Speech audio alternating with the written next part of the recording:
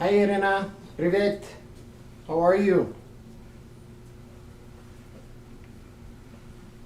Let me know if the stream's working okay. Hope so.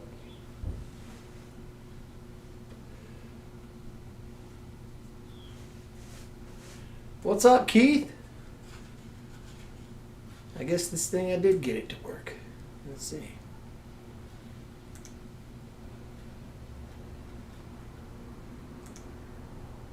Nice. Okay. Now I can fight with this. So I can see what's going on.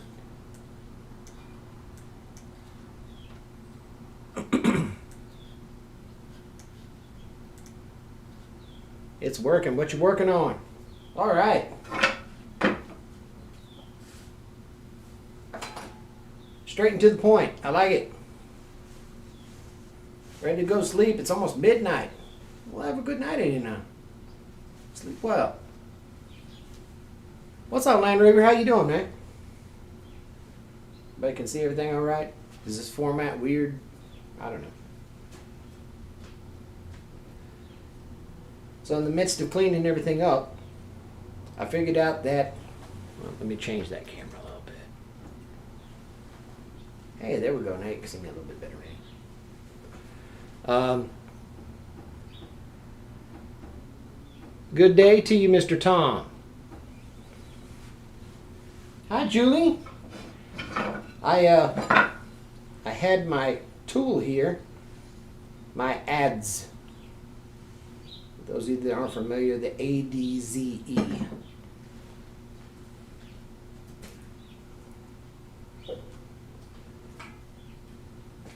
And the handle was all messed up on it. So I think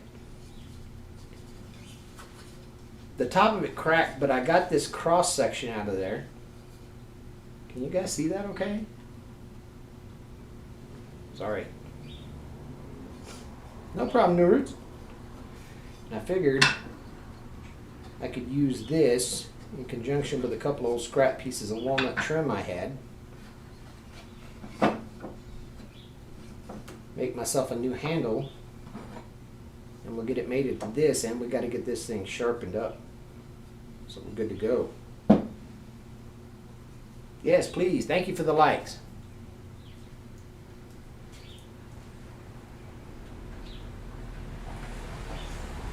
So let's start with the basics. I think it's going to look kind of cool that I take this piece of hickory that we have right here, sandwich it in between the walnut. We'll get this glued up, and then we can start maybe doing some sharpening. Let me grab some glue.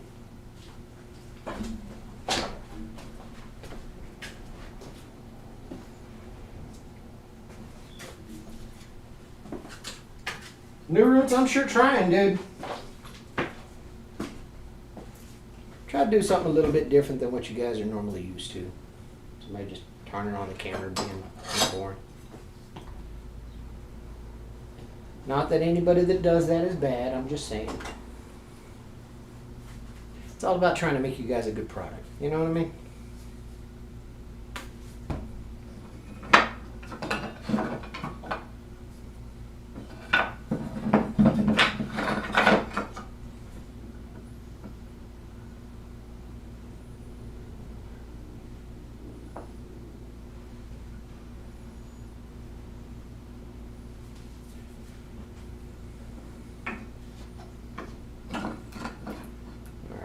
Use our patented glue spreader.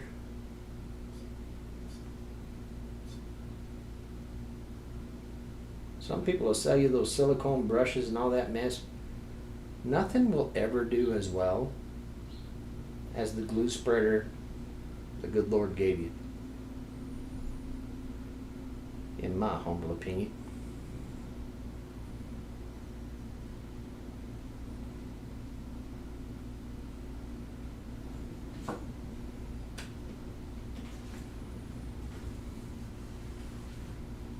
Oh, I mean, that's absolutely patent pending. That is the Mike is making stuff glue pattern. Shed by Dan, how you doing, buddy? Good to see you. Happy Sunday.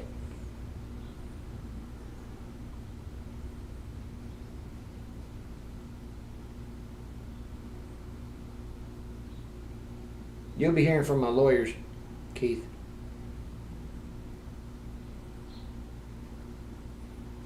We're just waiting a confession. See what we had that was actionable.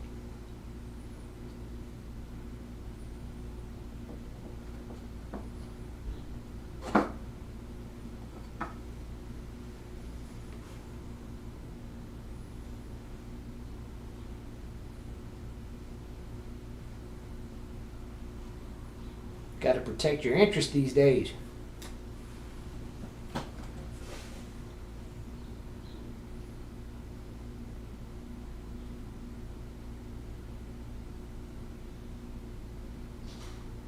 Those of you that have been hanging out, I want to thank all of my subs, all my members. We passed 100 members, which is phenomenal. I think I kind of made everybody raise their eyebrows a little bit. I took a ride on Friday night, cut my shooting the poop a little bit early, ran around and played Santa Claus a little bit. But I figured I didn't want it to come across as I was just doing some kind of gimmick where I was trying to coerce people into becoming a member. Once I hit 100 members, I put everybody's name on a wheel. Got 3 folks. Then the next time I saw them live, I ran over and tried to hook them up a little bit.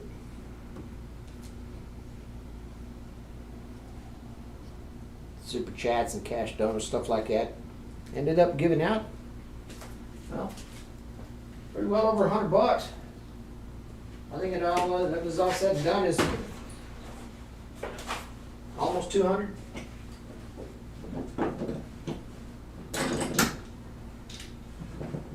So if you've been on the fence about becoming a member, I'd like to let you know there's definitely some perks.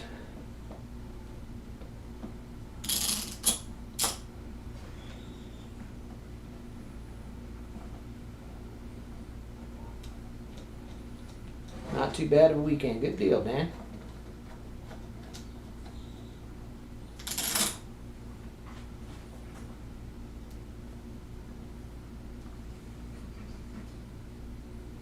I think so too. I think I got an incredible community.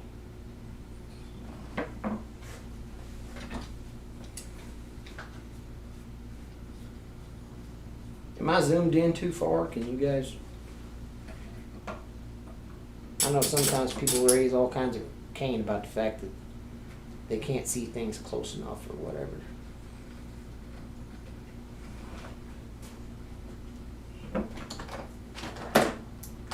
Not much to see right now. All I'm doing is getting this thing clamped up.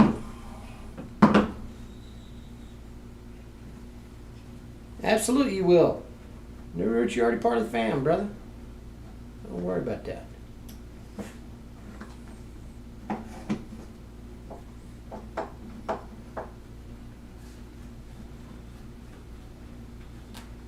think I'm going to go with 4 clamps here.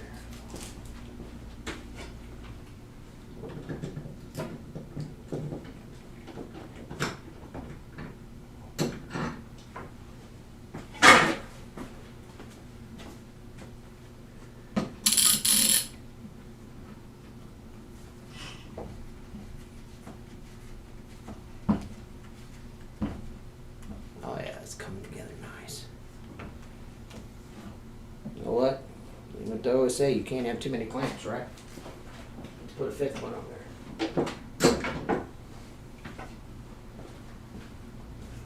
Can you guys hear me okay? I mean, audio, video, all the technical, that's all doing what it's supposed to do. Everything's chooching like it should.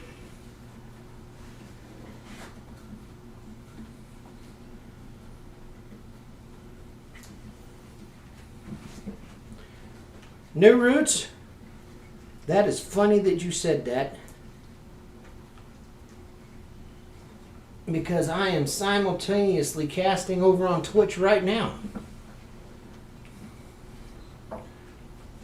Now, how I see the Twitch chat, I have no idea. I guess maybe I can go on my Twitch app and see.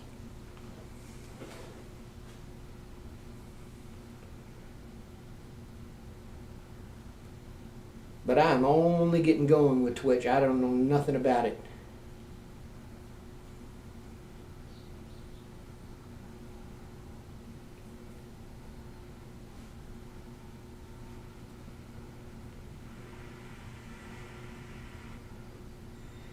Hey, I see Terrific Tom's over there watching me on Twitch.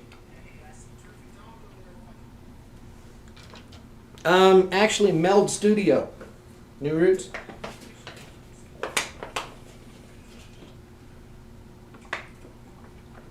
Which is apparently some kind of OBS clone or something like that.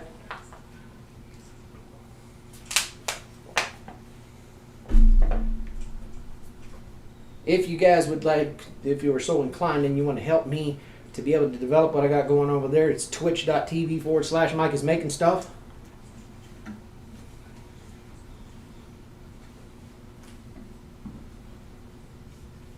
All right. I think we got some good squeeze out.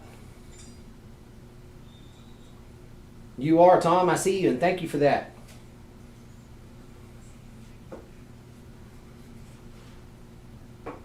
Oh, I see what you mean. Okay, no, never mind. I get it now. I'm an idiot. My studio program is actually differentiating. It's put little icons where I can see YouTube is talking to me and Terrific Tom is talking to me over on Twitch. If I'd paid attention to what the hell it was trying to tell me, it would have made more sense. Okay, I'm going to set that down there, get that out of the way. Try to do a little cleaning up here, maybe.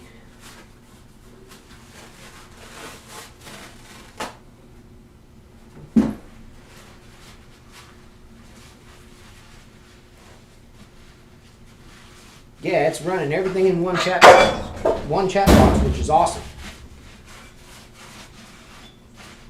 That's absolutely cool.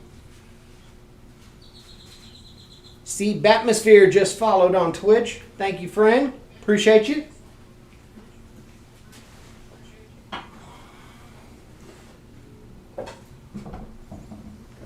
right, let's see if we can't get some of this squeeze out of here. Oh, I got you. Cool, man. Like I said, I just kicked this thing off. The idea is, now that I've got the idea of kind of how this program works, then I figure as I move on, I'll try to integrate like Facebook Live and my Instagram. I've got like 1,300 people over on Instagram I hardly ever talk to. So I thought it was incumbent upon me to try to figure out how to make all that work. All right, we're going to give that a little time to set. Set that back on the club chair while we concentrate on our ads.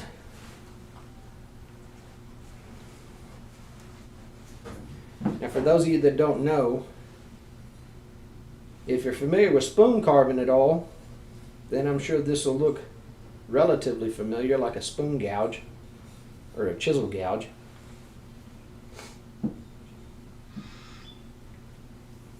That'd be phenomenal, New Roots. If you want, my email is on my YouTube description. I'd love to hear from you, dude. Let's chew the fat a little bit. Let's figure it out.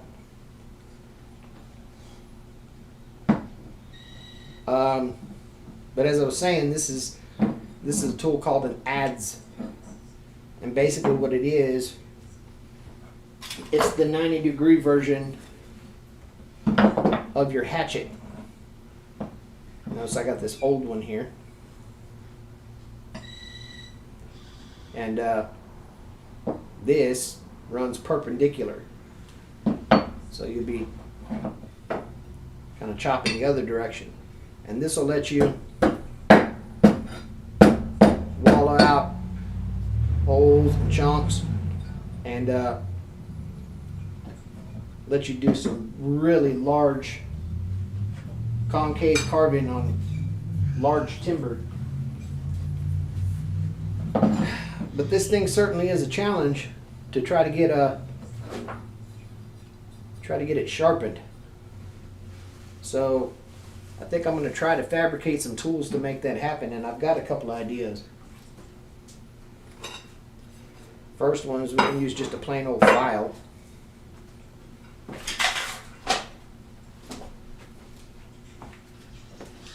The next one I thought would be handy, if I can rummage through some junk over here.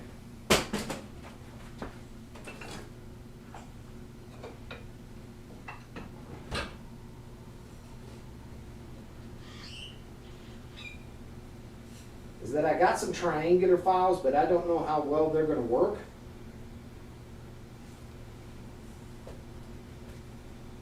I think the smarter thing is I got this little chunk of dowel. Thought maybe if I got some sandpaper on this, that'll give me a nice angle I can work the inside of this curve with.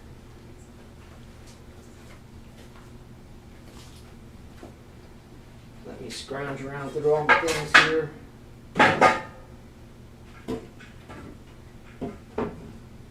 As you can see, still a work in progress and trying to get everything situated with the reorganization of the shop.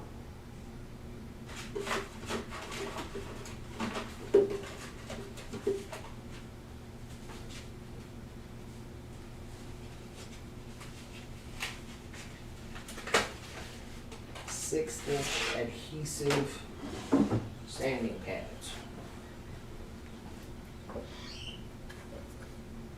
Robert G, what's up, buddy?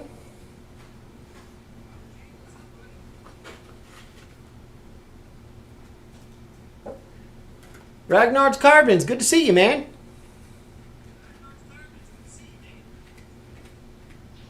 Thanks for stopping in, friend.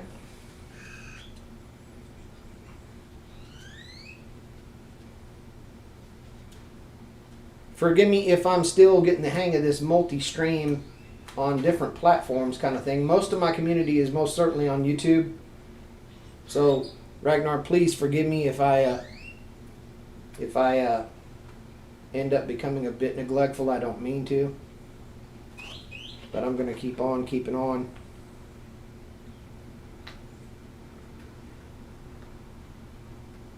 And I promise you, I'll get better.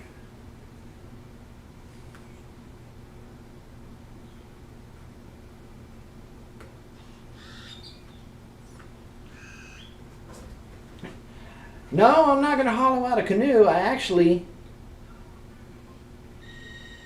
was speaking with Simon from Lyons Fish Shop. And of course, we all know him, not as Lyons, but as King of the Spoon Carvers. And he said that it might work out really well if I used it for... Oh, you busy? I'm on live. It's okay. What's up, friend? Oh, my bad. I just wanted to see what you were up to. Just live streaming, fixing to sharpen my ads. I might just go get some jeans on, some tennis shoes maybe. Okay. Sounds like a plan, buddy. I was going to ask if we can get the bike out. That's my bad. That's probably not going to happen, kid. It's already winterized. Right. Sorry, kid. Love you. Love you, buddy. My son wanted me to get the motorbike out. But back in October, I figured that it was smart for me to go ahead and just winterize it and get it put away.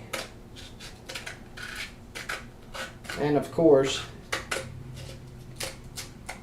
it's been 60 degrees ever since. Because of course it would be, right?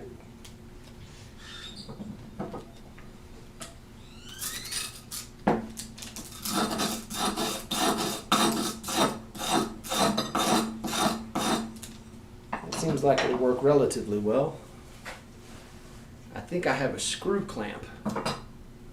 Well, I know I have a screw clamp. I just got to remember where I set it.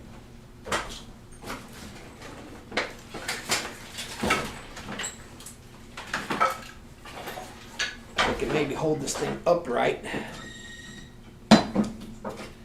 Well, Tom, that's an interesting question. It's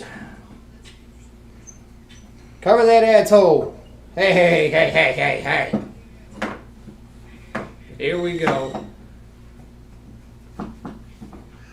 To all of you on Twitch, now you see what my YouTube community is like.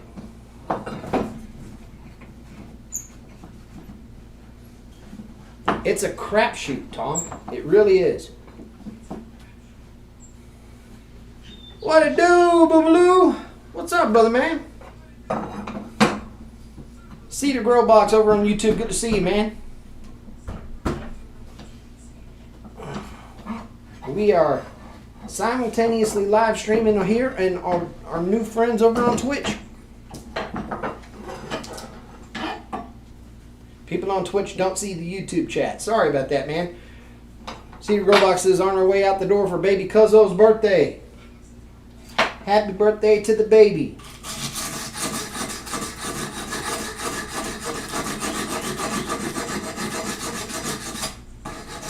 I love cool little family events like that. Woodshed by Dan says, holy cow, someone walked by the house and you thought they were breaking in by the way the dogs just freaked out.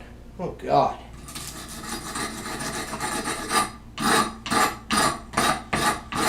That's why I'm glad my dog is old and it's not hyper like that. Cedar Grow Boxes, what's up, fellas? How you doing, buddy? Appreciate you, Ragnar. Ragnar was letting me know that the people on YouTube can't see the Twitch chat and vice versa. I imagine that I'm the only one in the situation where I can see them both simultaneously, ain't I?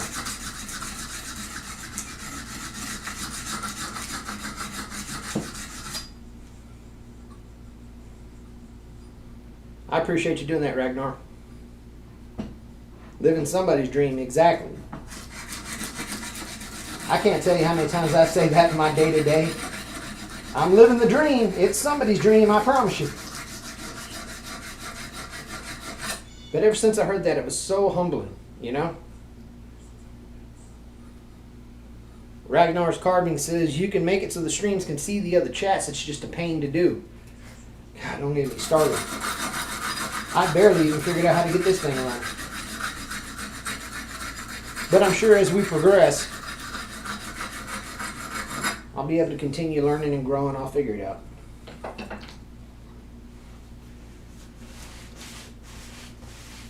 Big Dog Woodworking says you can put chat on the screen with the new updates. Okay, so what's up? First off, Big Mex, how you doing, man? Second of all, I kind of figured that there's a way.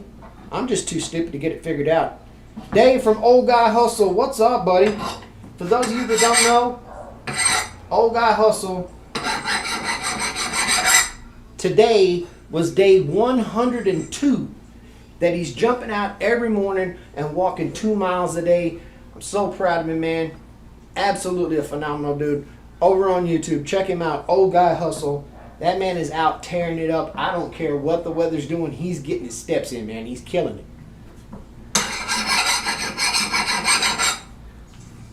I just realized y'all can't see a doggone thing I'm doing.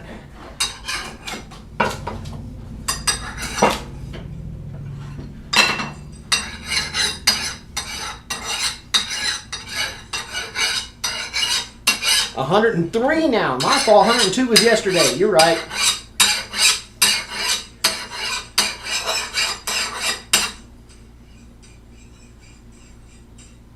So getting a good edge. And I might be talking out of my ass, but I really think that this thing is very much like a wood splitting axe, in that it doesn't have to be razor sharp. Back that adds up. Oh, Robert G's got all the jokes today over on YouTube. Damn, Twitch, y'all are missing it. That bunch of damn clowns over there today. I got you though. I love it to death. For those of you that are over on Twitch, if you're hanging out, if you're lurking, thank you for sticking around. Thank you for coming to see me. If you'd like, do me a favor, click the follow. If you end up with a sub, you know what? I ain't even gonna be mad about it. But I'm not even gonna ask you. I'm gonna wait and earn it.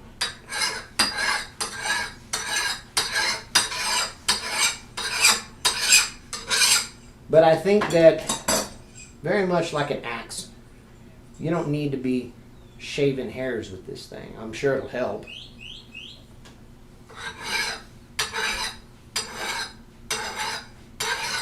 But I certainly don't think it's mandatory.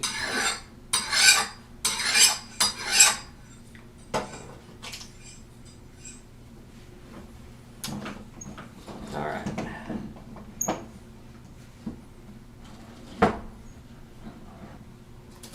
Thank you again to CB Atmosphere over on Twitch for the follow. Thank you for that.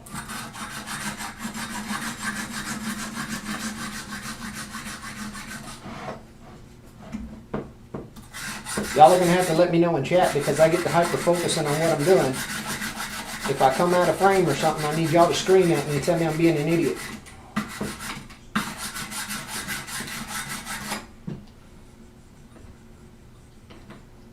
You know what? Something in me tells me that's good enough.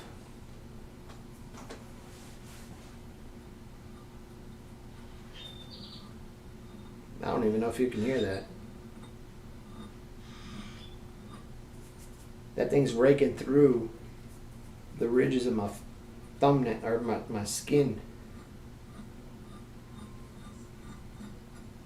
That sucker is pretty sharp.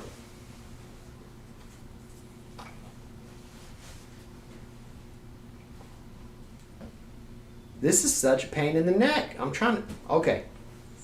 Am I in the middle? There, I'm in the middle of things now. And my camera's all the way over there. So maybe I'll do this. Hey. We might have some progress.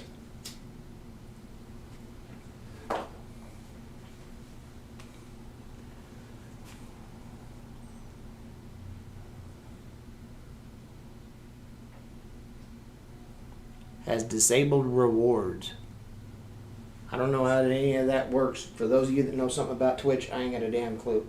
But apparently I disabled the rewards, and I don't know how the hell that works. I thought it'd be like YouTube. You have to have a certain number of followers or whatever before you could monetize or earn donos or emojis or any of that kind of stuff.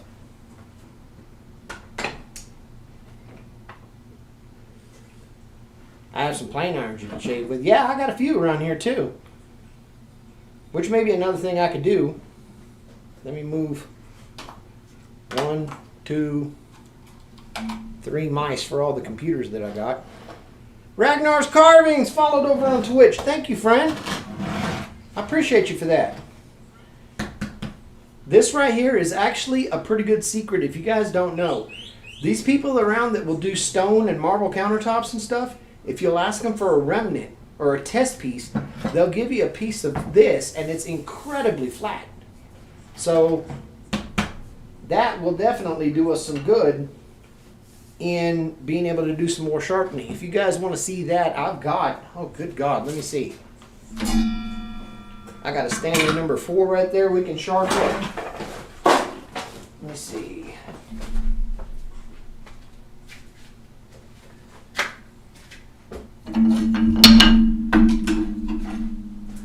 I've got another knockoff Craftsman number 4. I've got a Stanley 110. I've got a couple of block planes. You guys want to do some sharpening today? We can do that. It'll take a while for that handle to glue up. It'll give us something to do. Let's just go through here. We'll give all of this a good once over.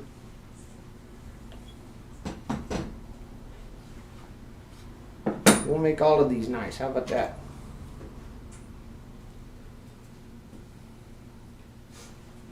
So, with the piece of cultured marble that we got like this, Also good for leather work too. Absolutely it is. So I think what we could do here, now I'll kind of leave it up to you guys. Because I've got a set. All right, Cedar, you take care, buddy. Have a safe trip. Enjoy the birthday, man. Kiss that baby and send love for us. Lions Fix It Shop is in the house. What's doing? What's up, brother man? How you doing? Speak of the man, and in he arrives. It is none other than Simon from Lions Fix It Shop over on YouTube. Sorry, Twitch. I know you guys are missing out. The community over on YouTube is just huge.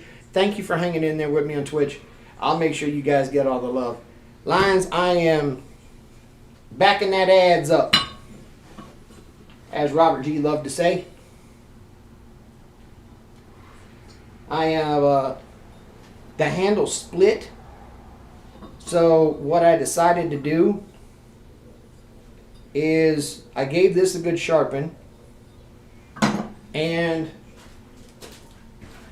I took a piece of the hickory from the old handle and I laminated it between a couple of pieces of walnut. The exposure on the camera is absolutely awful. But I cut a couple pieces of walnut and I sandwiched some of the hickory from the original handle in there. We'll get this together, carve this down, make us a new handle for our ads. But while we're waiting for this laminate to glue up, figured we'd get into some sharpening.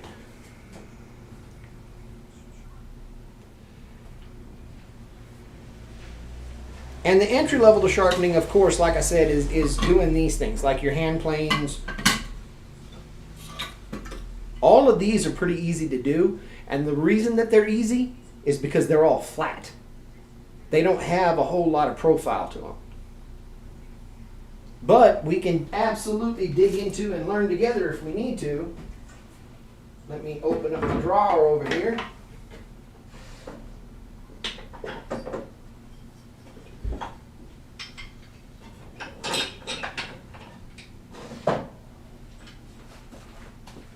We have all kinds of blade profiles that we can work on sharpening and making better. Some with curved profiles, some with a skew, some with a flat single bevel, a spoon gouge.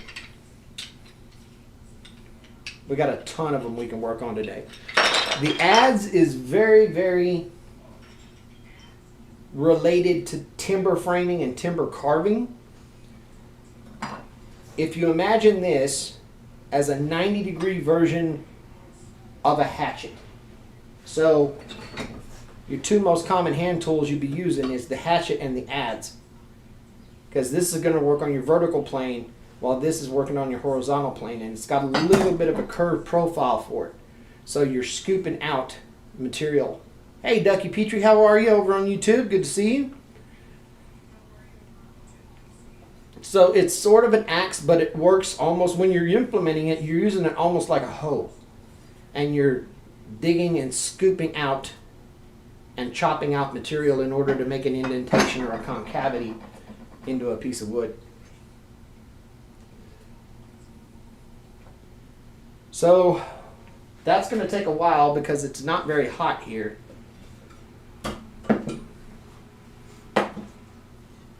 I'm going to grab a piece of adhesive sandpaper. What we'll do is we'll take this guy, and again, for those of you that just came in, this is, yeah, you could use it to carve a canoe for sure. Absolutely. Thanks, Lions. Appreciate you, buddy. For those of you that do have a Twitch, it is twitch.tv/Mike is making stuff. You'll be able to find me over there. We'll try to get that going, see if I got another community over there that's eager to know what I know. The companies in your town that do stone countertops, quartz countertops, the cultured marble and the cultured granite, they'll give you one of these. And this is, hey RBR, good to see you. This is basically a remnant that they give you as a test piece. Lions over on Twitch, good to see you, man. But they will readily give you one of these and sometimes you do it under the premise of, oh, you know what, I'm trying to figure out what granite countertop I want, or whatever it ends up being. But they'll give you a sample like this. And the thing about it is that this is machined flat. And it's very hard and it's very heavy. So you can use this to implement what's called the scary sharp technique. And for those of you that don't know, while I grab some adhesive sandpaper here,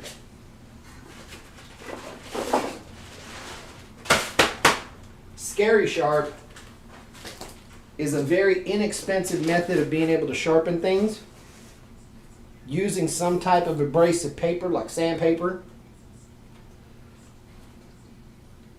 and a surface that's flat like this or like a sheet of glass.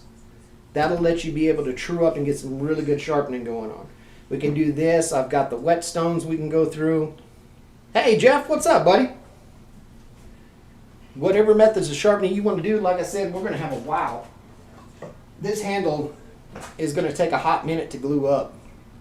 So we're going to be at it for a minute. I got plenty of time. I can go through this. I can go through the stones. I can go through whatever you guys want to do. What side is the bevel on? On this one, it appears that the bevel is here and this is my smooth edge, which sort of makes sense because this is what's going to let me determine the profile of the finish when I get done. So I think this is my flat side. I say flat, but I'm sure you know what I mean. Like this side is the one without the bevel and the bevel is on this side. And it's a challenge to get in here and get this. I basically have been taking a piece of 60 grit sandpaper on a dowel and using that to try to maintain that profile.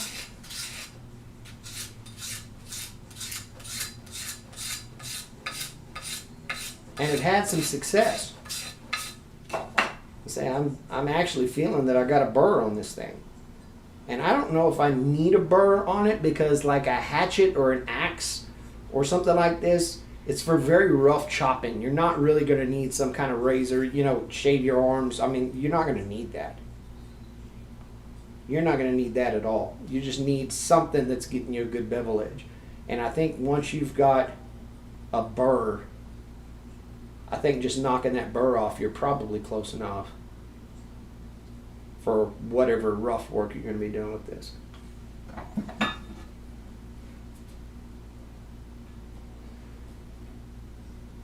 Now the fun part about this hatchet, as you can see, one in West Texas, it's kind of unique for me, but this has got a little bit of age to it.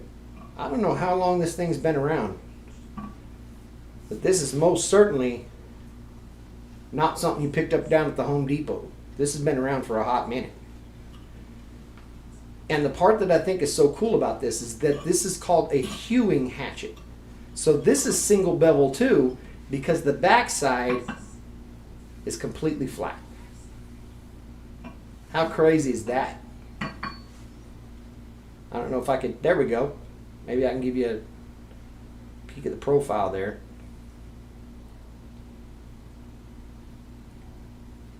See, it's absolutely all of the rough, all of the inconsistencies are on this side, and this side is just dead flat. And that's so that this will actually, even still, when you're using it as a hatchet, it will still act almost like a hand plane, so that you can get a smooth surface on the side of a log. Pretty cool. It was the first one I ever saw, so I hung on to it.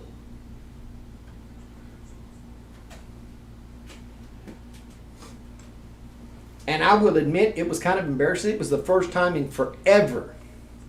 It was the first time in forever that it took me long enough to figure out that this side was flat. And I was like, why the hell is that flat? That doesn't even make any sense. You know? But then after a bit of Googling and a little bit of research, I was able to figure it out.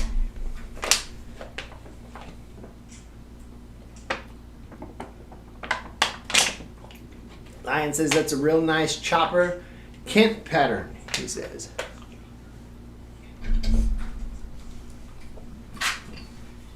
Hello, Flossie. Good to see you. Flossie over on YouTube.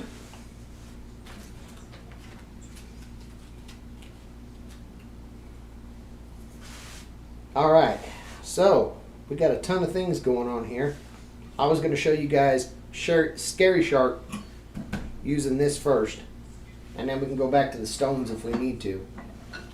Any of you guys have hell trying to get water stones or oil stones working for you the way you want? I've had a bit of luck with them, and I've been able to show a few people that have told me they did a really good job after the fact. So, entirely up to you guys. Alright, so I pulled some adhesive sandpaper.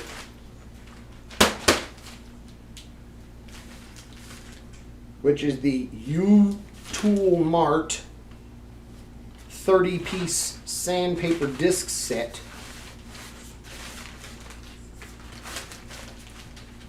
Which is actually a cool little variety.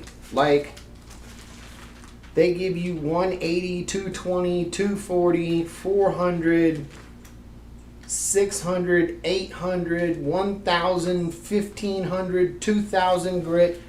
They give you all this, and I think this package was like $12. So, it's on Amazon. I don't know the link. But, let's see if we can't, floating and cleaning the top of the Negura stone is the trick to finer grit stuff. Absolutely.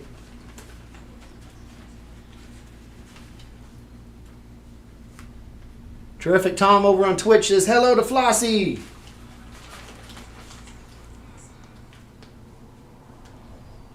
And now Tom says he's got to get out of here, man. Thank you for stopping in. I appreciate you coming in, brother.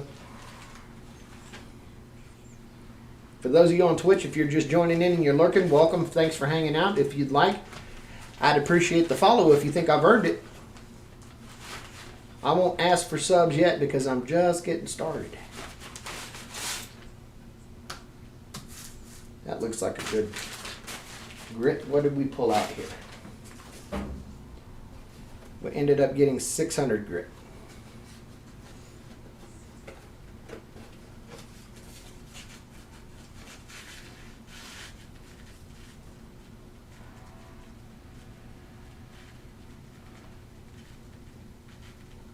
What's up, Knuckle? How you doing, buddy?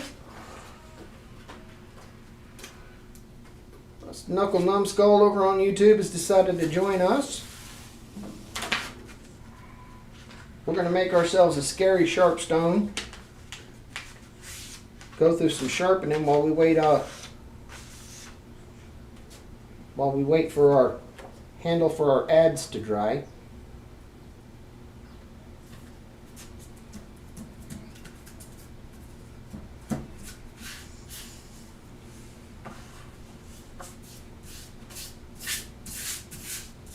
What I stuck on here is 600 grit. Hey! Oh, God, what have they done to me? JRH 135. Or 1365, oh God. Over on YouTube, they switched it out, so now you can't see anybody's actual name. They put their freaking handle up there now.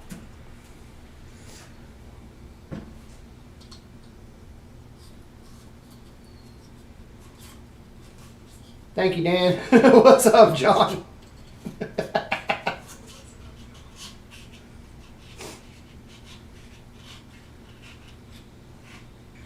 Dan over here in the clutch saving my ass. Thank you, buddy.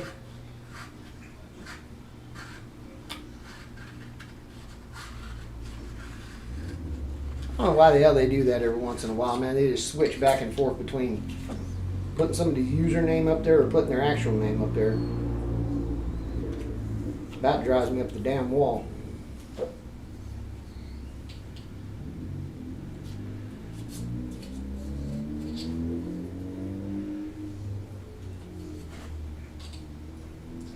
And all I'm doing is I'm using this adhesive back sandpaper from this disc to give myself a couple of flat registration surfaces that I'll be able to use to do some sharpening and some honing.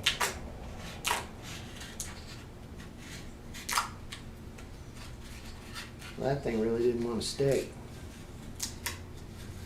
Then again, I didn't push on it too hard either.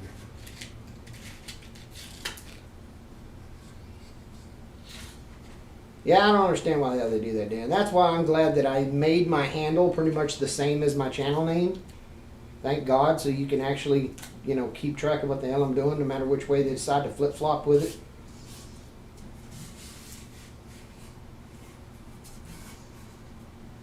Is on just a plank of wood? No, it is not, sir. This is actually on a sample remnant from a local company that does quartz and granite countertops.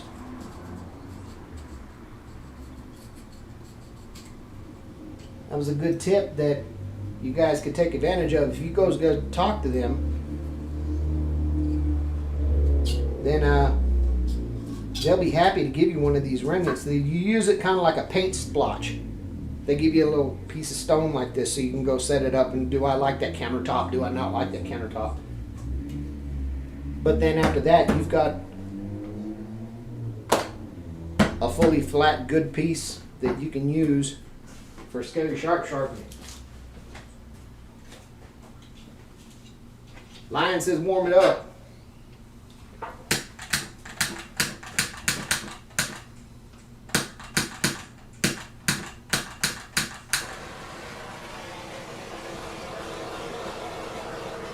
Then let's warm it up.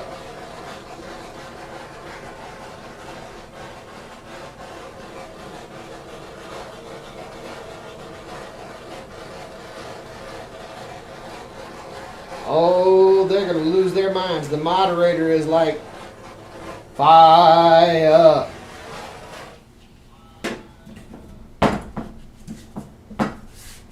Oh yeah, that's on there now. That ain't going nowhere.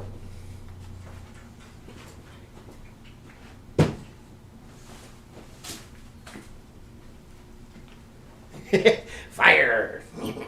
Fire, fire.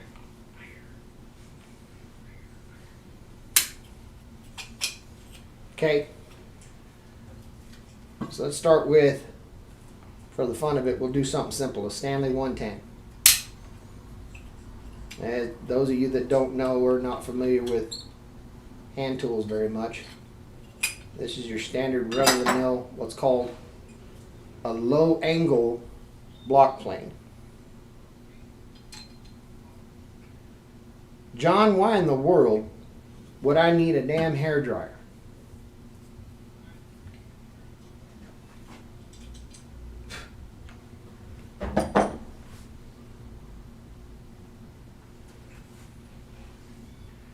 Now this will be different because this is low angle.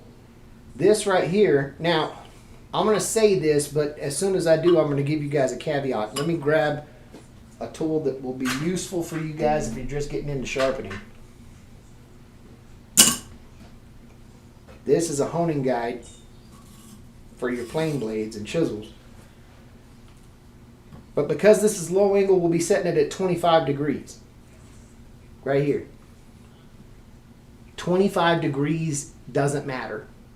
It's not frickin' orthodox. You don't have to do that. Okay? It could be 26, it could be 23. It doesn't matter. 25-ish. And that's because on a regular hand plane, it's going to sit like so. On a low angle, it's going to be cantilevered down a little closer like this.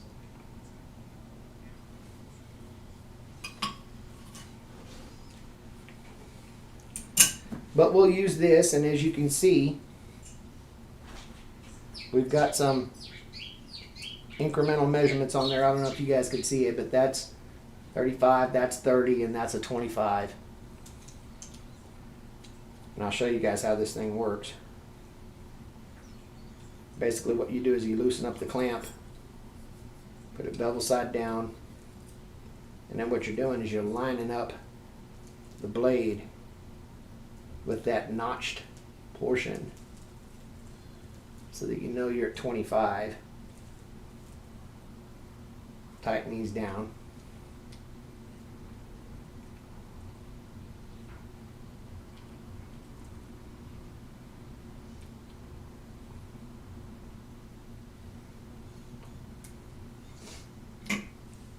Now that registers just fine, flat up against my deal. WD-40, you are a smart man, Lions. Let me go grab it. They used it on the hinges in the house. I'll be right back.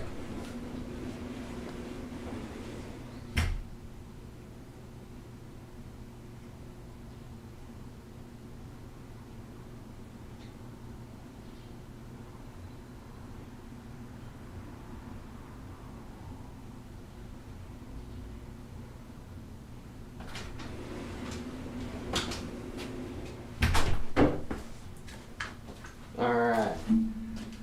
John over on YouTube says I have to use my square.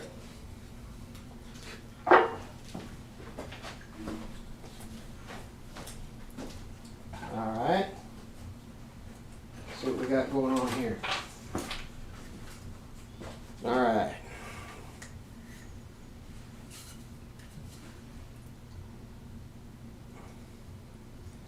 Dang it. The nozzle is stuck. Hold on, I know what to do.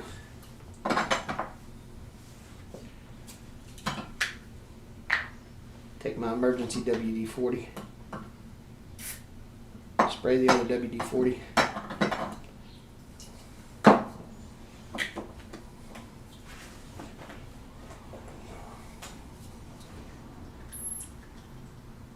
There we go. Sometimes you got to keep an emergency can of WD-40 to unloosen your other WD-40.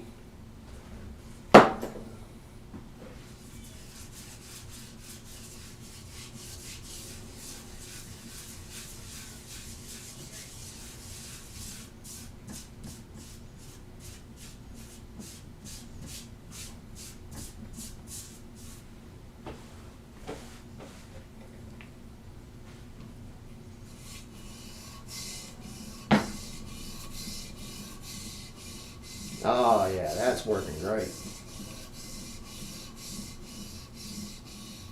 Now I'm using this guide to just basically reestablish a nice smooth bevel, and then we'll work on the back.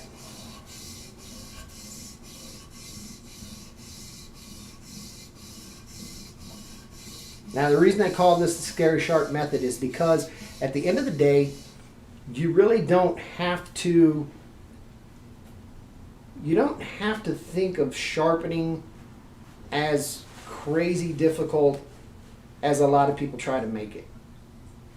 I mean, sharpening, all you're doing is taking two bevels that are really smooth and making them come together in a point. That's really all you're doing. So they call this Scary Sharp because for somebody using this technique with the absence of anything like Waterstones or Whetstones or a Tormek or something like that, taking a piece of sandpaper and sticking it to something flat is about as simple and easy as it gets. And the results are pretty scary sharp just with those simple steps.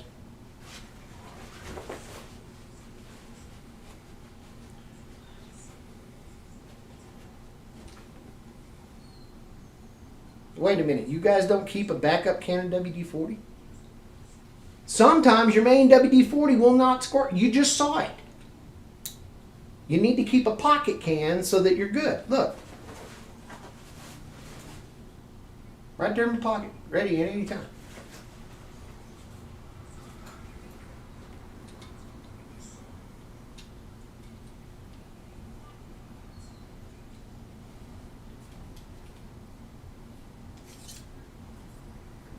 Okay, we got a good bevel on that front edge.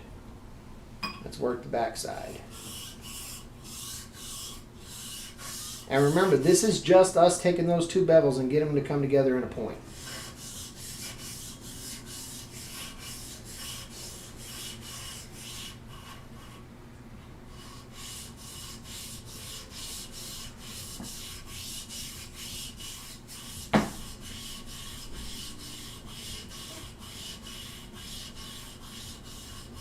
Absolutely. Lions nailed it. you can still hit the can with compressed air and get the rest of it out of the bottom of the can if you got to.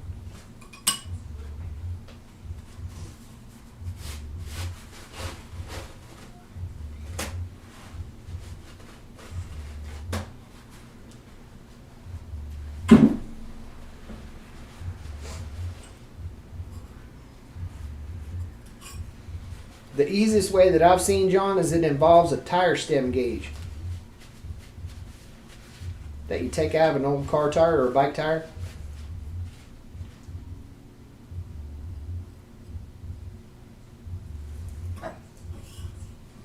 Okay.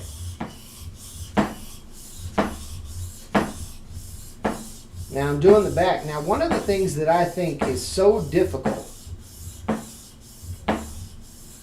something that absolutely drives me nuts sometimes, is when somebody's giving you tutorials about how to do this kind of stuff.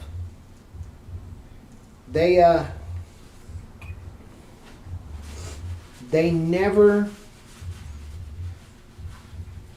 always mention the amount of pressure that they're putting on something, but they do so in a way that you're never going to understand. Such as, well, I'm putting a little bit of pressure on it, but not too much. Well, what the hell does that even mean? You know what I mean?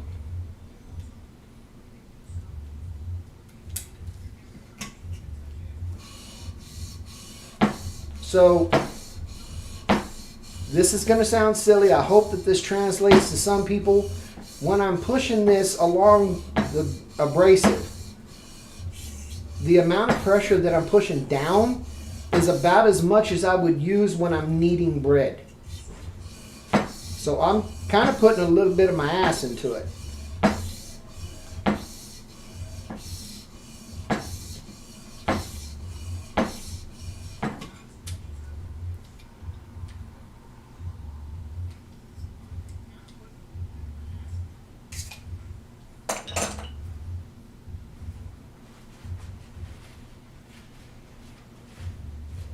Matter of fact, you know what I think I'm going to do? Is I'm going to go find, the next time I need to make that indication to you guys, I think I'm going to find a bathroom scale, and I'm going to set it underneath, and then I'll push, and then you can see the readout, and then you can push on a scale where you're at, and you can get an idea of how much pressure I'm putting on it.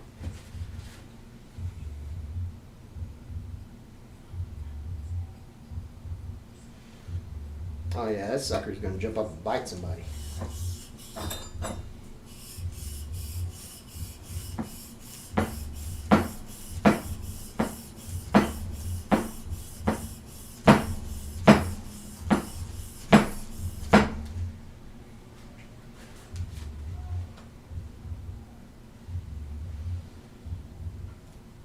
We are still talking about sharpening for right now, John.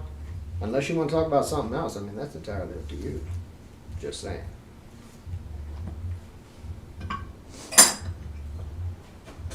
While we're at it, we'll give this a good clean up.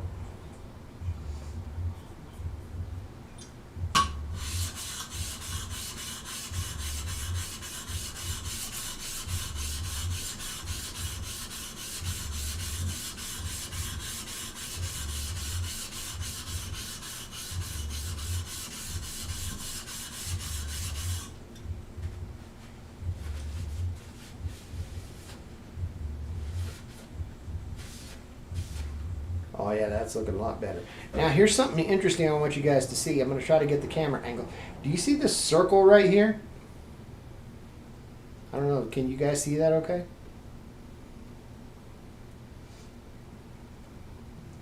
Now, what I want you to see is a very good demonstration of some people will tell you these things have got to be dead nuts flat. And you got to keep going until you have an absolute flat plane. No, you don't. You really don't. I am on 600, sir.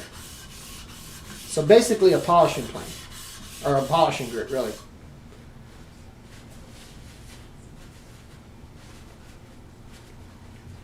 So what I'm doing is there's an indentation here in this area. There's another indentation right here at the rear. But I've got points of contact all the way around this guy. Okay? I got work flat all the way around there. So that's going to work just fine and dandy. The Work Sharp and all of those other gimmick tools, I mean, they do an absolutely phenomenal job. I think the other side is rough. Yeah, I'm still rough stone over here. But I wanted you guys to see that even still,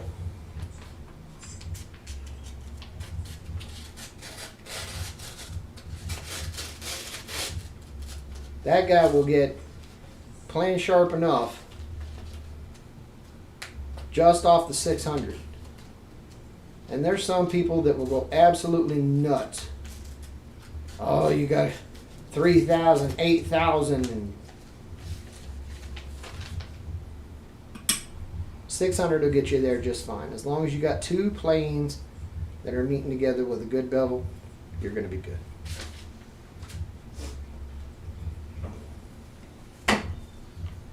Now we'll reassemble this guy. John, I'm glad you brought that up, because there's so many people that there's no other way to say it. I mean, they get anal retentive about, oh, I got to redo my plane because it's sharpened to 25.2.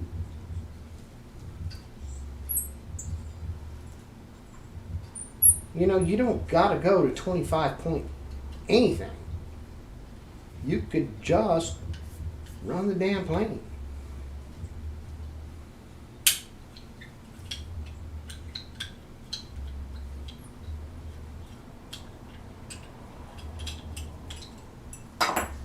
For what this thing is, as a simple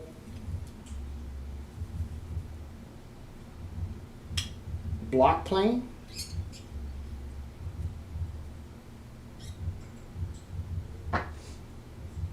which mostly I'm doing roughing and chamfer work with it.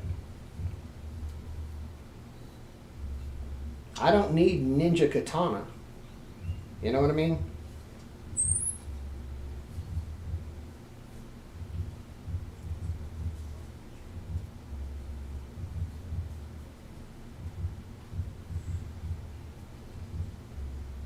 Right. So let's see what that does. Just like so. Well, I think I got that on the wrong notch. It really feels like I got it on the wrong notch.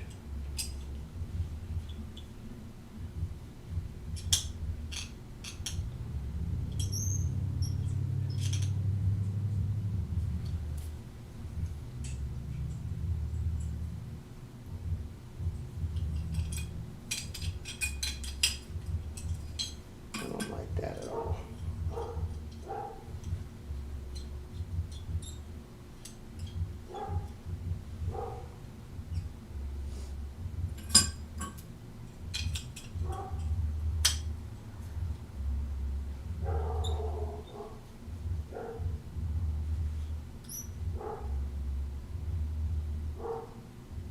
Yeah, absolutely. If you're gonna use it like on a shooting plane, or as a shooting plane on like a shooting board, 100%.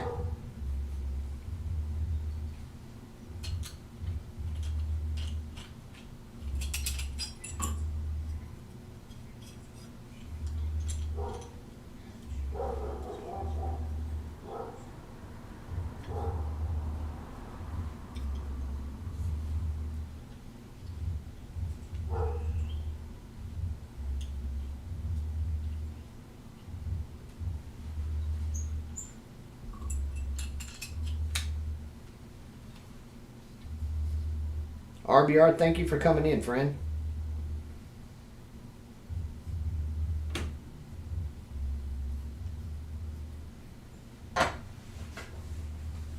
I don't know how I got that set, but let's get it tested.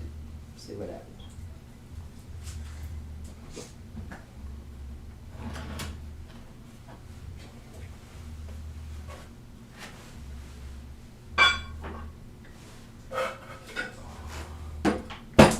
I got plenty of old 2x4s around here I can use. Let's see what happens.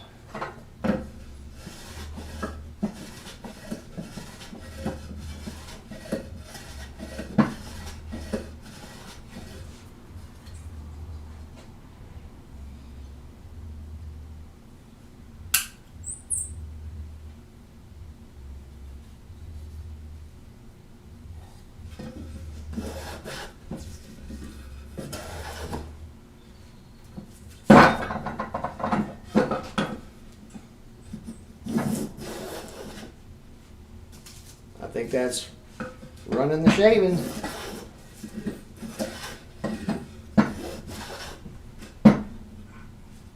Johnny, good to see you, man.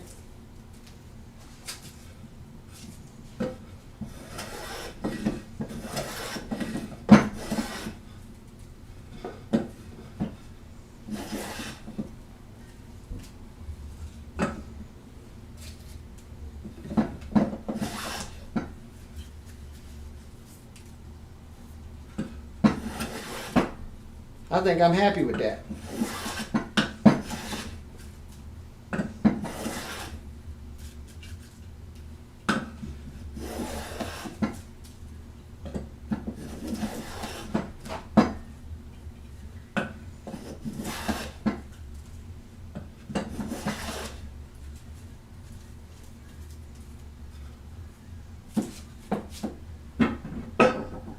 I think I'm pretty happy with that. What do y'all think?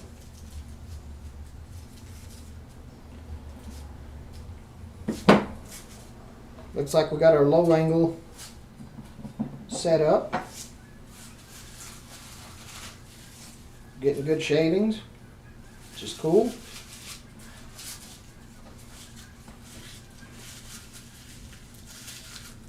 So now we've done a low angle block plane. You guys want to do a standard angle block plane? It's pretty much the same thing. It's up to you. Or you want to move on to some different things.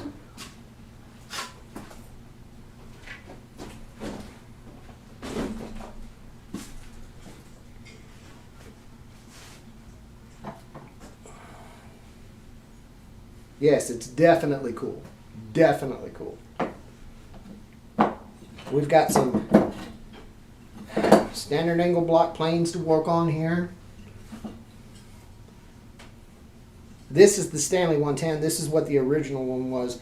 And then this is the stamp steel, you know, made in China kind of redo that they did.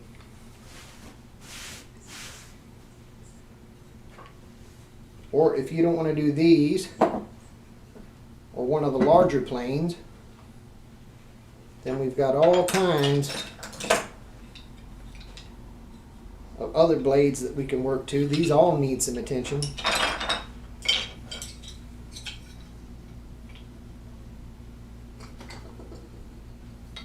All of these will definitely need some attention. Let's get these planes out of the way, get them put up, and we'll mess with those.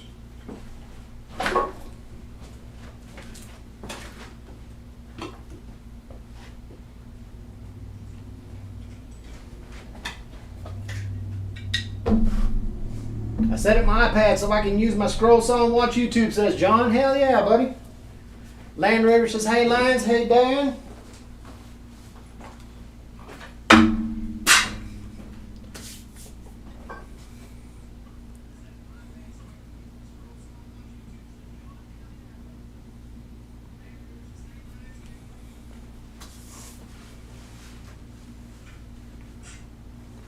JP's in here, Floss is in here, Land Rover's in. Most of the UK crowd has showed up.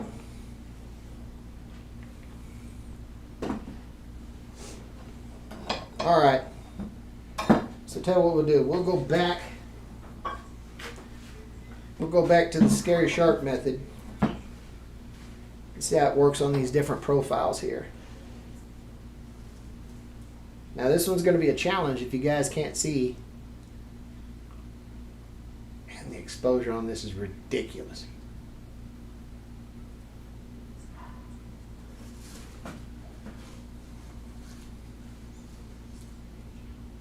But this has got a slight curve to it. So it's a smiley face this way. So this side will be relatively easy. And then all we got to do is mimic what we were doing with the flat blade. But this time we're going to twist as we press along.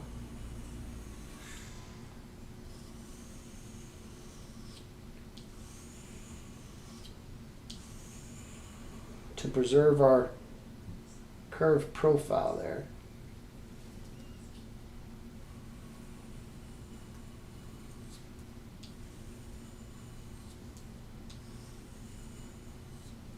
Exactly. You're going to roll the profile as you're pushing or pulling.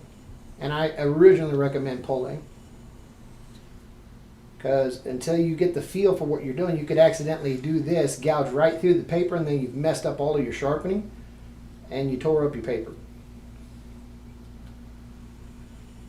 Pulling that along.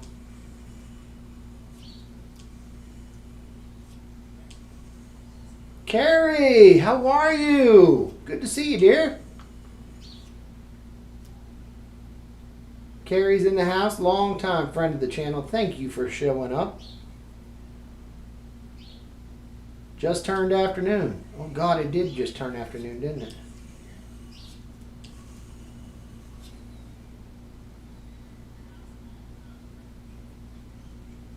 Oh, that's looking really good. That's actually turning out. That's super, super sharp. That didn't take very much work at all. Of course, it's a very small blade, so it wouldn't take very much. Let's move this out of the way.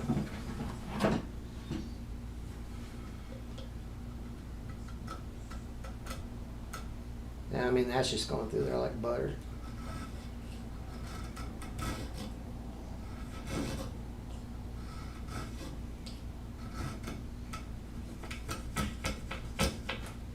Now, I'm going against the grain, so it's popping on me.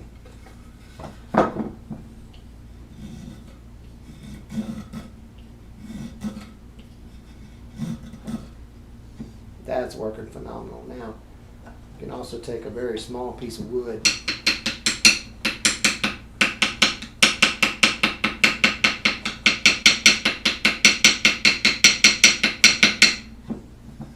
Use that to do some really good decorative carving. I might carve something. I don't know. I ain't got the wild hair just yet. But I figured the first thing is to get all these tools prepped. Let's set our test board over the side. Get our Scary Shark back. We've taken care of this one. This one's ready to go. We got another one. A little bit of a larger curve. As you can see, this is a little bit larger gouge, but it's still pretty small. But we'll do that the same way.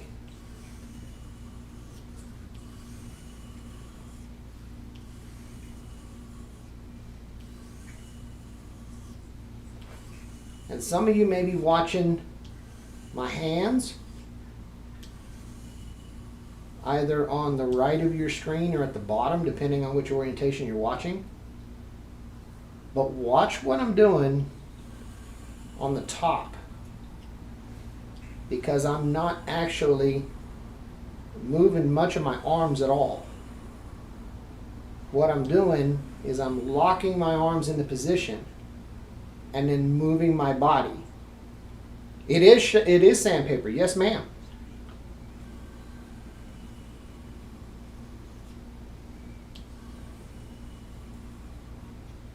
But that's going to help me lock into that bevel where it's meeting my stone, which I could technically say stone because this is a piece of stone with some sandpaper on it. And that's letting me preserve a nice good curve all the way around that edge.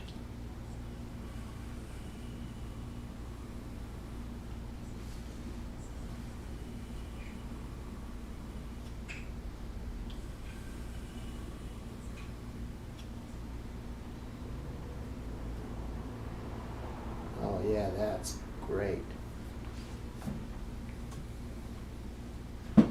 Again, these smaller chisels really don't take a whole lot. You can just get them done with a few strokes on 600 grit and you should be good.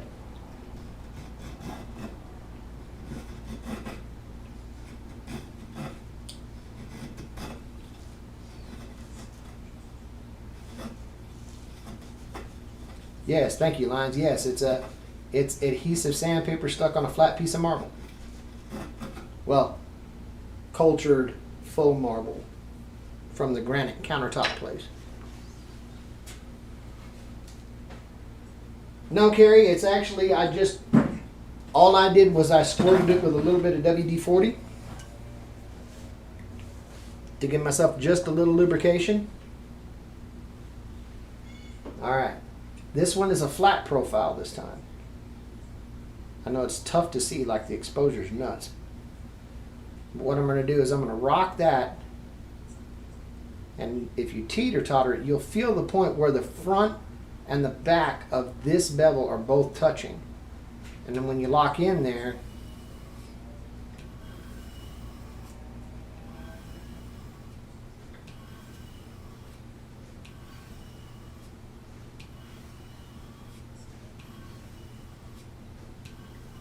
and again, if you like the Scary Sharp technique, it absolutely works.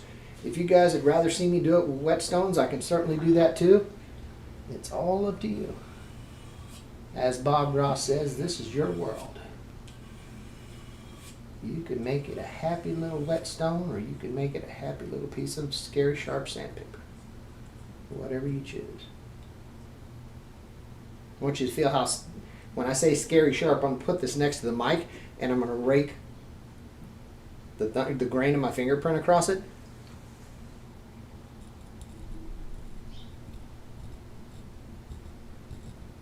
I don't know if you can hear that, but that sucker is sharp.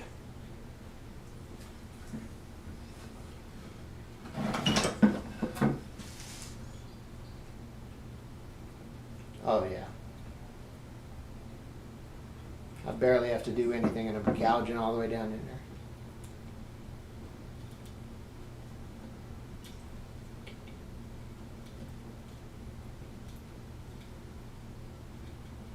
I'm pushing with that about as hard as you push with an ink pen on a piece of paper.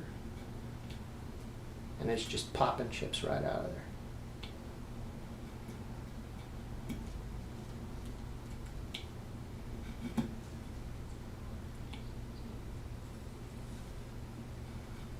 Yeah, right about as hard as you push a pen on a piece of paper. And it's more than enough. That sucker's ready to go.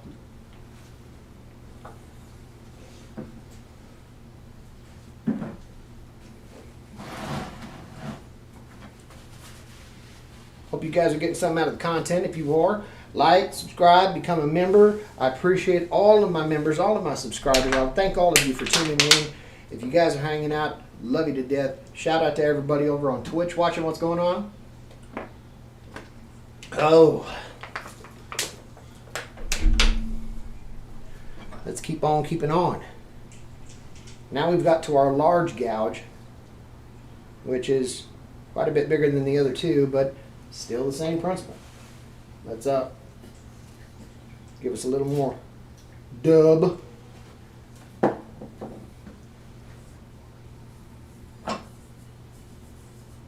And at the end of the day, there's a couple of things to talk about here. WD-40 is not a lubricant. WD-40 is actually, WD stands for water displacer. But what it's serving, what purpose it's serving in this is that every time I rake a piece of metal across this, each time I do that, I'm going to adjust that camera because it's driving me nuts. There. Each time I draw a piece of metal across this, I'm leaving microscopic metal filament fibers in here. And the 40 is the 40th attempt to make a good water displacer. It's water displacer formula number 40. But the idea is that as I'm raking my metal across here, those microscopic pieces of material, they float in the WD-40 so they don't get stuck in the grit of the sandpaper itself. Same process here. Pull back while we roll it.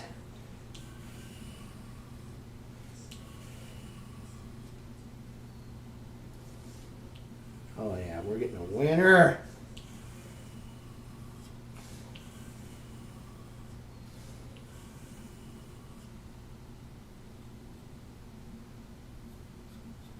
You know what? And I'm glad you two are talking about that because it's actually a good and a bad thing. I'm neurodivergent. I think I've already spoke to a lot of people about that. And it manifests in me by when I get interested in something, I learn things to the nth degree about it. And then I'm really eager in conversations and social situations. I'm really eager to share what I've learned because I get the idea that the people around me are as excited about it as I was. So it makes me come across as a know-it-all to some people. And I know that that's socially unacceptable, and I don't mean for it to. But thanks for your kind words, Gary. Thanks, Lions. Appreciate it.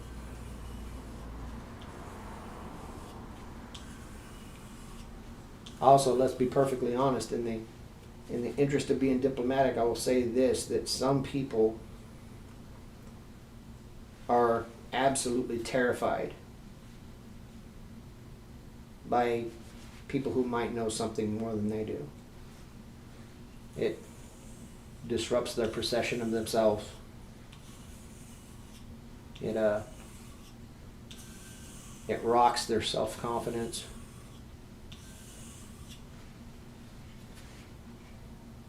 So I don't usually keep a lot of best buds.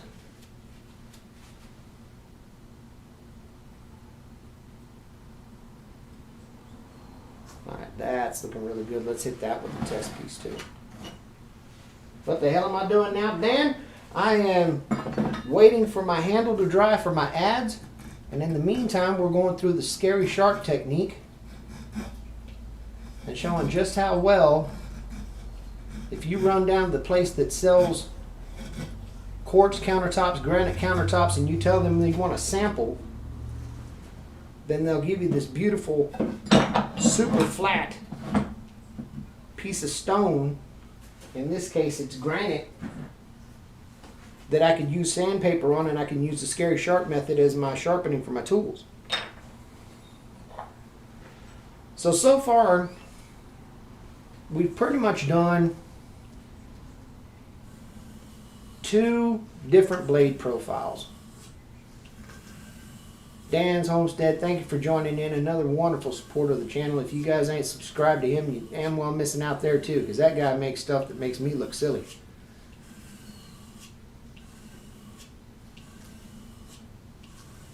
He and his son Jacob got a work ethic like nobody I've seen.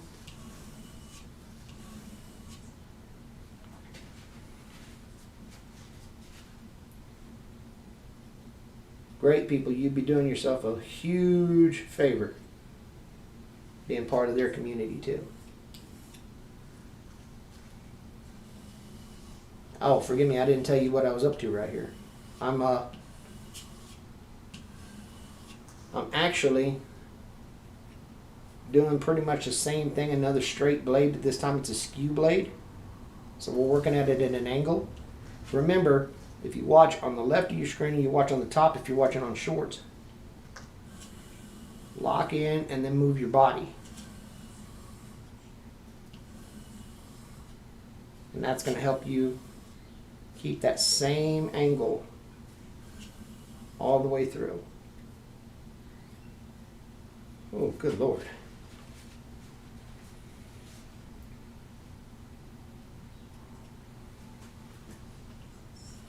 Give that a little touch up.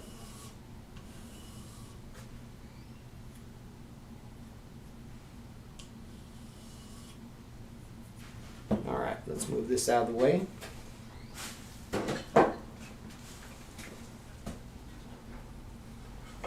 Come back to our test board.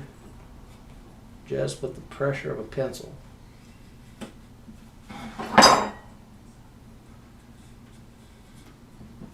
This thing is ready to go. This thing will be ready to do any freehand carving that I'm ready to get down on. Absolutely phenomenal. So we covered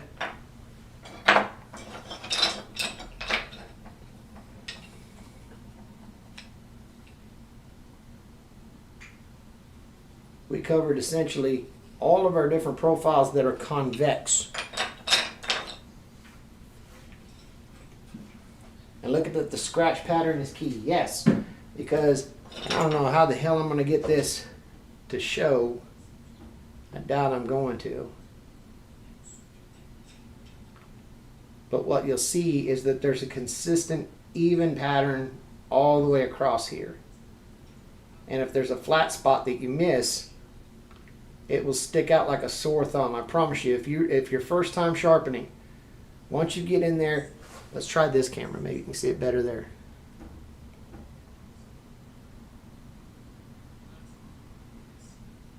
Well, that ain't worth a damn either, is it?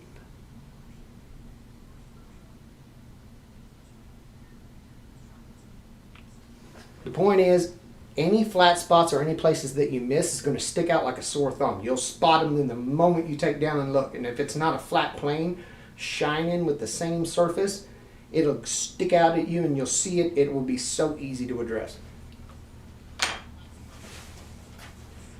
All right, back to the stone. Let's work on our carbon knives. Which, by the way, all of these carbon knives came in a set from the Zon.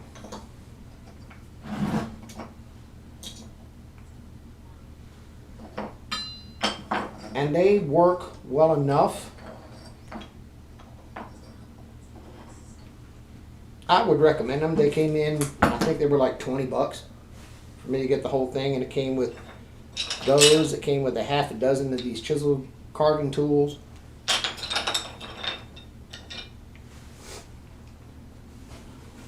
The one thing I'll tell you about them is the handles. Now the problem with the handles is that they come shown up with this really thick, plasticky, hard lacquer sprayed over all of them.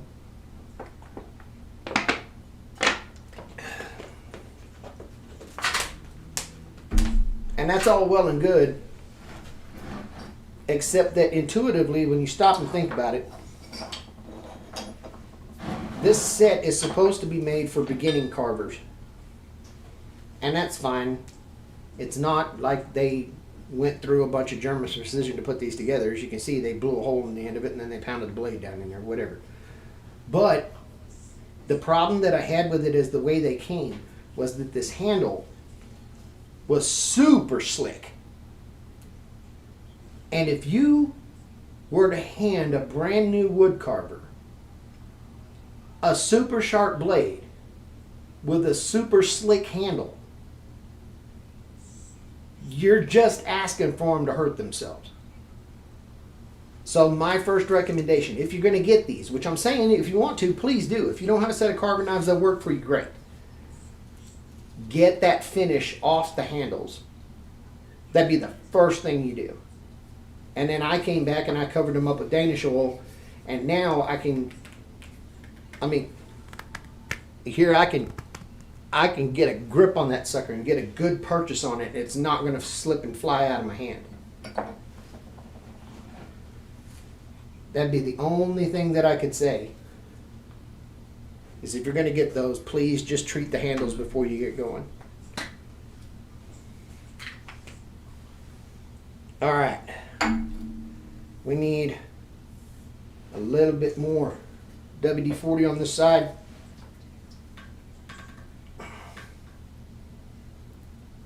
WD-40 shot again. Hold on. To free up the WD-40, we need to back up WD-40. Spray the nozzle on the original WD-40. There we go. Yes, I put Danish oil on mine. Carrie.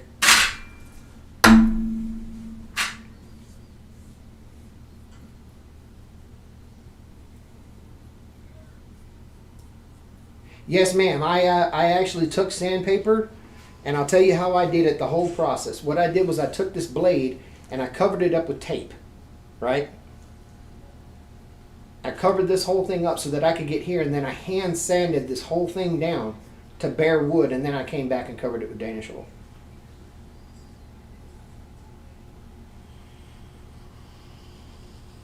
Oh, Lions, we're talking about the handles.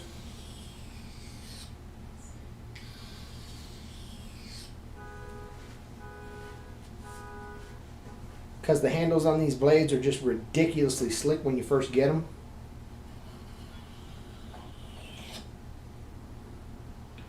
Luke from Dublin.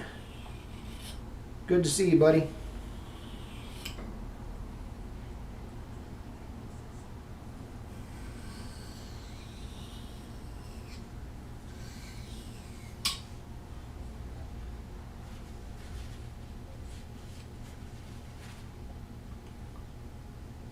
All right, that's feeling a lot better.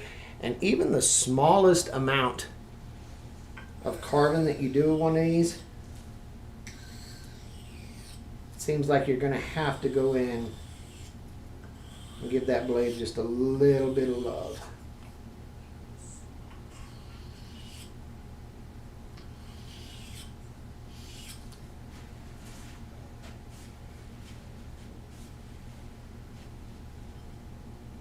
Good, Carrie. I'm glad.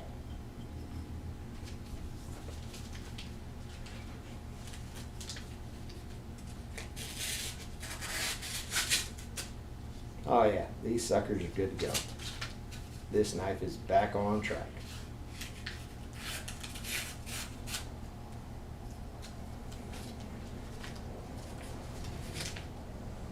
Yeah, we'll get to the strop in just a minute, but right now all I did here was, remember we did the curved profile on these chisel points? And we kind of did a roll. We're doing it here, but we're doing a roll this way and only very slightly. Cedar, thank you for listening in, man. I hope you enjoy the trip. Please wish the baby a happy birthday. See you when you get back, man.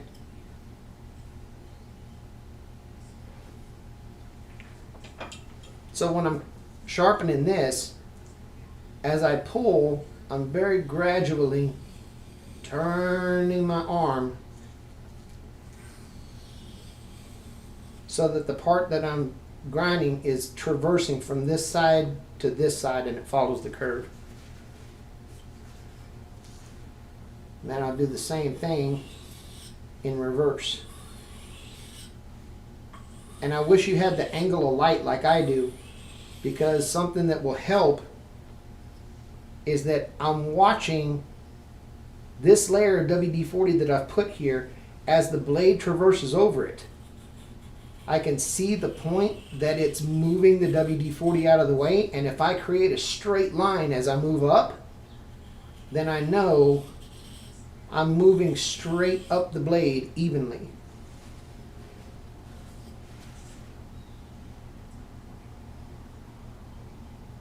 Oh yeah, give that a listen. That sucker's ready to go.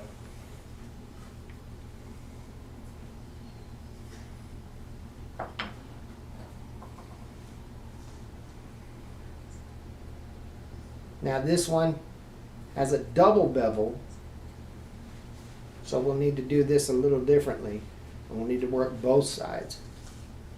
And to do that, to keep myself good, I'm going to pull on one side, I'm going to turn it over, and I'm going to pull on the other. And I'm just going to alternate back and forth.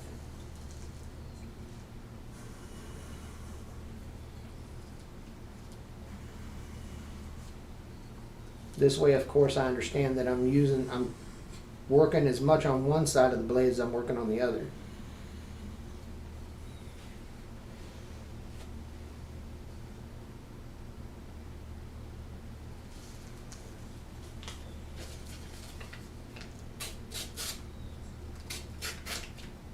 We are back to Scary Sharp. We are good to go. 2 of them down. Now I'm doing this repetitively as it's kind of a practice session. Now look at this one, and you'll see that I've got a curve, but it's not on the sharp side. This time my blade edge is flat again. So I can take a look. The same thing I got going on. I see I've got a bevel here, And I've got a bevel on the other side, so I'll still do the same alternating pattern.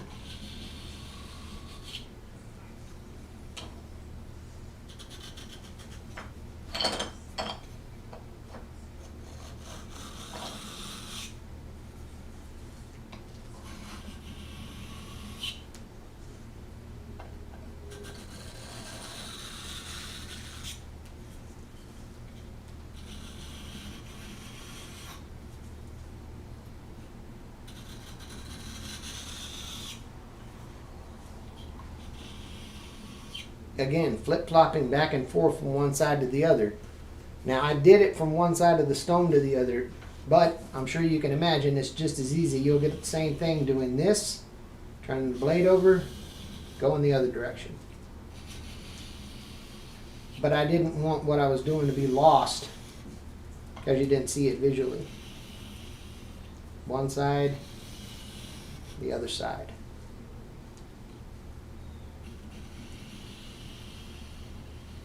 Yes, I can absolutely understand that. The handles may be a bit short when you first grab them. Now, I'm sure somebody else that's more adept at carving, oh yeah, listen to that guy.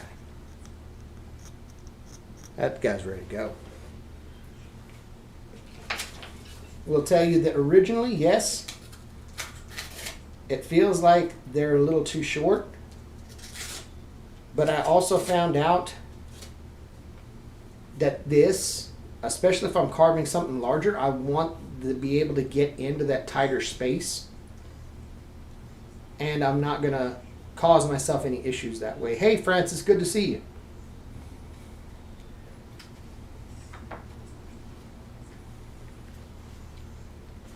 All right, all right, all right, all right. We have done quite a few blades. 3, 4, 5, 6, 7, 8, 9, and now we've got the monster. This guy seems terrifying to think about how to sharpen that, right? How in the world do you sharpen a frickin' fish hook? Well, we'll use the same things that we looked at with the previous blades. And we'll determine exactly what we need to do. If we look, this has the bevel on the outside. The inside is perfectly smooth. So all the sharpening work I only have to do on this outside. I don't need to touch in here at all really, except maybe to knock off a burr, which is good news.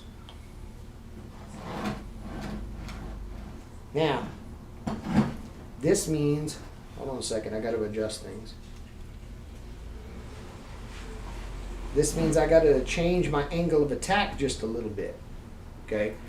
Because in order to get this part of the blade down here, I'm going to have to crank my hand almost 90 degrees, just like this.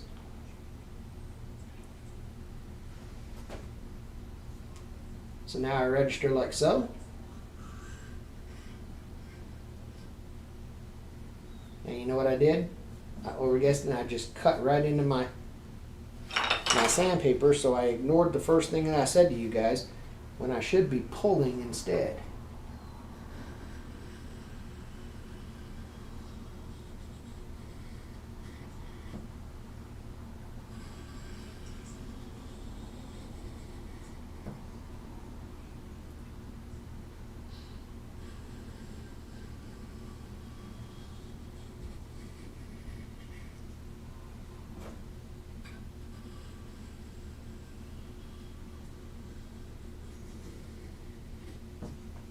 Now I will admit this takes a little bit of a feel because you're going to have to follow that curve all the way around as you progress down the sandpaper.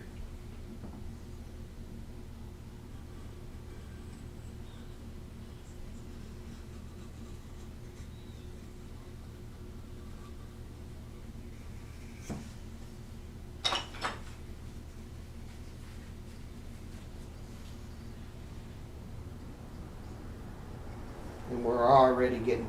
This didn't have a very good edge when I first got it, which might be why I sort of avoided it in the beginning.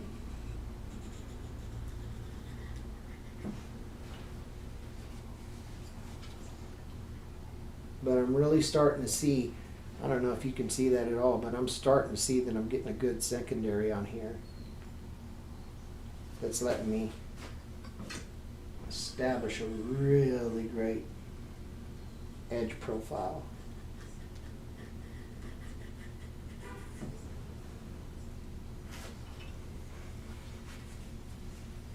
That says, yep, epoxy and wooden dowels and a round hole should do it.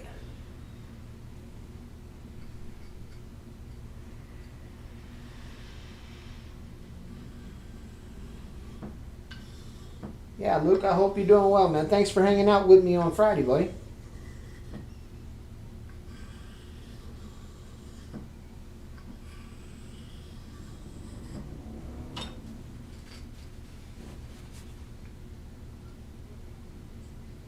Okay, that's feeling about as sharp as I think I'm going to be able to get that for the moment. But, let's move our stone.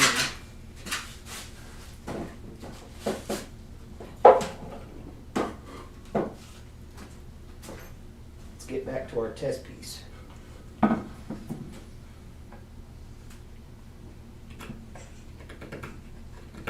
Oh yeah, that's working much better than it was.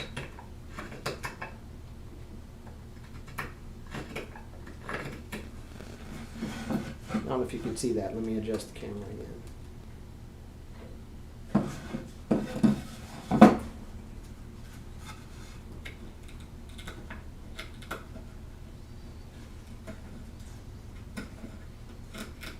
It's so sharp now that it just wants to plunge down into the wood. It really doesn't want to take a skating pass, or it really doesn't want to scrape at all as much as it just wants to plow in.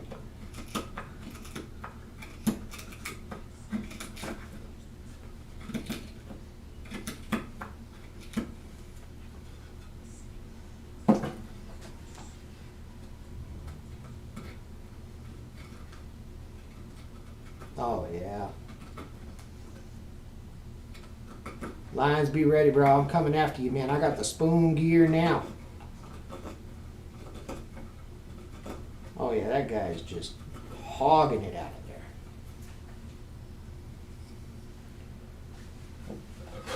Well, you guys couldn't see, but I mean, just a couple of scrapes. I mean, this thing was just hogging it out of there.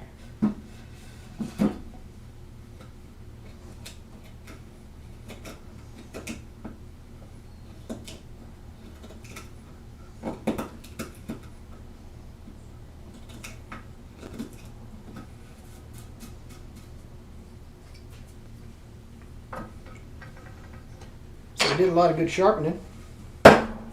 Let's double back and take a look at our handle.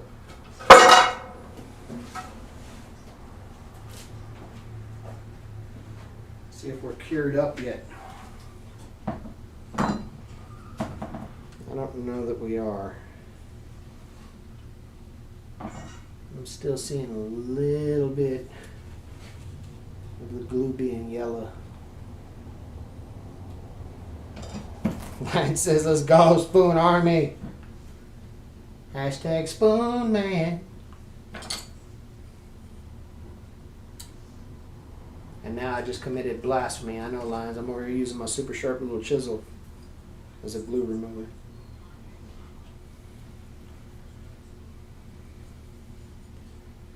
What is everyone getting from him this time of year?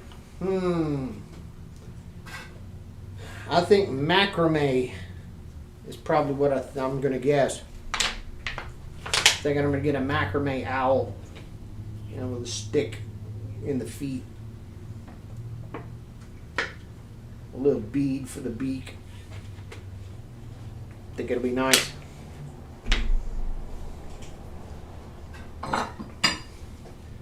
All right.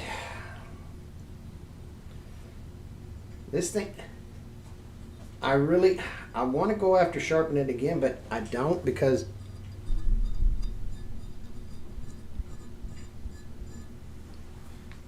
I did like that lantern a lot. For those of you that didn't tune in on Friday, we talked about methods that you could use to help keep your shop warm, and why the idea of an old metal lantern really didn't cross my mind. I'm kind of silly for not thinking about that. Carrie has been quite generous, absolutely. She has definitely been generous for sure.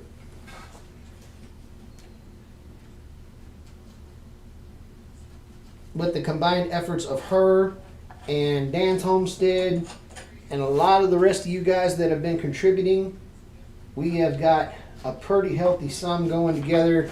Hold on. Let me turn off Twitch for a second and I'll go look. I'll tell you exactly.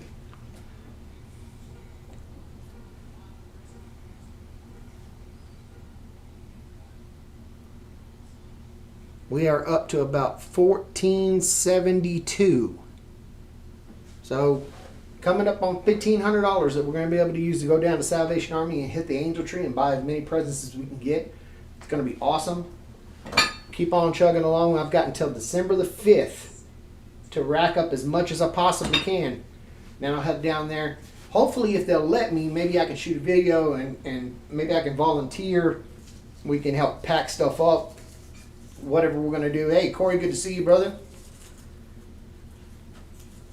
But thank you for all of the contributions that you've made. All of the revenue to the channel since Halloween has been going toward that. And I think we're going to put a pretty good dent in it. I really do. I mean, are we going to change the whole city? No, I don't think so. But we'll definitely change the lives of a few folks. And for that, I owe all of y'all. I really appreciate it. You guys are too kind. All right. Sharpen time. I almost want to... Dang it.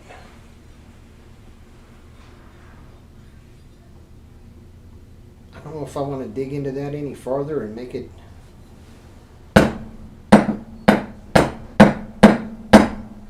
I mean, that looks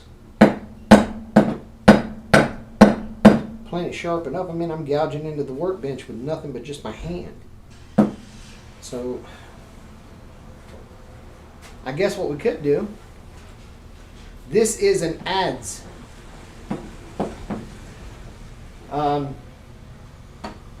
When you're doing timber work, two of the things that you work on, you'll have a hatchet and an adze. And basically they're 90-degree cousins of one another. So this one's running on the vertical, and once this has a handle, this is running on the horizontal. Does that make any sense? So you'll use this almost like you would a hoe.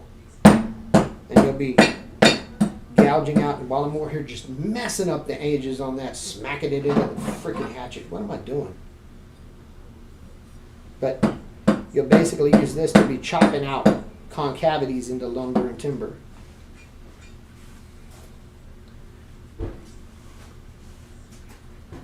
The handle cracked on it, so I took some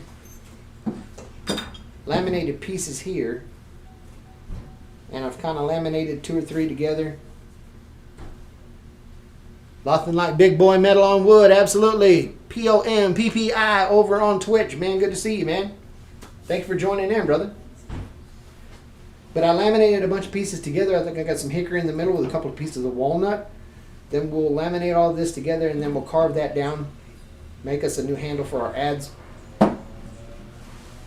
In the meantime, I guess we could carve something, if that's what you guys want to do. Let me grab some things.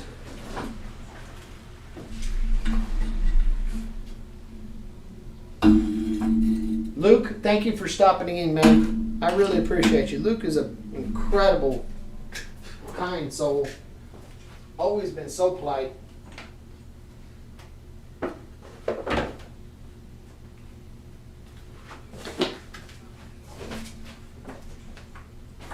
So let's talk about this. Another Amazon box. And it came with a bunch of blocks of basswood that I've been trying to fart with.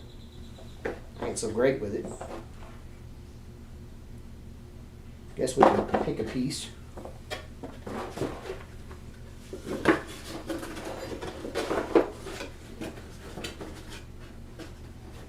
I don't know what in the world I'm going to carve out of it.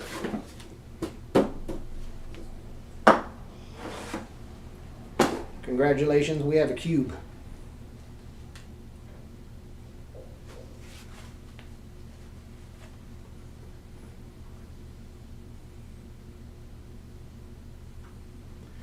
I'm going to try to change up some lighting in here, see if I can't get rid of some of that glow or that glare. Is that any better? Yeah, that don't look so bad. That's a whole lot better.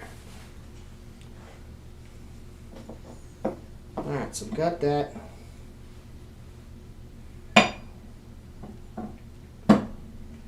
Let's set our ads out of the way. I'm actually going to move some things around. Grab the club chair. Have a seat while we whittle a little bit.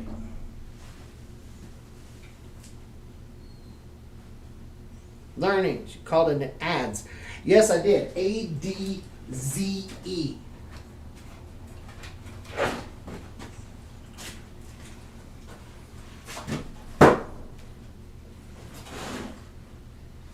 Pizza Gat says, guess who? Don't start me to line. Got me all messed up. I don't even know who I'm talking to. I'm in such a disadvantage. Somebody knows who I am, but I don't know who the hell they are. Who are, welcome. Yes, ads. You got it right, old pal. All right. Oh, Pizza Gat is just going to freak me out. I don't even know who I'm talking to. Let me think. Pizza Gat. Don't start it. You know what? I'm going to go back to carving while we wait on our handle. We'll figure that out in a minute. That little thing has been actually pretty fun as a beginner kit to teach me how to carve a bit.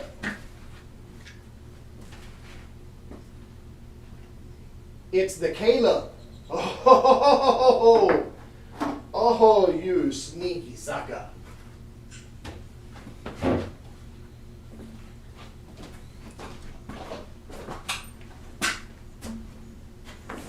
Well, Caleb, thank you for joining me over on Twitch, man. I appreciate you. For those of you that have a Twitch account, you're more than welcome to come over there and see me too. I thought it was another platform I could take advantage of, find some new people that might be part of the family. It is twitch.tv/Mike is making stuff. Raja, good to see you, friend.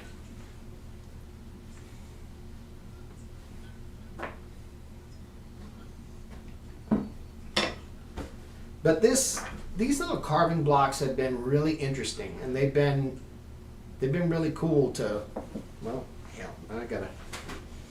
If I'm gonna sit in the club chair, I gotta crank that down a little bit. There we go.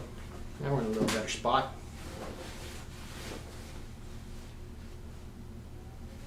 POMPPI just follow. Thank you for the follow over on Twitch, brother. I appreciate you. Thank you so much.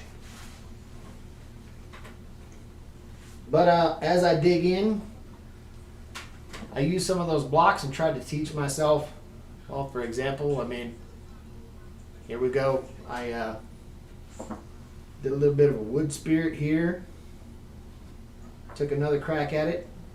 And my goal here actually was to try to make two that looked as close to the same as I could to kind of test my skills. And I feel like I might have pulled it off, which was kind of cool. Then I found some little, well, let me show it over here on the top. A little spiritual carving. I thought that was fun to try. That worked out pretty nice. Then another cube, a little bit like this, except a little bit taller, and a little bit of paint. Transformed it completely. We ended up with this lighthouse set up on a rock cliff with a pathway. That was a lot of fun. So, let's find out what the heck we're doing. I got this as a fresh block. Do that. Or the other one I've been farting with. I know it seems weird, but I'm actually, this at the end of the day is sort of a dragon. It'll take a little bit to come across, but yeah, let me keep farting with this, see what happens.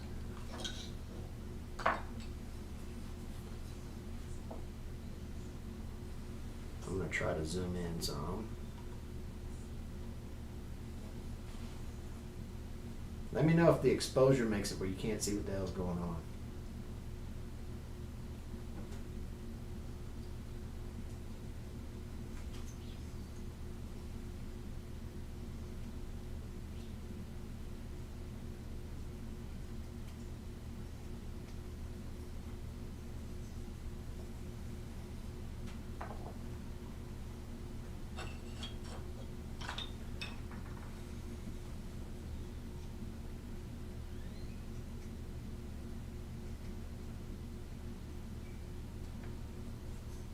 These are going to work out really well. So let's continue to work on getting all of this evacuated out of here. The plan being that in the midst here, oh dear, super sharp. Going against the grain meant I was about to chop off half of his wing. That would have been no good.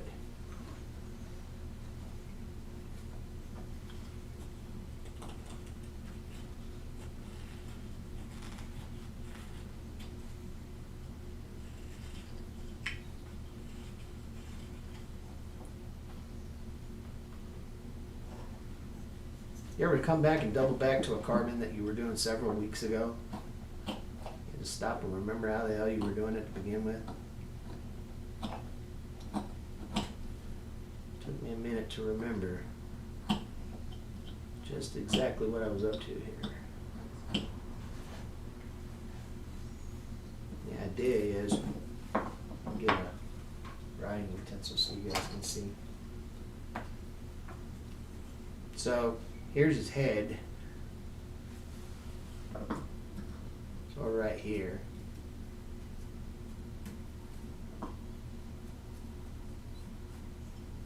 And then we got his wings.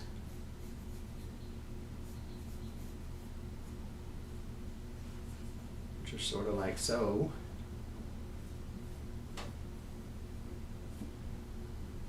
His body would be like here.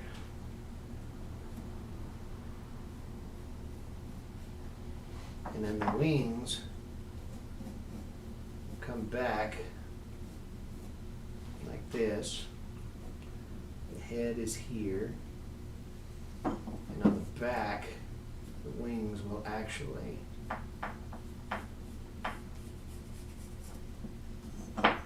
do a bit like so.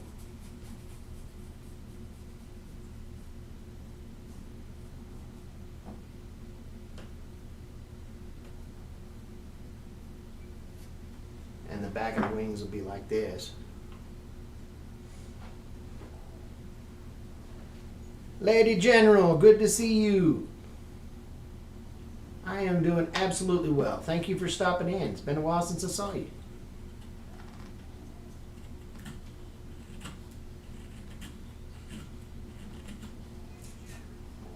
So I'm going to move this so I can carve back here where I'm more comfortable.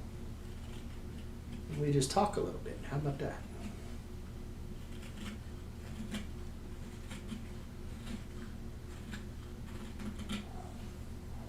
hopefully the day's been going pretty well for everyone.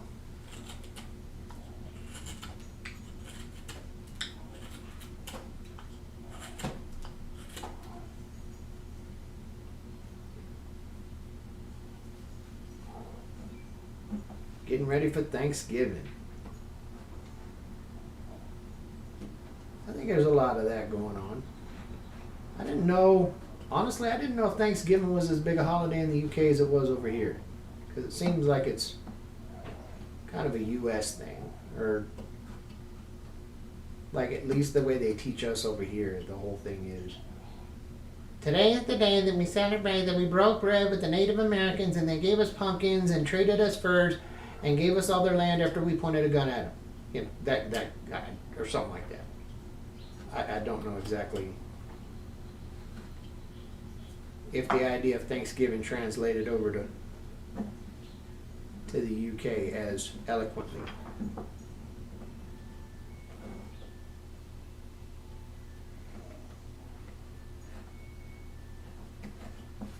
I'm going to invert that.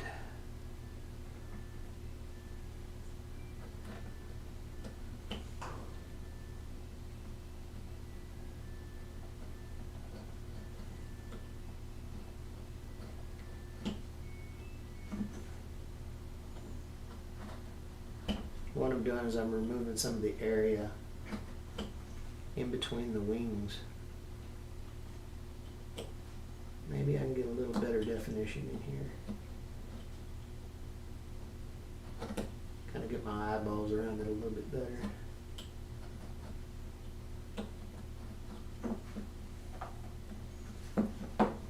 Yeah, don't forget the maze. Maze. Maze. For those of you that watch Grown Ups, you know why that's so funny. Gonna make the poultice with some maze. Here's some maze.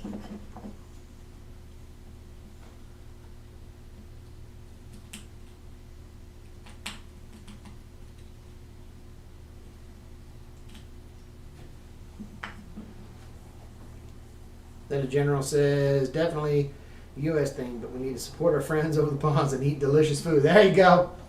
Any excuse to get down on some good grub, man. I feel it. 180%. Let's go.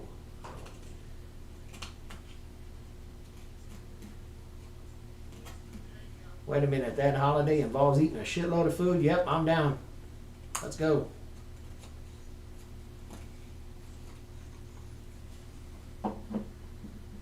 Whew. I can see how hand carving is a bunch of a pain in the ass for some folks.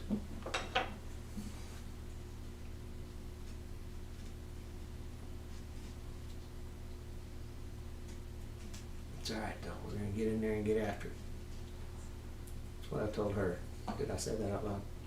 Oh, no.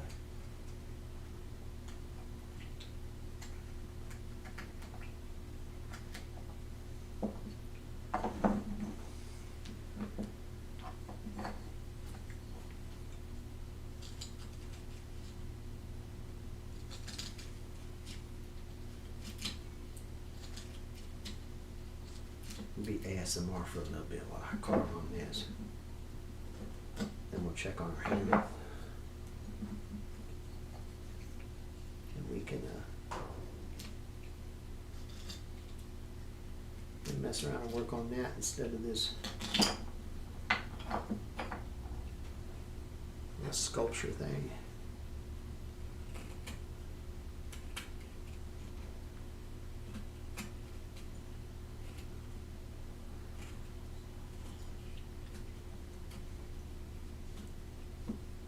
Practice to make pumpkin pie. Now, so you know, pumpkin pie is an actual pie, okay? It ain't like Yorkshire pudding where there's no damn pudding in it. All right, it's actual pie.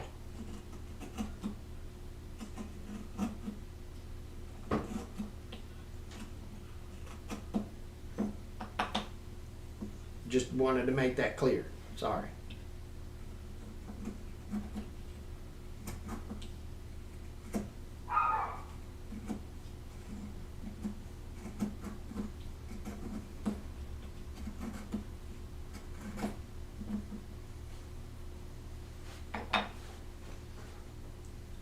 For those in the U.S., you know what's happening right now is everybody in the UK is over they're losing their shit. That's what they're doing. They're about to give me 9 kinds of shit about what I just said.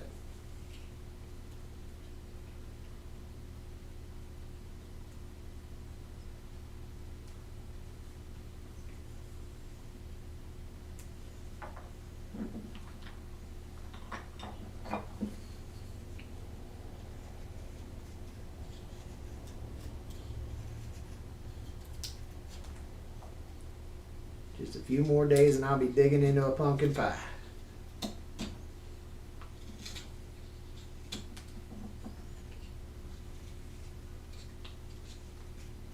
Dan, do you put jalapenos on your pumpkin pie?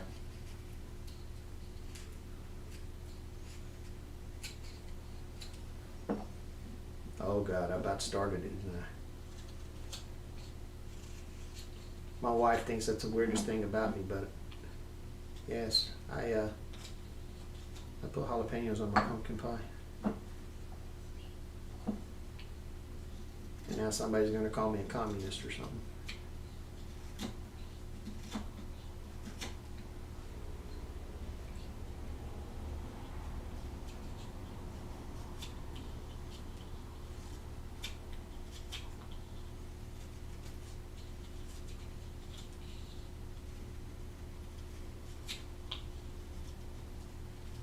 Just having jalapeno on it gives it just a little bit more oomph. It ain't so boring.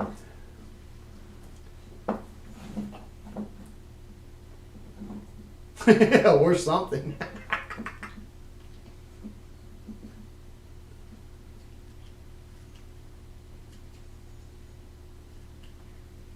I do love and enjoy my pumpkin pie. I just do so maybe a little bit different than most. And that's okay. Because whether you're team jalapeno or you're team no jalapeno, we all enjoy pie.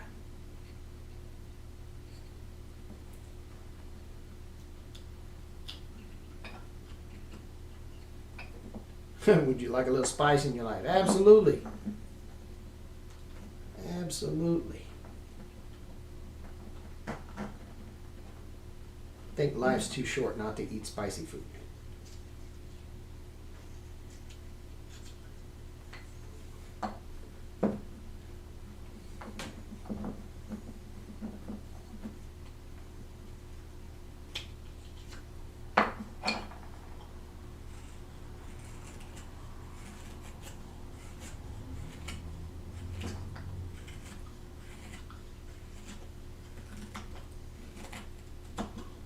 Hallelujah, Carrie.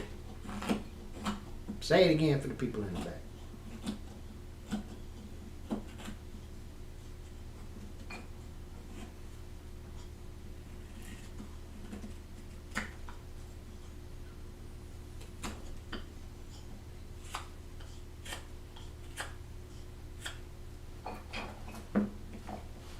A little more progress on the dragon. I guess now in that light you can kind of see that it's a dragon. See? The wing and the wing can be like this. And here's the head. The wings will come down like so, and the body. That should be kind of fun. Let's check the handle.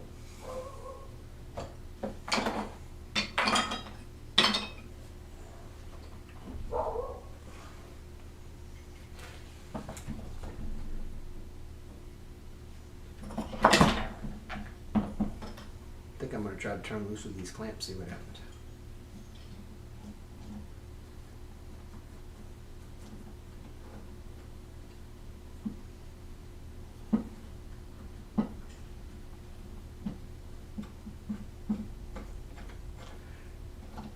I don't know about the beaver set. I found these on the Amazon. After the live is over, I can go back and put the link to them in the description. But I was talking about them, and I like them except for the handles and specifically the finish that they put on. Knuckle, thank you for coming in, man. I hope you guys are having a great time up there, man.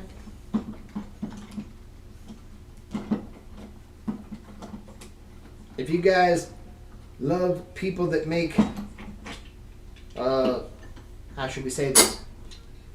Ballistic tools, you will love what Knuckle Bustin' Numbskull's up to over there. Because he makes some cool stuff.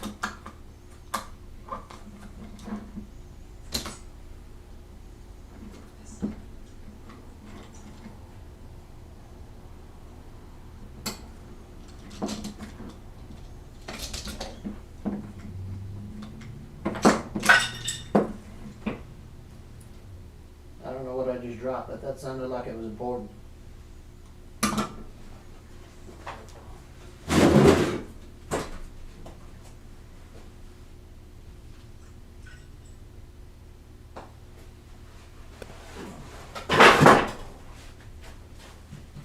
Yeah, it was one of my knives.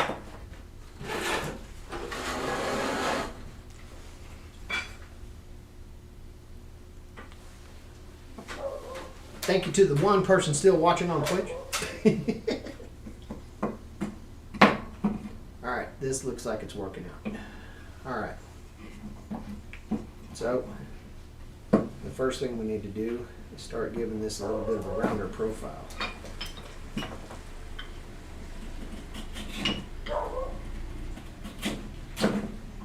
We got quite a bit of carving that we'll be doing here.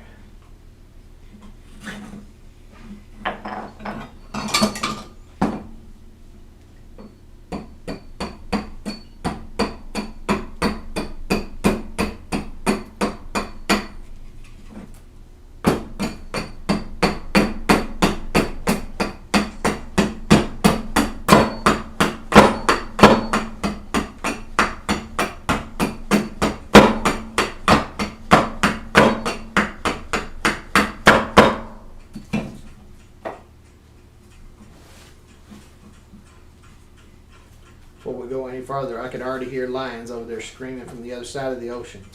Yes! Get in, man, with the fucking chopper!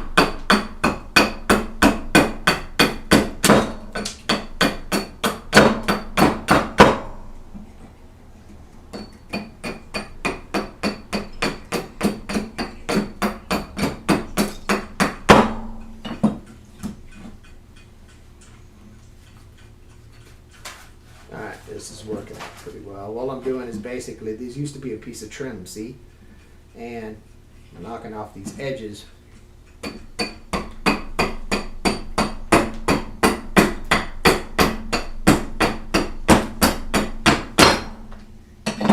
So we get down flush to a handle.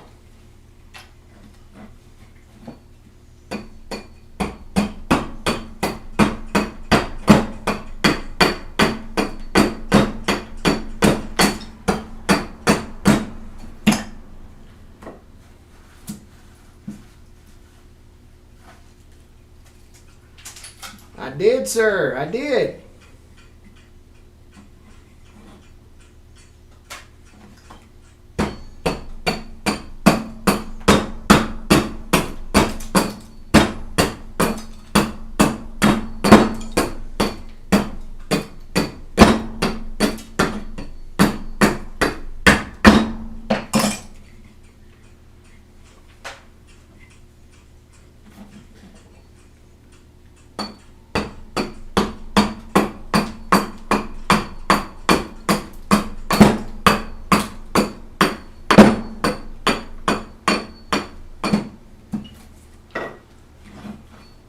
What I'm doing is I'm just roughing it down, trying to get myself back into a profile where I got a handle here that I can work on.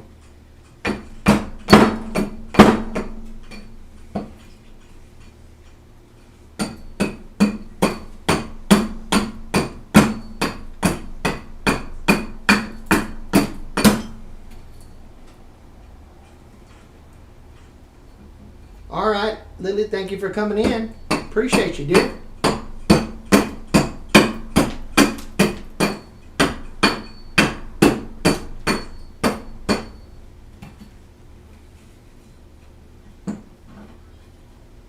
That's working out really well.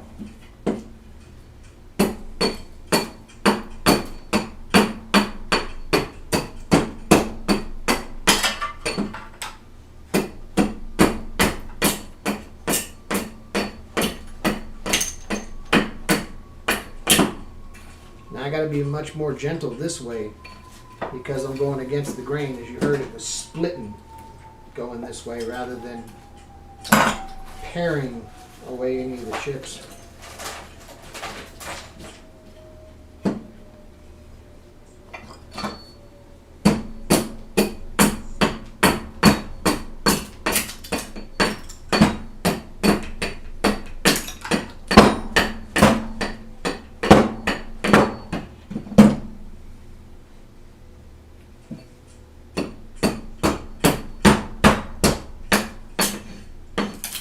That's just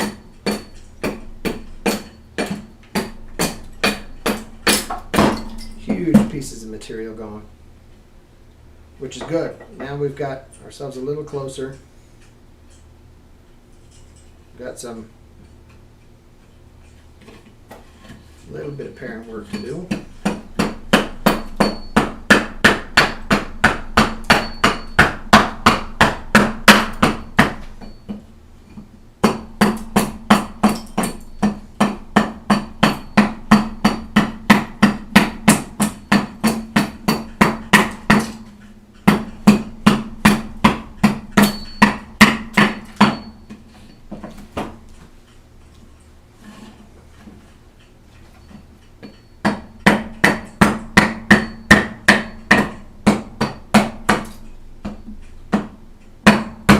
What's up, Mike D? Climbing in from YouTube. Hola, fuckers. What's up, Skir? Fuck you doing?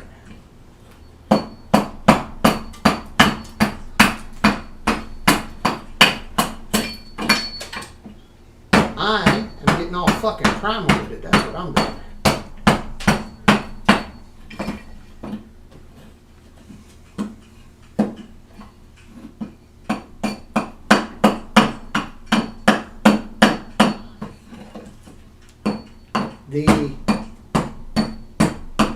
The handle busted on the adze, so we laminated a piece of hickory in the middle of this walnut. We're going to carve us down a new handle,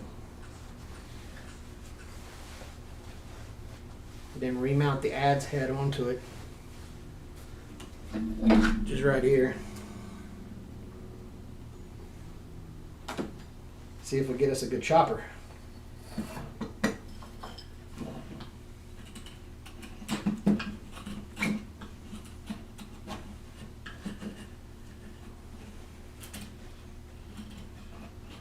Now, for those of you that aren't familiar with the Whack It Shack, I can promise you that he would have a handle done for this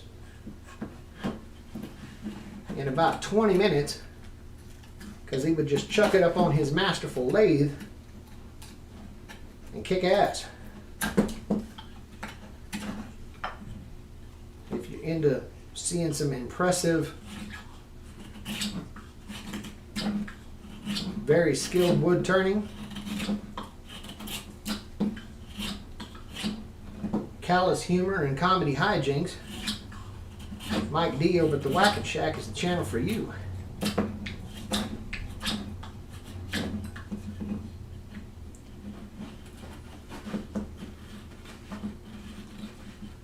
You're a hell of a lot more of a master than I am.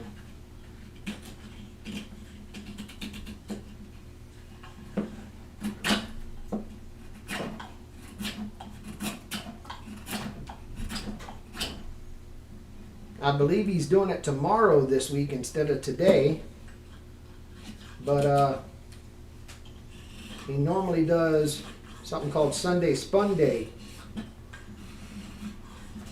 He does a couple of wood turning projects every Sunday.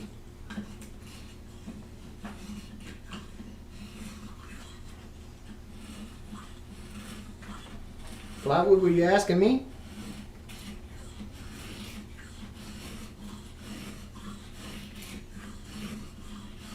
I haven't seen Electric Woodler. Well, I saw him earlier in the chat, but I don't think I got to talk to him much.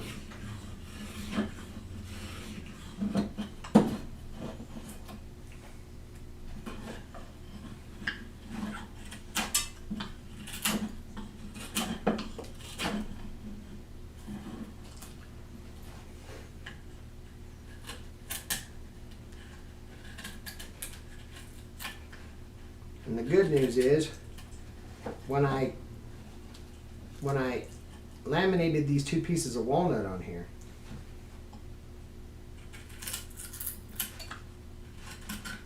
I did it so that my knife would be against the grain when I tried to compensate for this extra length. Because yes, I could go lob it off with the miter saw or whatever, but you guys love doing this handmade, hand-carved shit. So I gave myself an advantage by making myself carve against the grain up here. So it'd be easy for me to just blow off big chunks of this, instead of trying to just whittle it all down.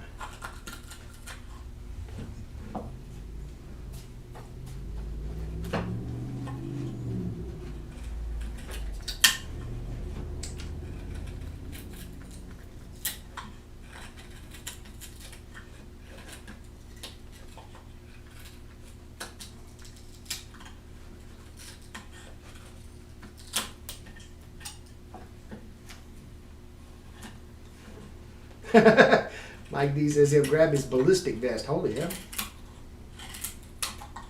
You really gonna get after it, ain't you?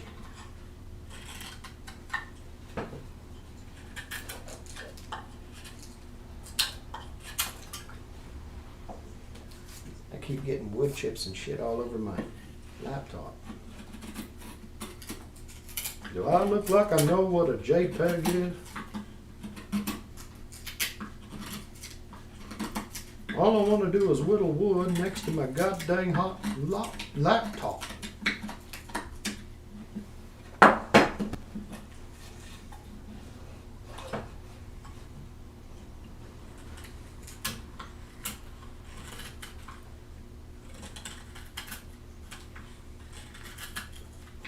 Now I got Hank Hill stuck in my head. Whack and Shack's over there when we're doing that skeevy shit. Sketching the 9.5, holy hell. Another one of those Hank Hill memes. Damn Wood's gonna jump off the lathe. That's my purse! I don't know you! Kicks him right in the nuts.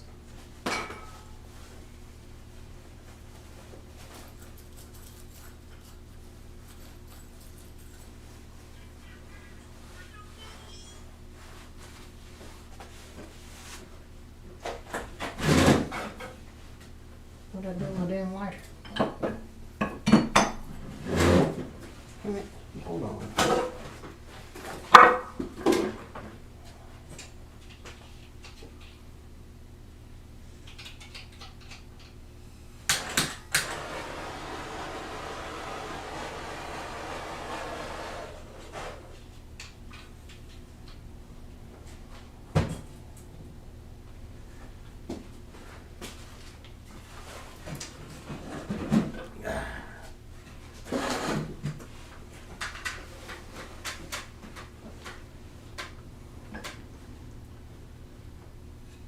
Alright, let's keep going.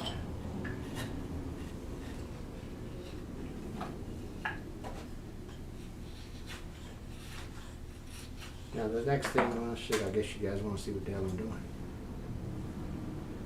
The next thing I'm doing is continuing to pare down these flanges that were on this walnut because it was a piece of trim originally.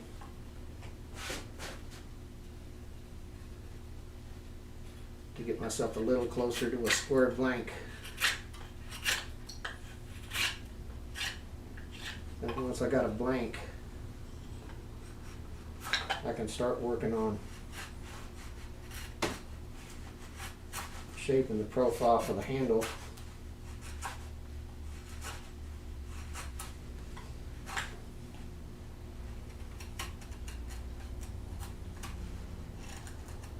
Am I still connected? We good?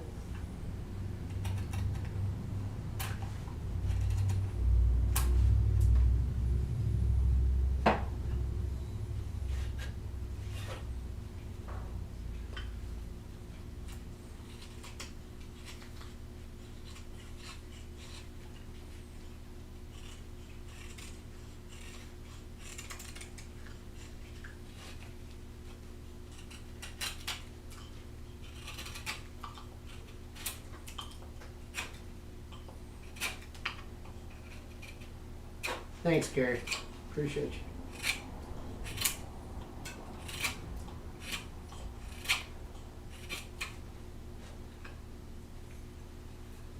All right. We're getting a lot closer to a blank now.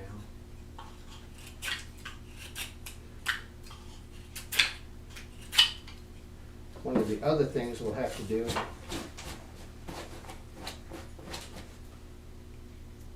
is carve out the spline that'll go into the head. That'll take a bit of work. I wonder if I should leave that gap like that and try to carve to the ad's head here.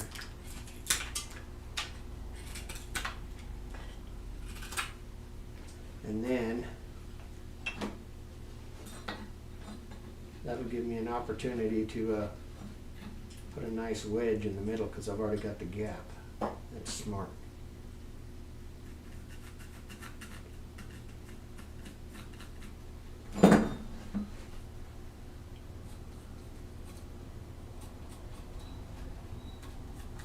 So what I'm doing is I'm drawing a reference all the way around. Now I can start working this.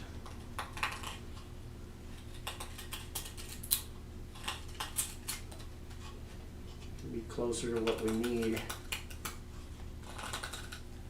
to fit into the ad's head.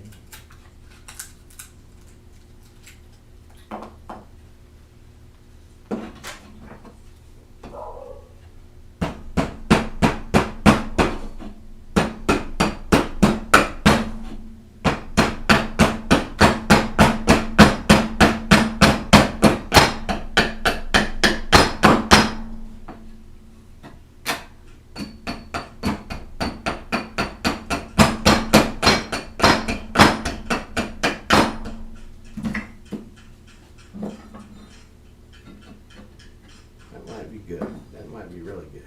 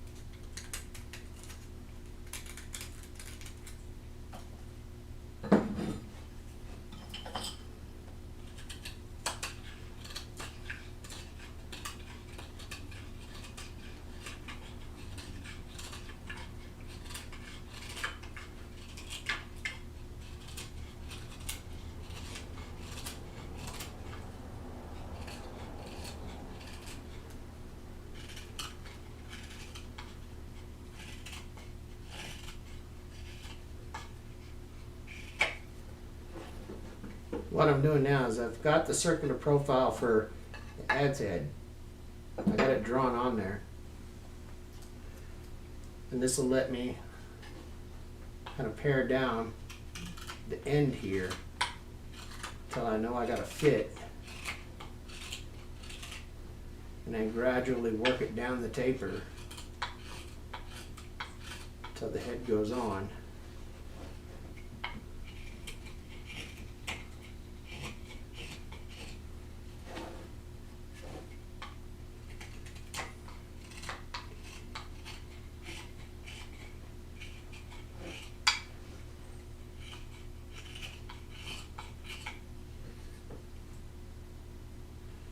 All right, you take care, Dan. Appreciate you.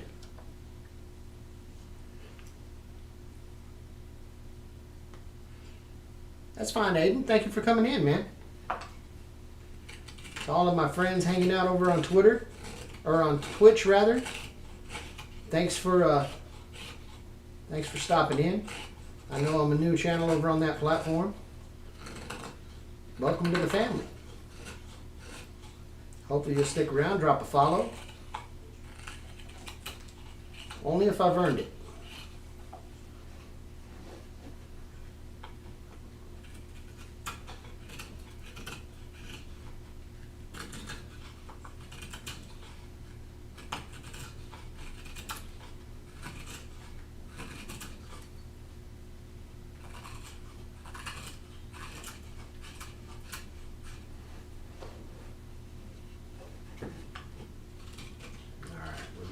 Closer to the line on that side.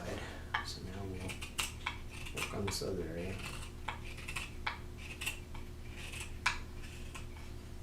No worries at all, Aiden, man. Don't worry about it.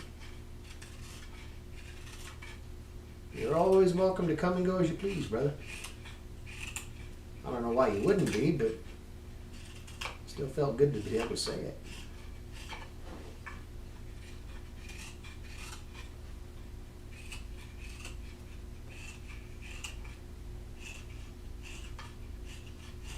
For those of you that weren't around on Friday, or you're just discovering me, had a little bit of fun for my members on Friday. We passed 100 members on YouTube. So I went around and carpet bombed a few channels with some cash prizes for my members. If you're not a member yet, maybe you'll consider it.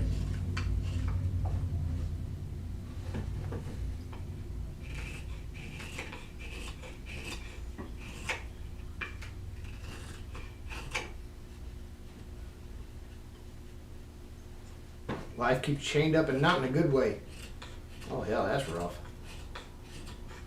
You know, speaking of which, I hear making some of that whips and chain stuff as a woodworker, it's pretty good money. I hear you can make a couple bucks doing that.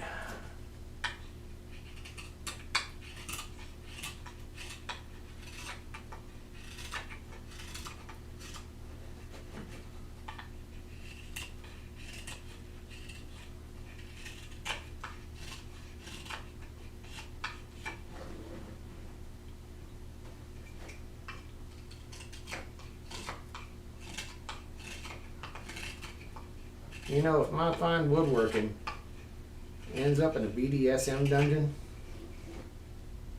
I guess that's better than going to the damn landfill, ain't it?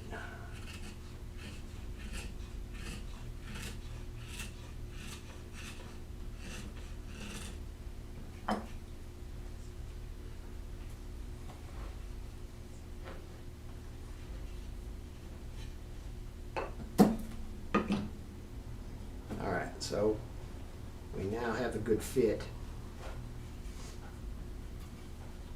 Let's see if we can get a register. Exactly what else we need to take off.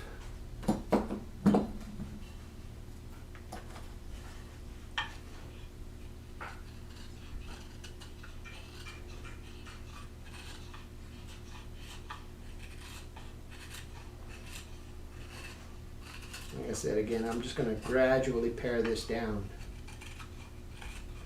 until I get a solid register of the head onto it. That sounded so bad, especially after the S&M comments.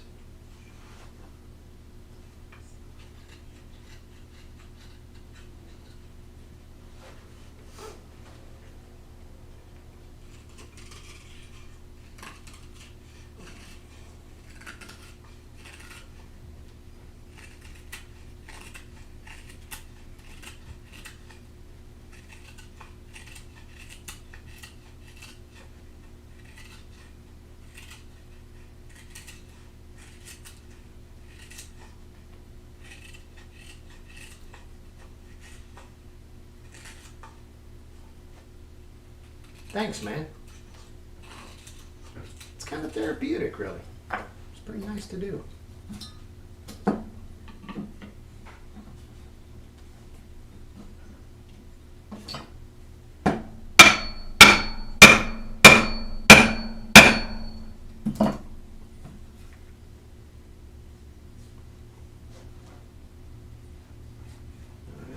getting somewhere.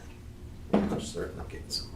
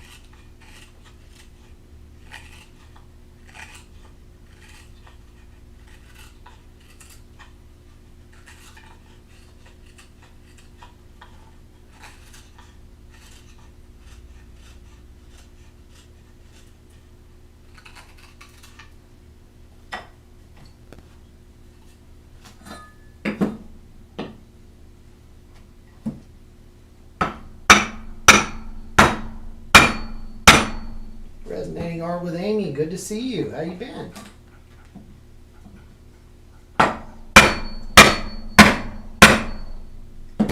Now I'm trying to register this in, but at the same time I got to be careful because the farther I dive this in, then the more stresses I put pushing this way and pushing this way. So I could absolutely possibly break these. So I need to stay pretty chill with what I'm doing.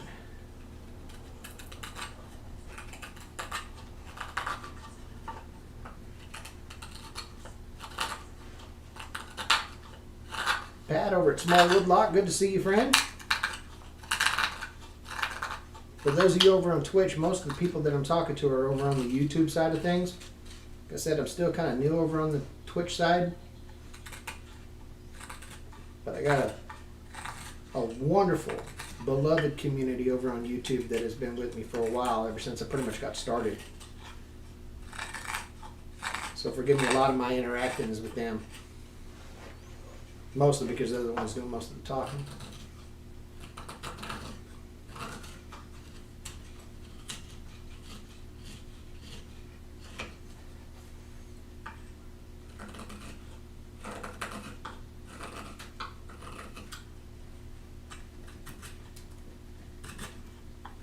Any of my YouTube people that want to catch me on Twitch, you're able to do so at twitch.tv/MikeIsMakingStuff.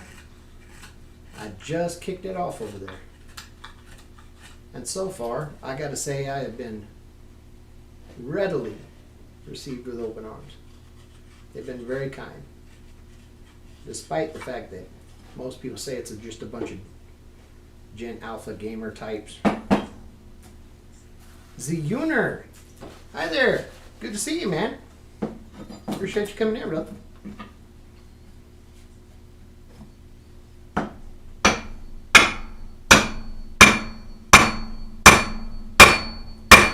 And if you don't have Twitch, that's absolutely fine. You're more than welcome. I'm still going to continue around YouTube.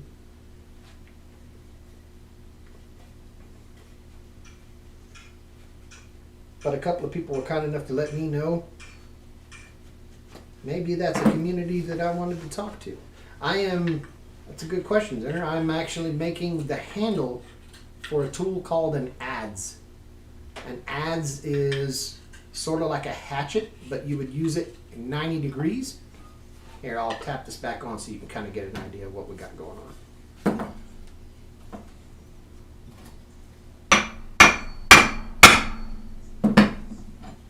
There you are.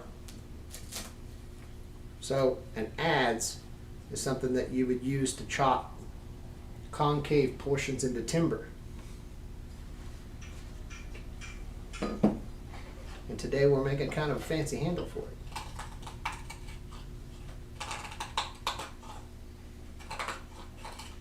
Thanks for tagging along. I hope you enjoy it.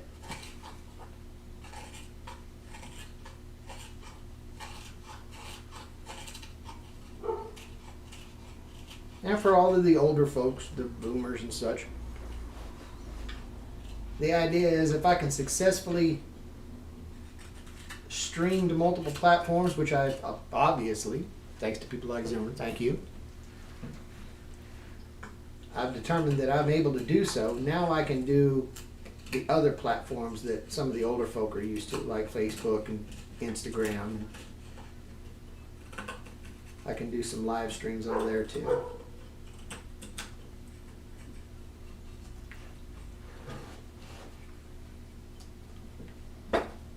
The Uner from Twitch says, I'm actually just looking around looking for a new hobby. Wood carving is one of them, man. Good. I do a bit of wood carving, but I make a little bit of everything, buddy. Whether it be woodworking, whether it be metalwork, tool making. I even go so far as to electronics, 3D printing. Z Uner on Twitch says, I don't know how that would work considering I live in a condo. Well, I can tell you that I was fortunate enough to help out an individual who wanted to get into this kind of stuff, who lived in a one-bedroom flat in an apartment building in England and has been cranking out incredible work. Where there's a will, there's a way. A shop is not necessary. Yes, there's a background of a shop behind me. You see a veritable cornucopia of tools. But I can tell you this much, this entire live stream, I've sat right here. Which I could have just as easily done at a kitchen table. If that's the kind of stuff that you're interested in, maybe I could ask for a follow.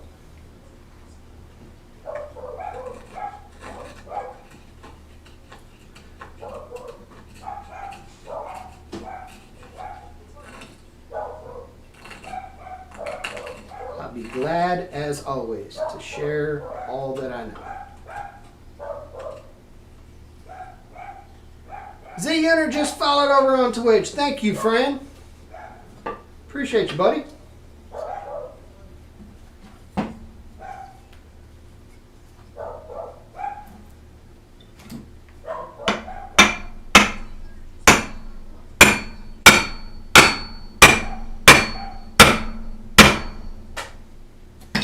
All right, we're getting a whole lot closer.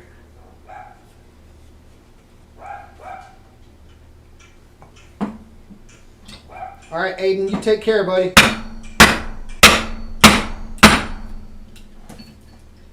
Okay, so I'm going to back that off if I can.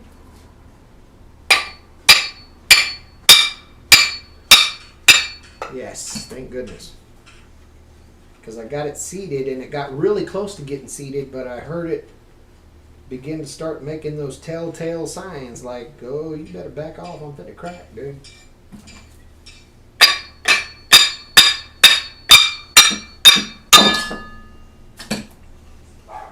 All right. So we continue paring back and paring down.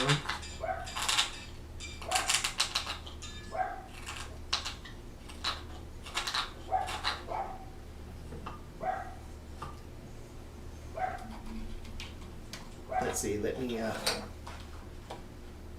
roll up a little bit.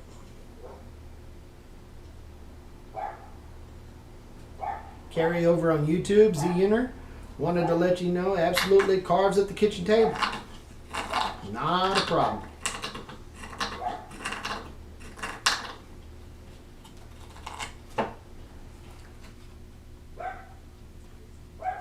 Z Uner says, don't mind me, I'm just watching you do your thing. That works for me, man. I know that there's a lot of ASMR to it, you know. Kind of watching me just do the thing. I guess it would help if you could actually watch me do my thing.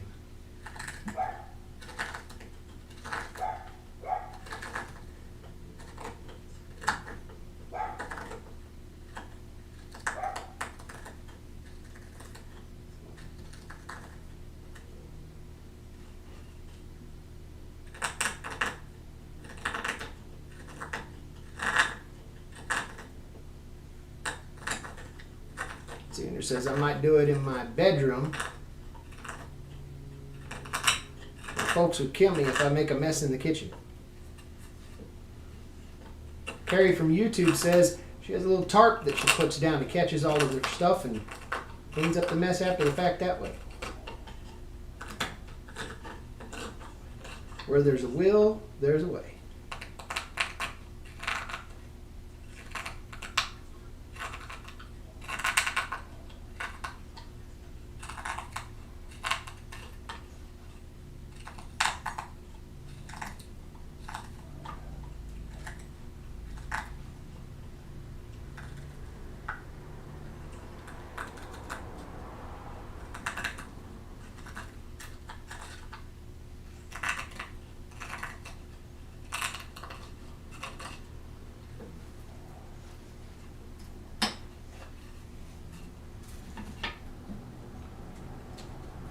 Let's see how we seat now.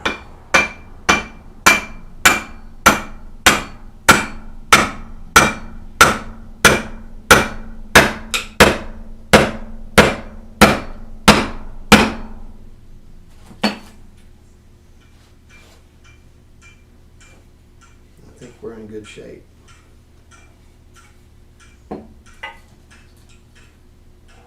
What are you using for this particular adze? ADZE is the correct spelling. That's fine. But one of the things that I love to do is I'm a curator of old tools and old methods. A lot of my friends are spoon carvers. A lot of them carve bowls, dishes, and this is really good for moving out large chunks of material. Very good at it. Let's see if we can get us a wedge. Set this head into place. Then we could start shaping and moving our handle around. Zoom out a little.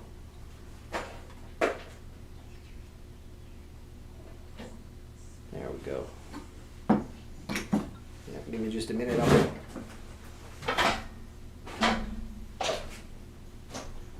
Find me a suitable piece of wood to use as a wedge.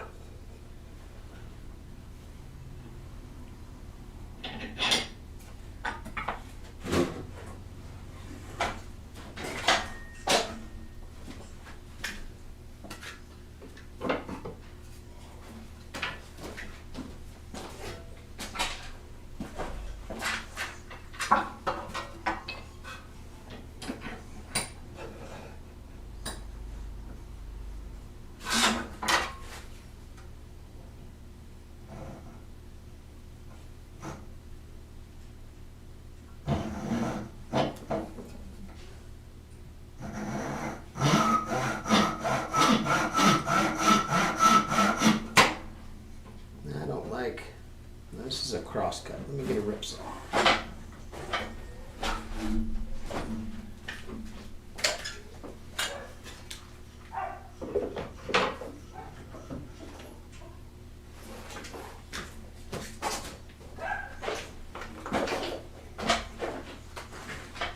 The world's biggest hacksaw.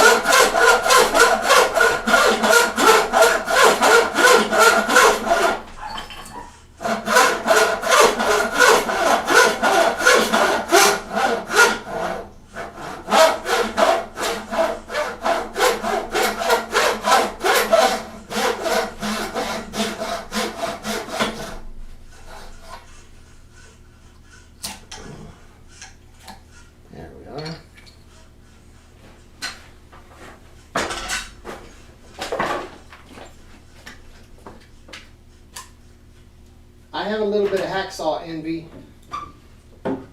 So, I get a little unnerved if I find out somebody else has a bigger hacksaw than mine.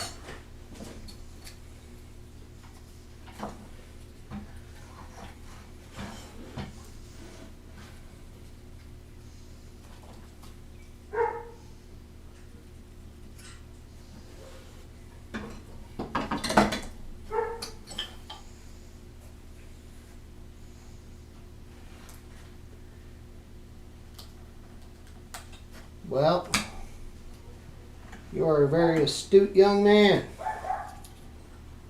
because that saw has a piece of a bandsaw blade on it, but originally it was a little over 150-year-old amputation saw.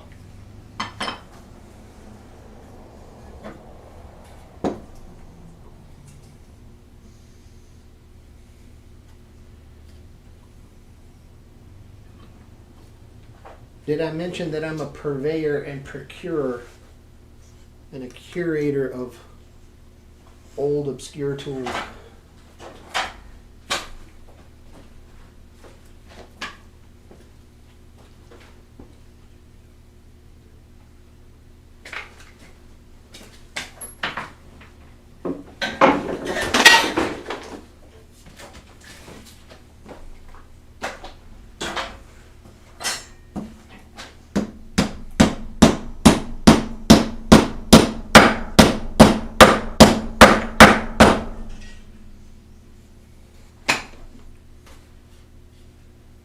We are on it.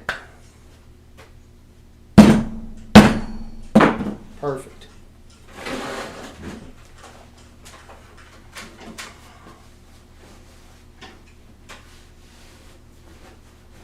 Before I go too further,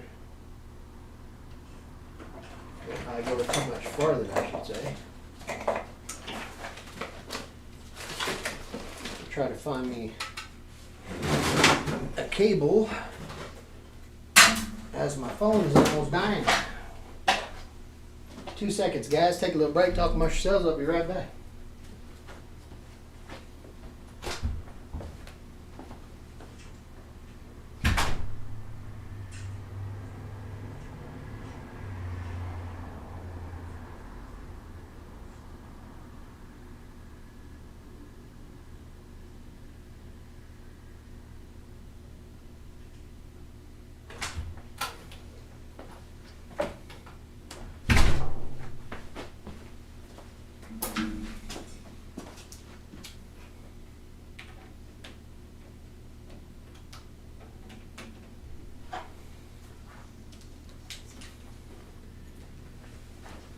That ought to do.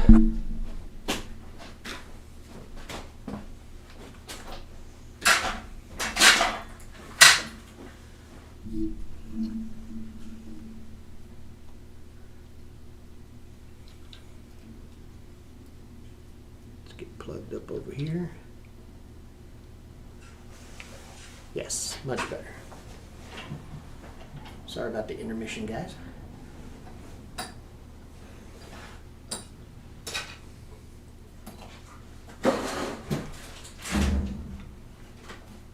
Now we can start working on shaping this handle.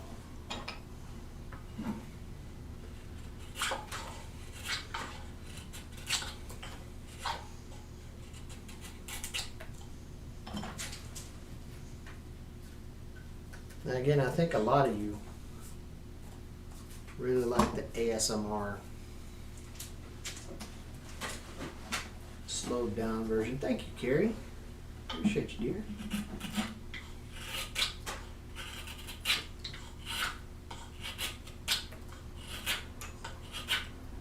I could be doing a lot of this shaping with something called a draw knife, which I have up there on the wall. But that would be almost too efficient. And then it's a pair of handles with a blade in the middle, and you pull and it just removes huge amounts of material. But in doing so, I would have this done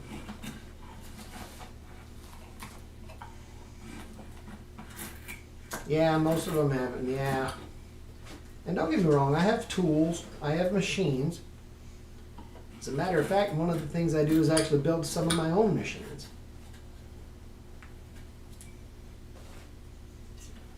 But there is something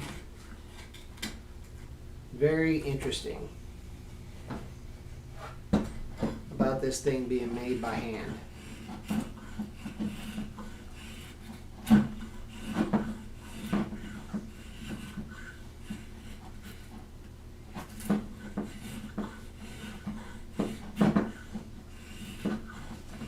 It gives it just a little bit more provenance, just a little bit more pizzazz.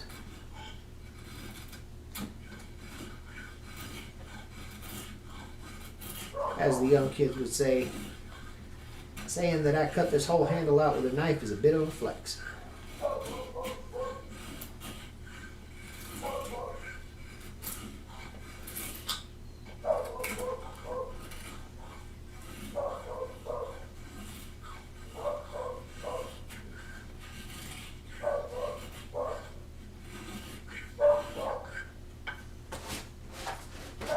Hope everybody's still having a wonderful Sunday. Hope you guys are having a good time.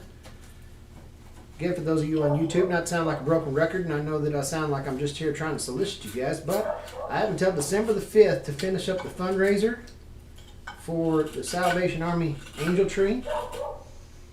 Last time I looked, we were cranking right at $1,500 or so. So we're doing phenomenal in that regard. But if you still hadn't found a way around to come help, the window is still open. Certainly do so. And if you on YouTube and you find what I'm doing useful and you're not a subscriber yet, please consider subscribing. I also have memberships available. Forgive me, I had to do a little bit of the whole plug. Sorry about that.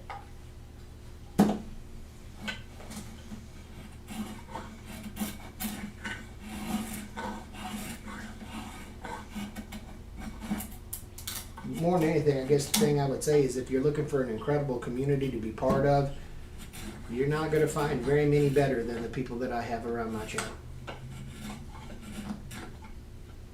So in advance, welcome to the family.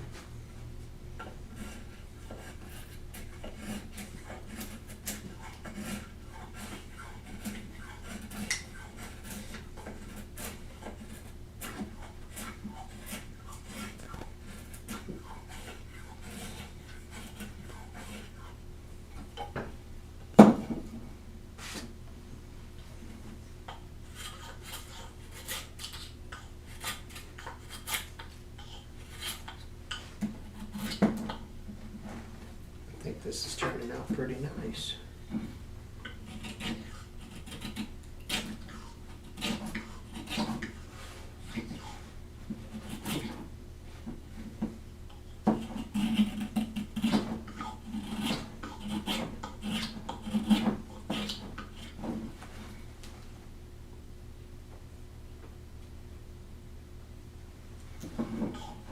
Anybody else following on Twitch, welcome. Appreciate you hanging out with us on this nice, relaxing Sunday.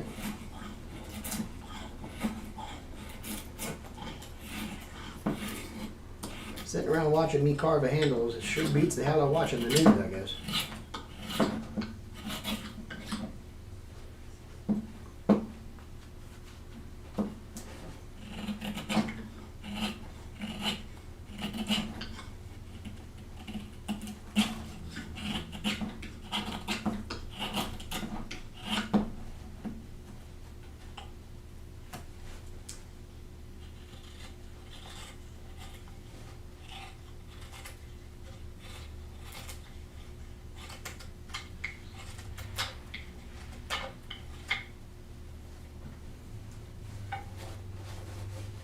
I have a new question. I'm looking at recycled wood. Would those last long if, let's say, I use it for a chair or something? The answer is wholeheartedly yes. the amazing thing about chairs, or specifically indoor furniture, is that yes, 200, 300, 400 years ago, indoor furniture was made to a different standard. And it was always made a lot more durable, and it was always made to endure a lot more. But you also have to consider the environment that indoor furniture survives in now is much different than it was in 1700. I have central air now. I have climate control. I have humidity control. I have all of those things in my favor. So things that may not have been popular choices for indoor furniture long ago are absolutely viable now. And even if you went back to, say, the 1800s, the turn of the 20th century, the 20s and the 30s, you'll find that there were a lot of people that were making indoor furniture out of items that nowadays you would consider construction lumber. 2x4s, pine, spruce, beech. They were making fine furniture out of it back then. And some of it still survives today.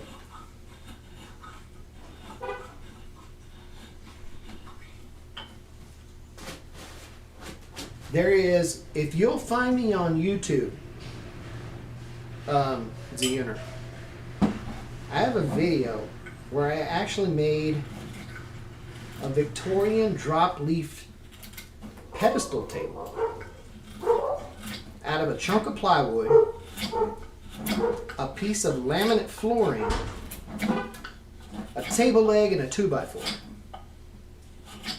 All right, Z, thanks.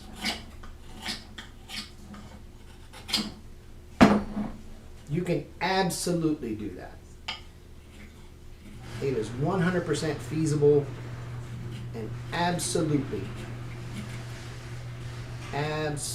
doable. As a matter of fact, a lot of what I... Okay, Carrie, thank you for stopping in, dear. Appreciate you.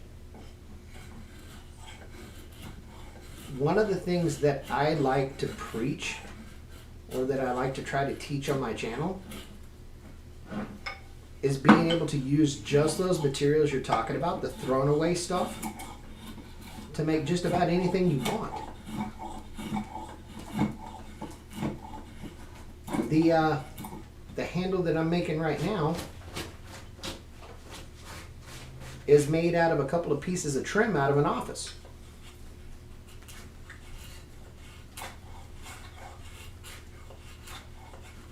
When I'm done,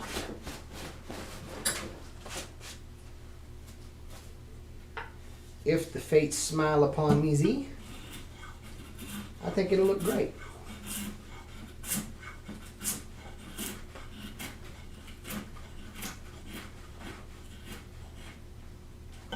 And it came out of a dumpster from a construction crew doing a remodel.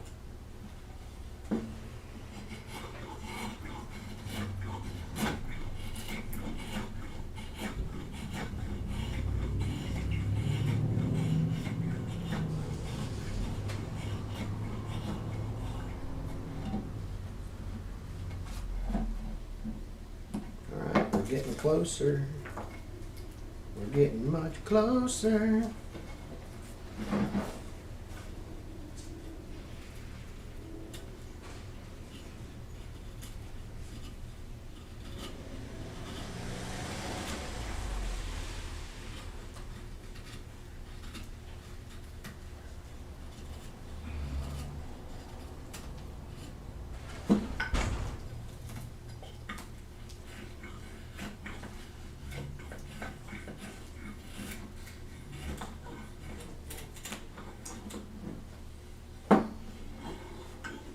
Chase at New Beginnings over on YouTube. What's up, brother? Good to see you, man.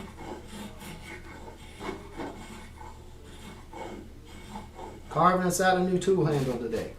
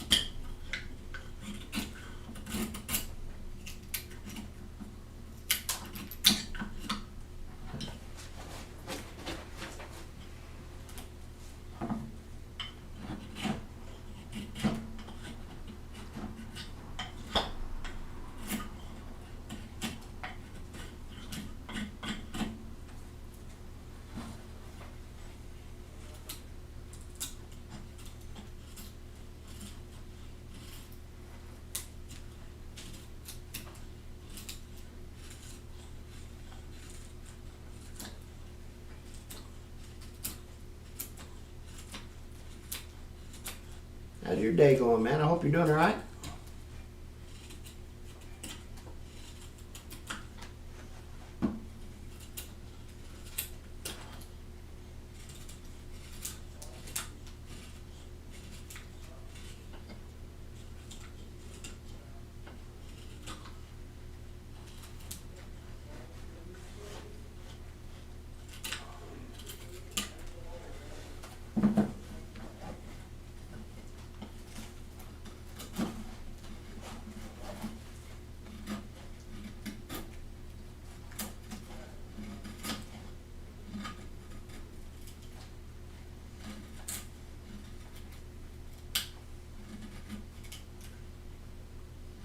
Finishing up Christmas orders I'm behind on. That's better than not having orders at all.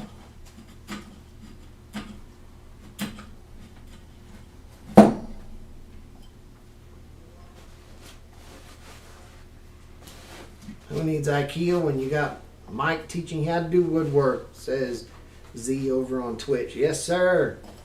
I got you, man. Whatever you're ready for, man. Let's do it.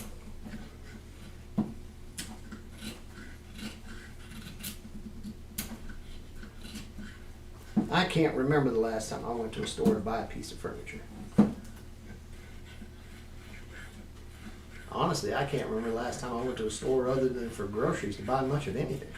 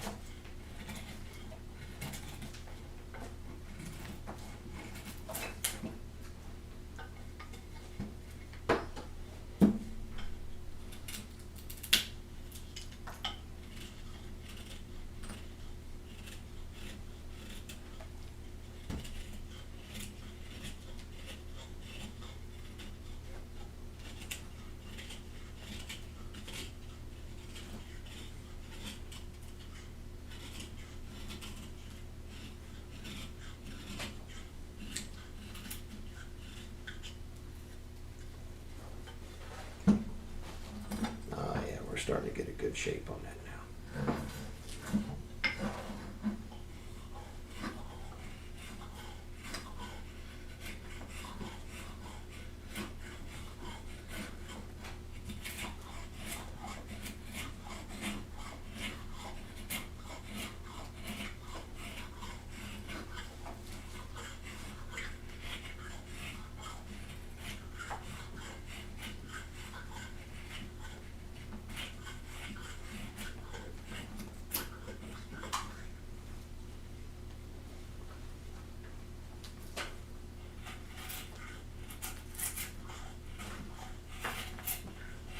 Thank all you guys for sticking around spending time with me.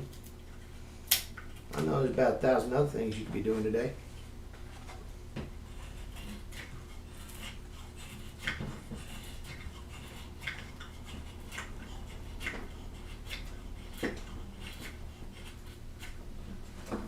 I'm gonna get this camera figured out in a minute. Y'all can't see half a crap of what I'm doing.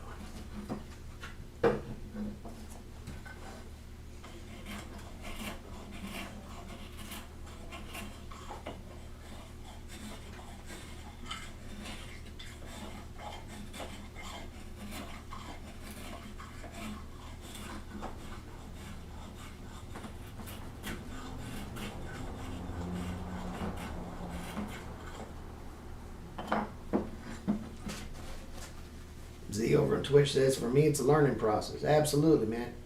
Hey, listen, I've been woodworking for quite a while. And as you're about to see in just a second, I got a gap in my laminate right here. Doing it well is not the goal of being a good woodworker. Being a good woodworker is screwing things up and getting real good at being able to fix it, which is exactly what I'm about to do. See, I got a gap.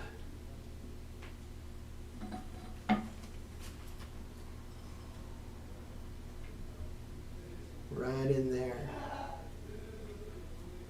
And what I'm going to do is I'm going to take a piece of my walnut shaving.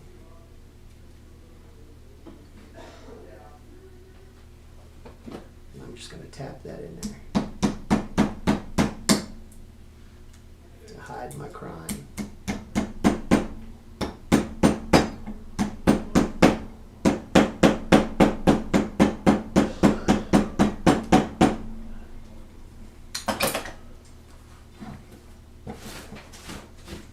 There's a saying in Mandarin, which basically means no matter how old you are, you will always be learning something. Absolutely.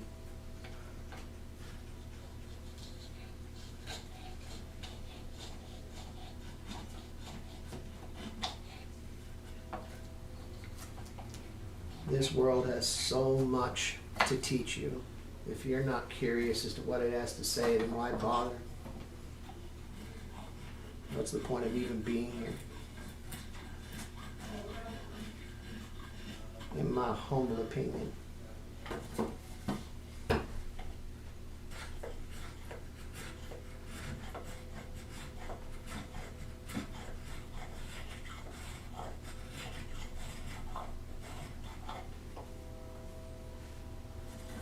I don't know if you can see, but I've absolutely hidden all of that gap. It's all gone. And as I continue to discover more, I'll continue to use more shavings.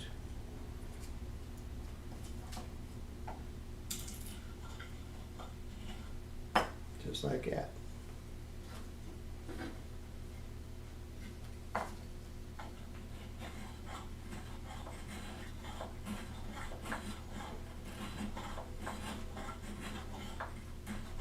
If there's no evidence, there's no crime.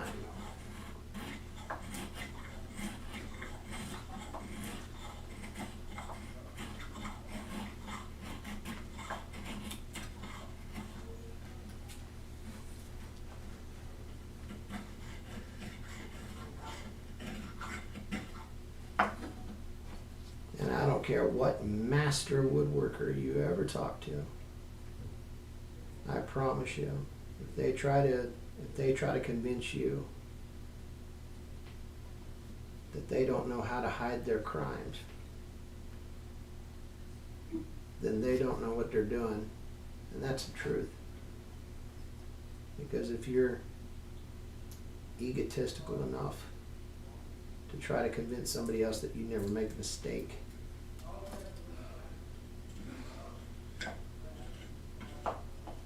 and then that means you didn't learn from it.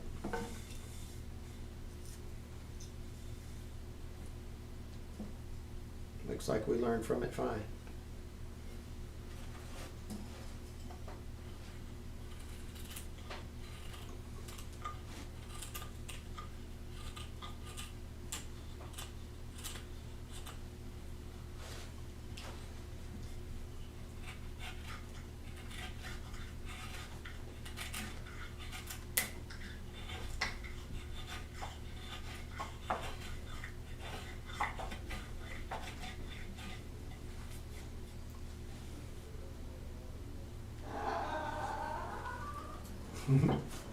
Sounds like the neighbors are having a good time.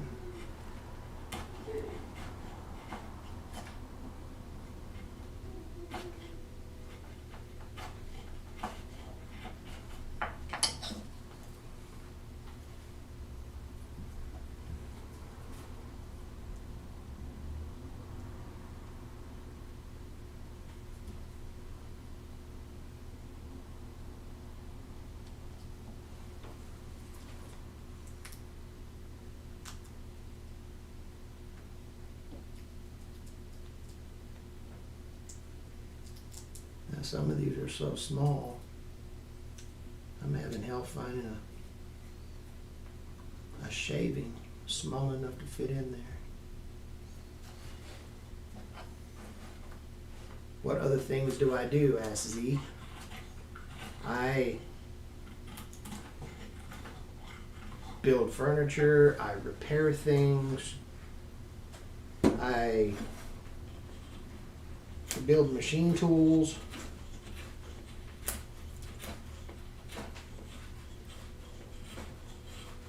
I started my channel to defeat something called planned obsolescence. I don't know if you're familiar with that term, are you?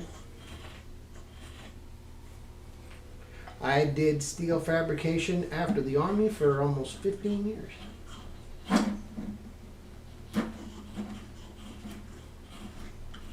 You might not be able to see it, but my welder's right over there in the corner. My hood's hanging right over there.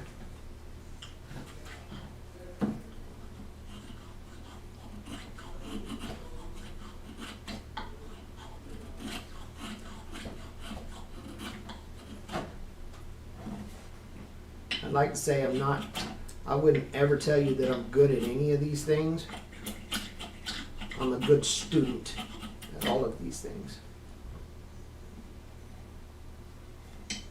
Fish Dog, what's up, buddy? What am I making? I am making a handle for a tool called an adze.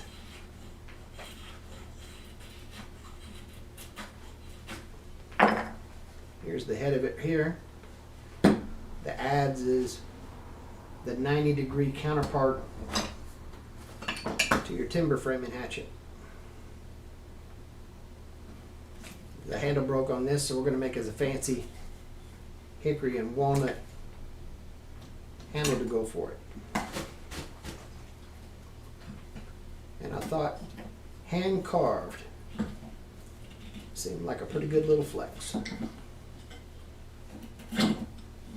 So I found a couple of pieces of scrap in my junk bin, and ever since then we've been going to town.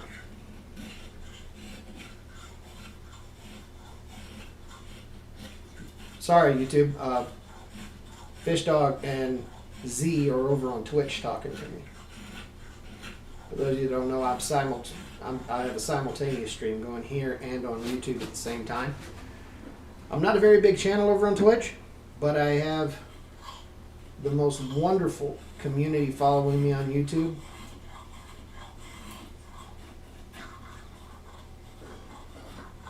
So, Fish, first time here. If you find something worthy of it, I'd appreciate a follow if you got it, man. No pressure, though.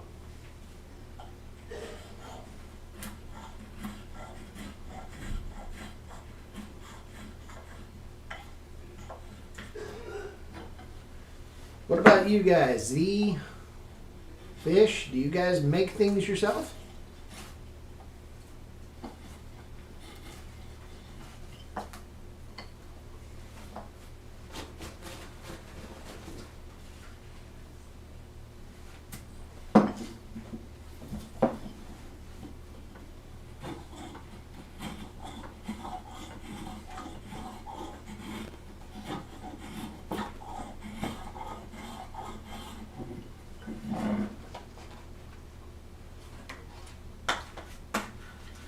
Gotta figure out how you're going to get better at this multi-stream thing, man. I don't know what the hell I'm doing.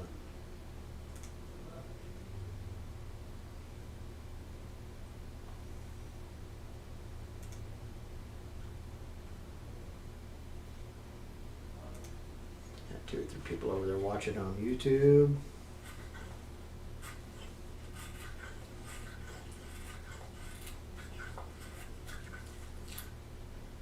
He says, I work in IT, more like troubleshoot, boring code.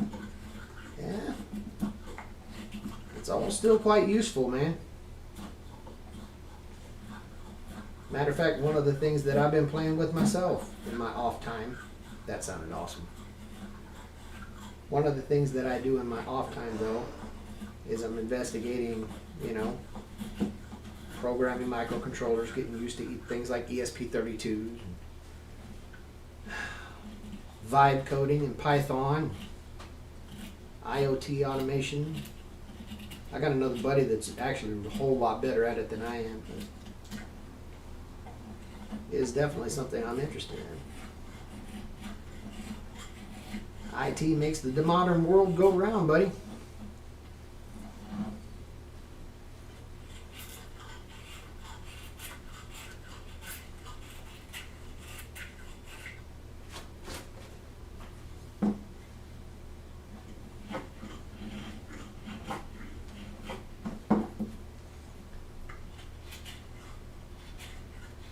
I think for so long, especially when the birth of the internet and the information age came around, people didn't realize that it was that point that the nerds owned the world. It's just what it was. Everybody else just hadn't realized it yet. The problem is, if you're older like me, when I was younger, being a nerd was a bad thing.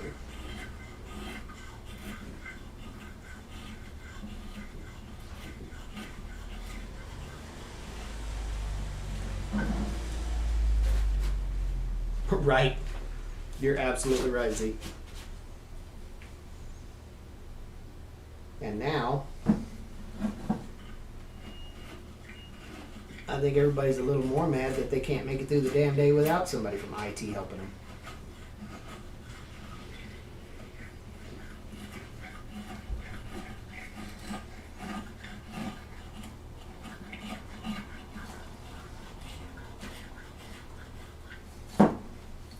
And all of us from the original nerd days, we got so used to avoiding being bullied or whatever that we downplayed what we did. So we just said things much like you just said. Oh, I just do IT. No way, buddy. You don't just do IT. You're an absolute beast. And people don't even realize it.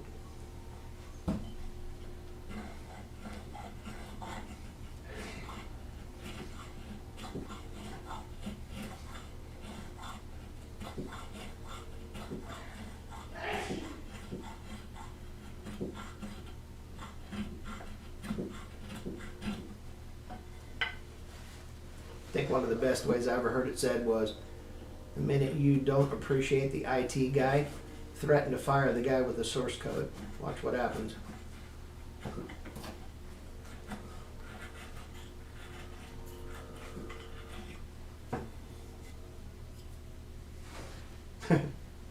Thanks, man.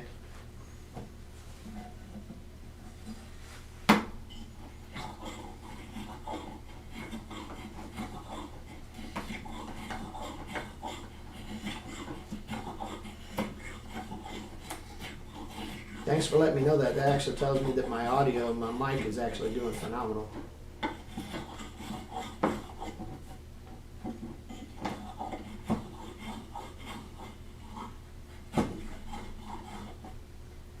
I think that this is going to come out really nice. I'll cut the light in a minute so you got better contrast and it's not so much, so it's not, the lights aren't so overdriven. Matter of fact, let me just do that real quick.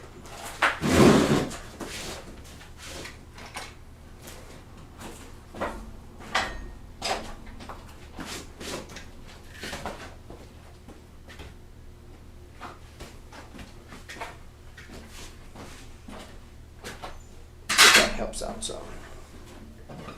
There we go. So we just lay a piece of hickory in the center and some walnut. I think it's going to come out looking nice.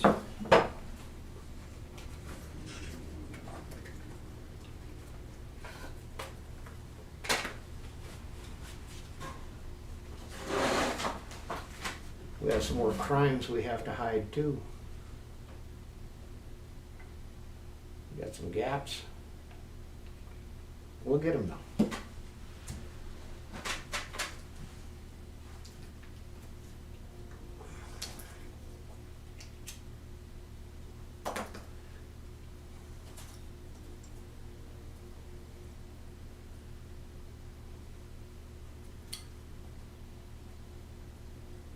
That was very kind to say. Thanks, man.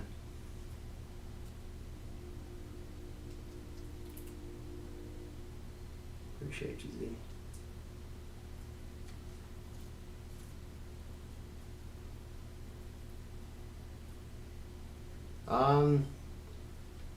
One of them is a knockoff of a GoPro called an Akaso Hero 4. And the other one is a ratty $20 1080p digital camcorder that I found on Amazon.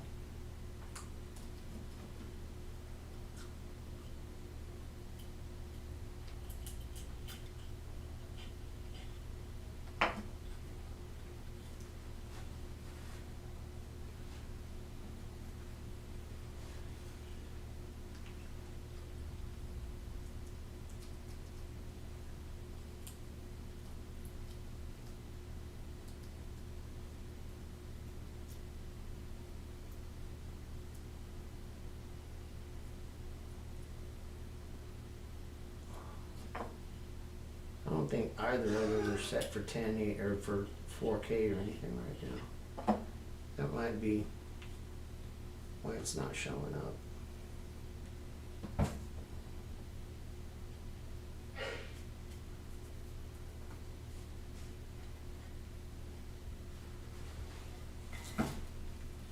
Akaso 4 used it for motorcycle rides. Right on.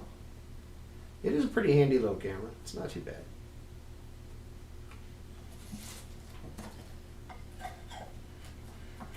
Are there better? Absolutely.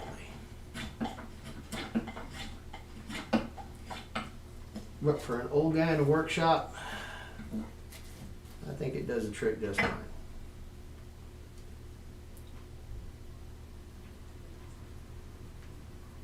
Besides, most of my viewers are old, so they couldn't see the detail anyway.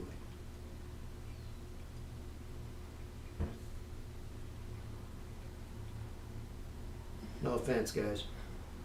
You know what I mean.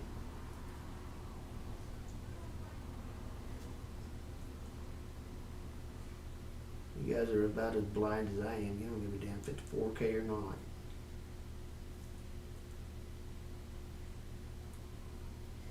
Just make it big enough where I can see the damn thing.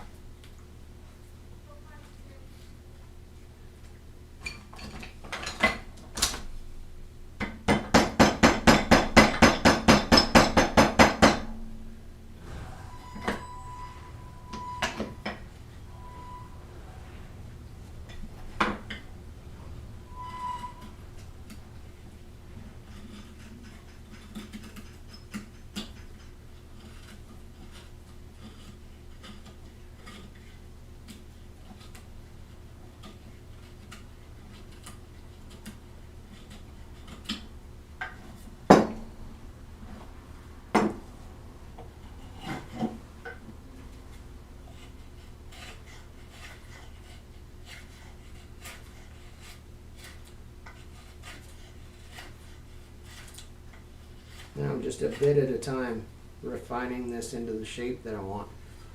I'll leave this a bit big and chunky back here so that I can give myself a stop. Then I'll slim all of this down.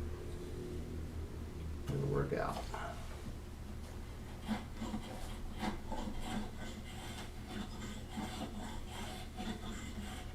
And we'll get some finish on this sucker and see how nice we can get it to look.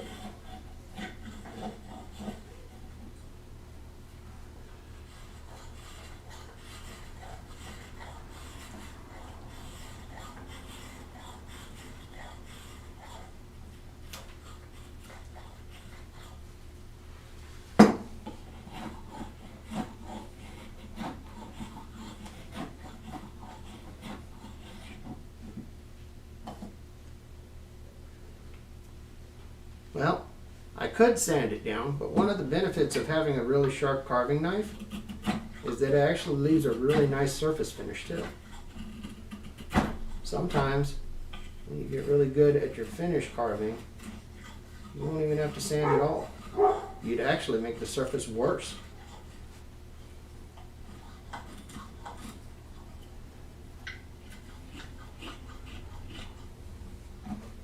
It's a good question though.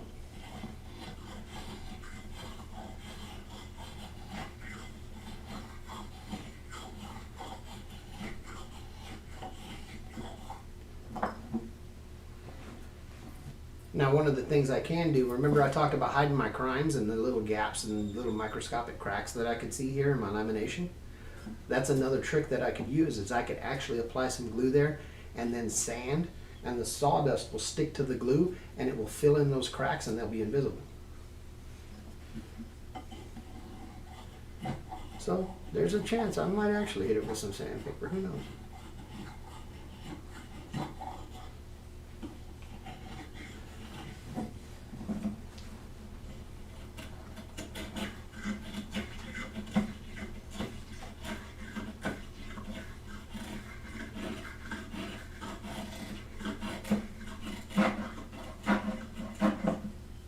Right now I'm really more concerned about making sure I get a nice, smooth, refined shape. It's still a little bit thick. Like to thin that down a bit more.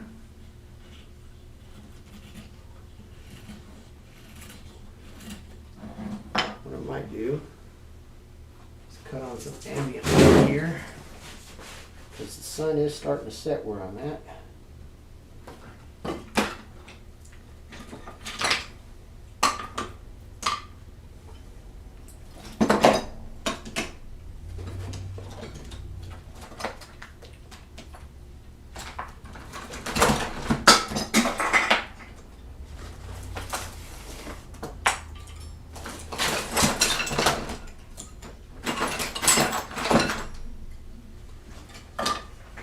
Let's see how this helps.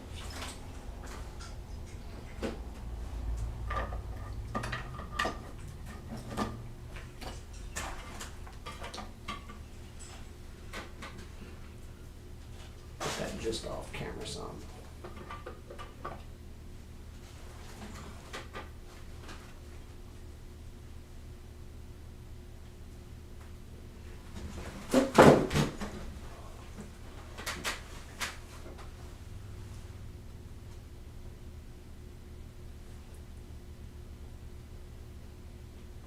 There we go.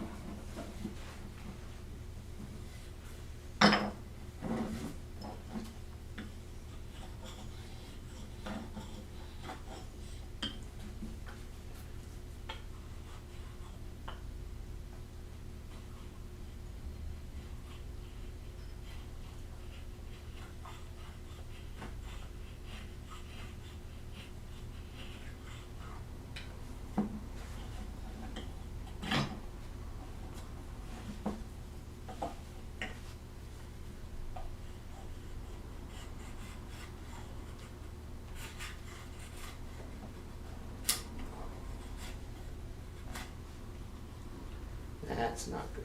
Okay, so I got a big chip out of my hickory right here.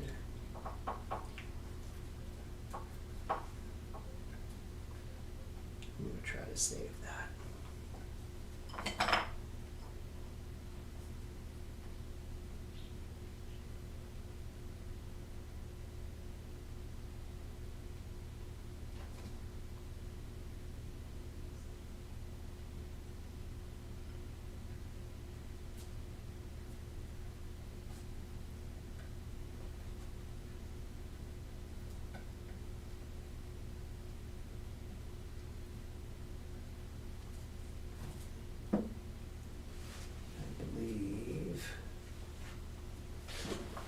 Yes.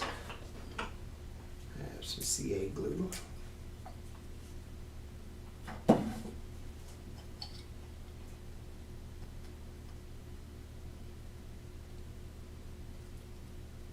gonna go ahead and glue that piece back down.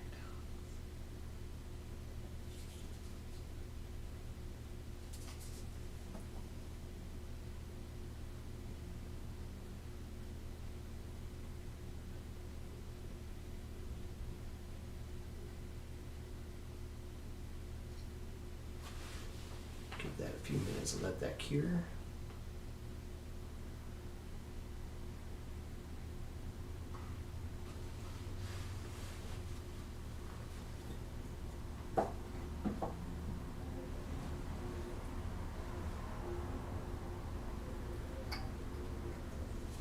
The good craftsman isn't innocent. The good craftsman just hides his crimes, though.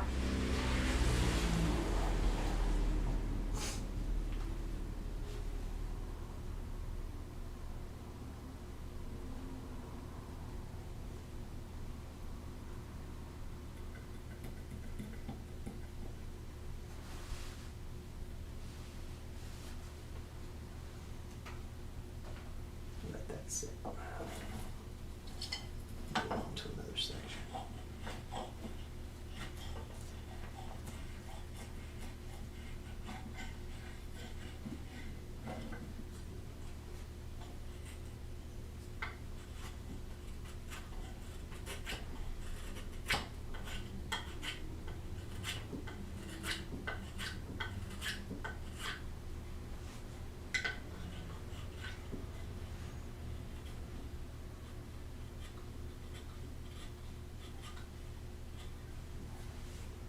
I really like this edge profile on this corner. I think I want to lock that in.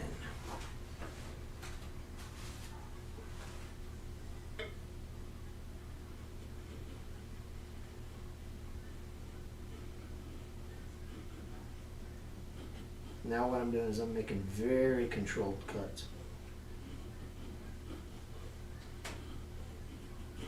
So that I can really dial in that shape.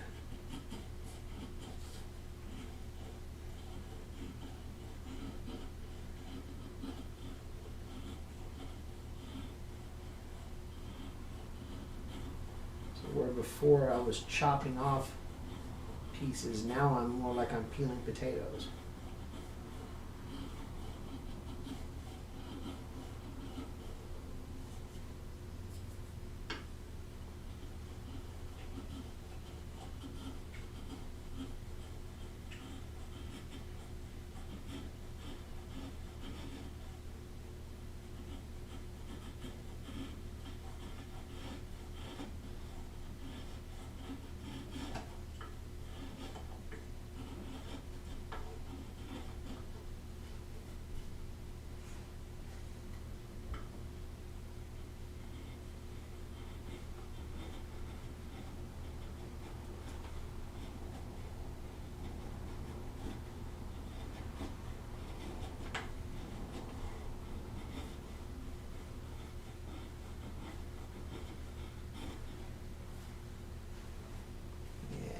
It's starting to look really nice down there.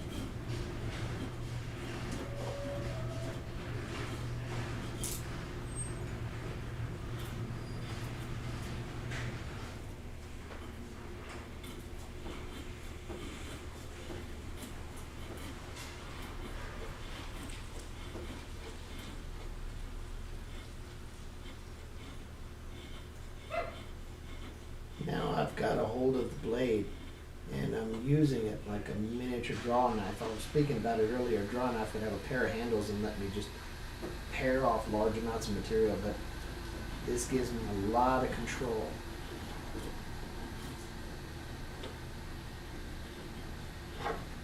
Lets me pare off even the smallest of pieces.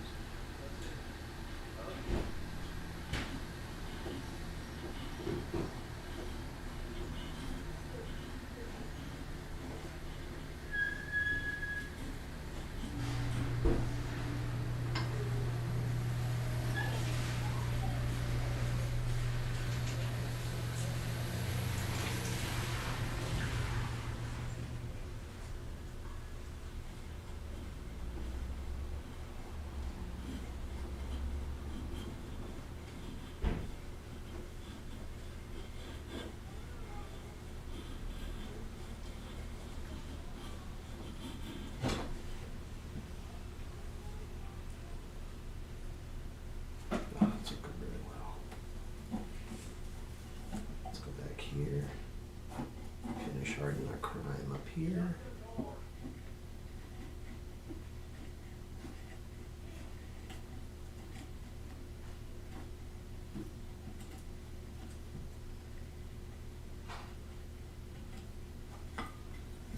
Like it never happened. Perfect. This project is actually going quite well. I hope you enjoy it.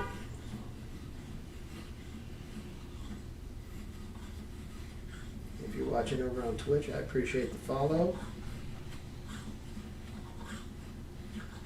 On YouTube, make sure you like the video.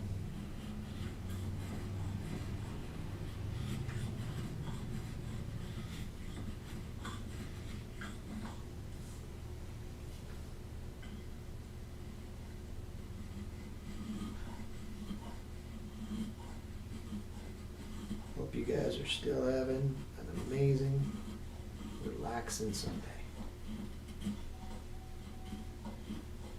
I know this has been pretty cathartic for me. It's been kind of nice.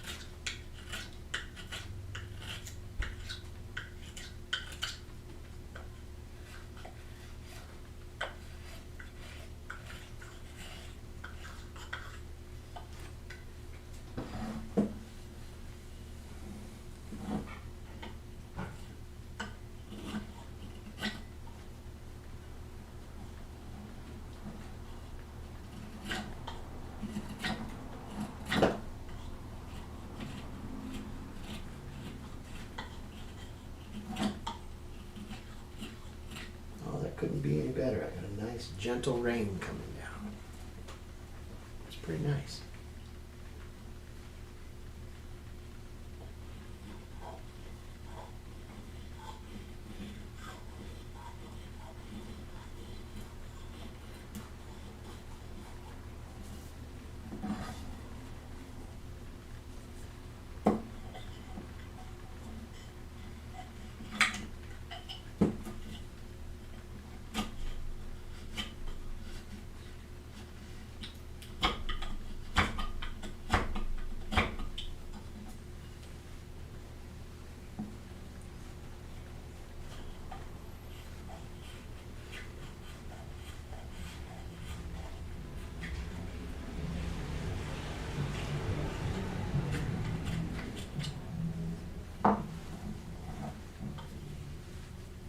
Absolutely.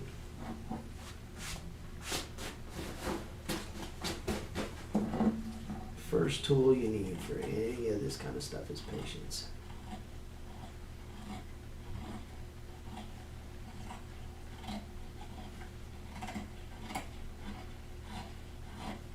You get in hurries when you mess it up.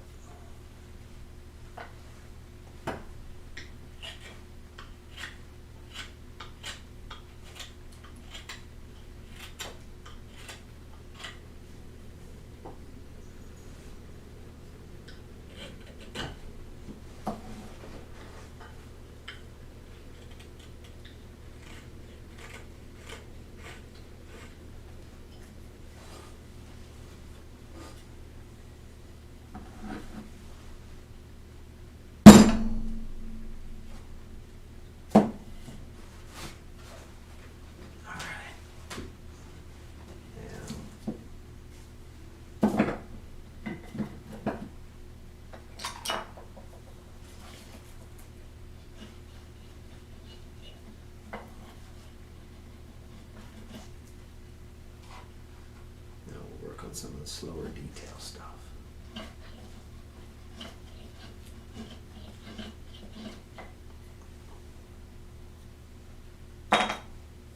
Which is silly because I just got done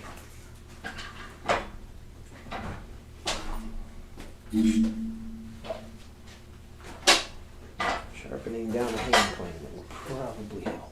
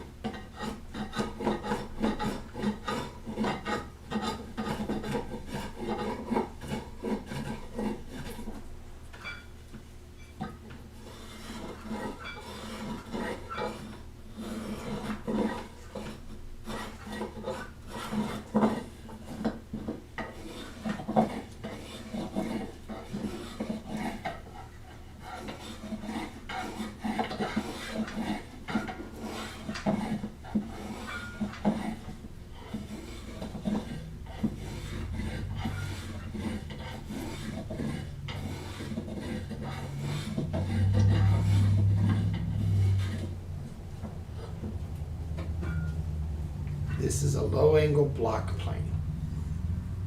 So it has a small knife barely protruding out. Maybe half a millimeter. Let's take a very small shaving. And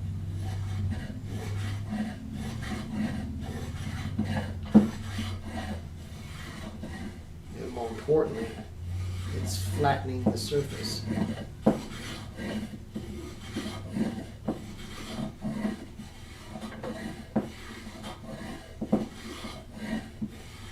But I'm slowly rotating it as I use it so that it's slowly taking small strips.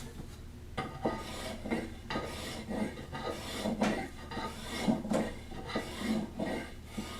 giving me the rounded shape that I want.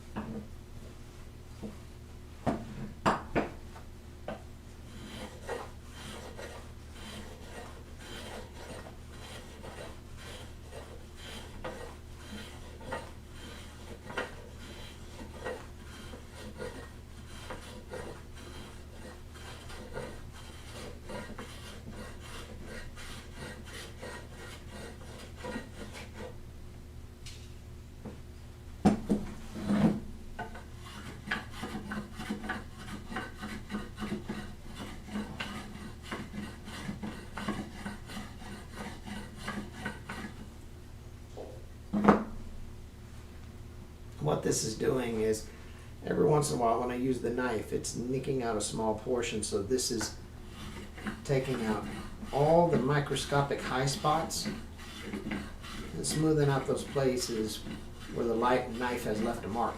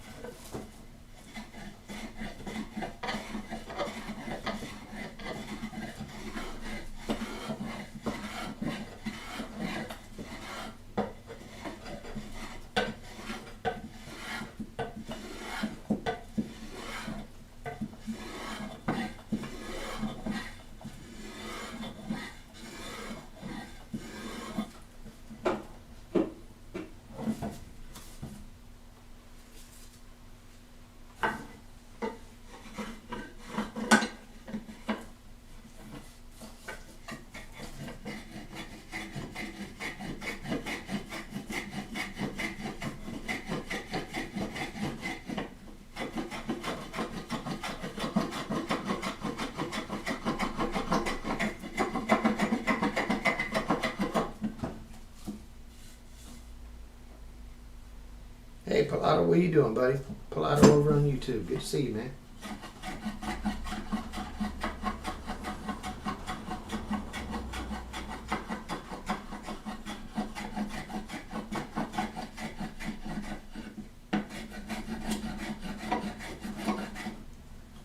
Making a new laminated handle for the ads.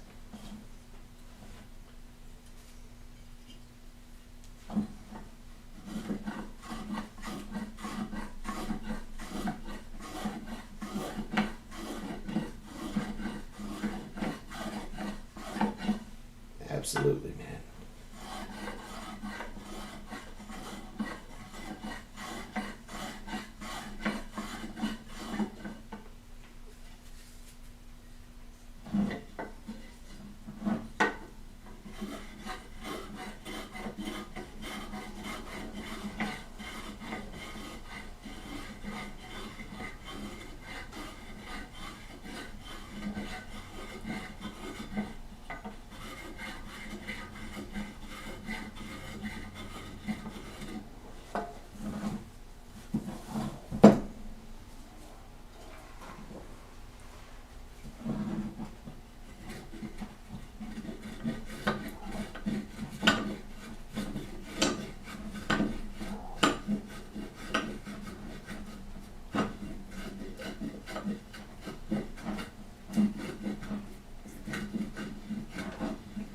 Yeah, using a low angled block plane to kind of smooth out the profile.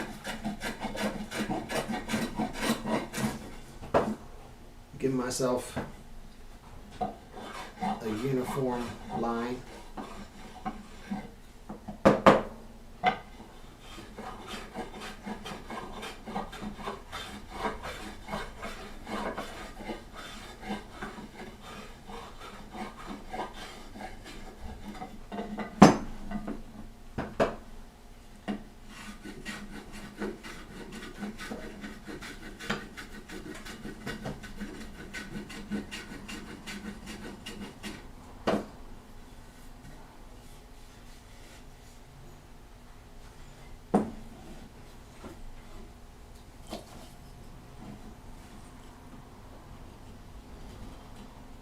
Yeah, it certainly comes in handy.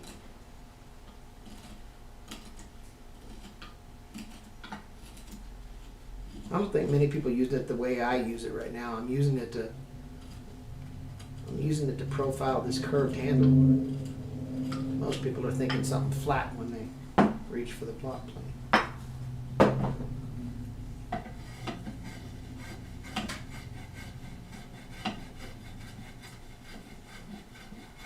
But I'm using it to make a myriad series of skew cuts.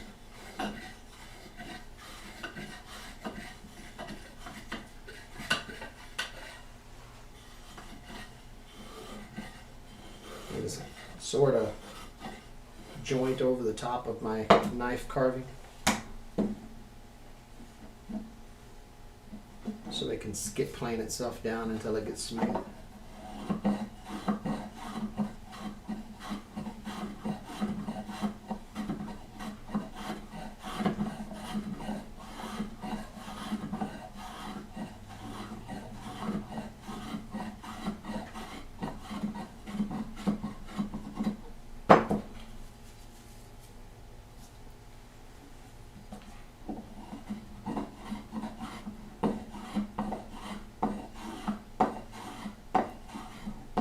I'll be covering the handle with the oil or resin thing.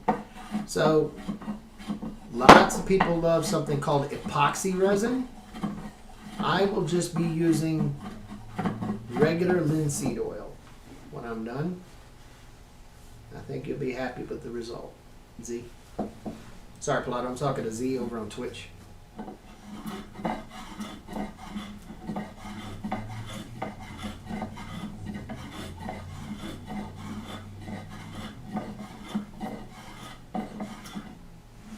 What types of wood in the handle, says Pilato?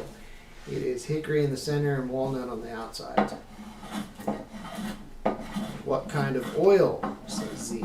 It will be boiled linseed oil.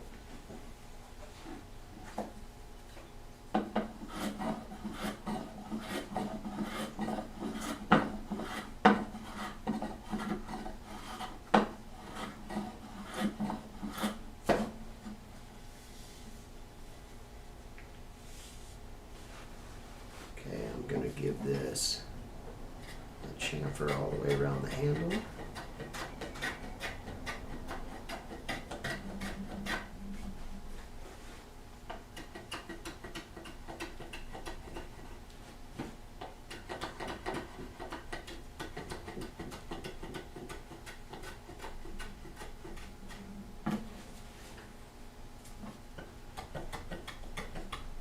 Z, so you know a chamfer is, I'm creating a small angle on the edge here so that when I bop it up against something, I don't accidentally chip off a splinter. It's got a more rounded corner so it doesn't catch on things.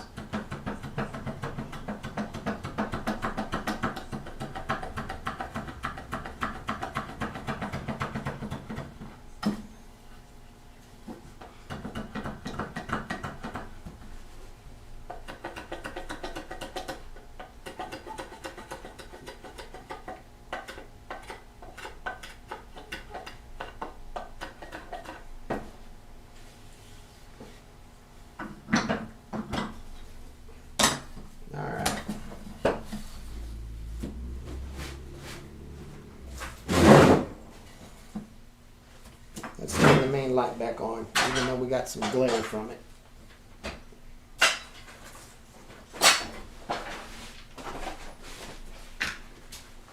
So that we can take a look at this money shot.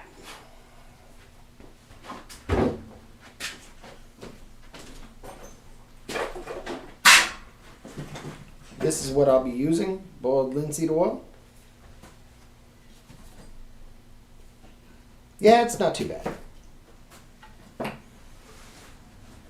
Ah, that light is so bright. Maybe I can do this a little different.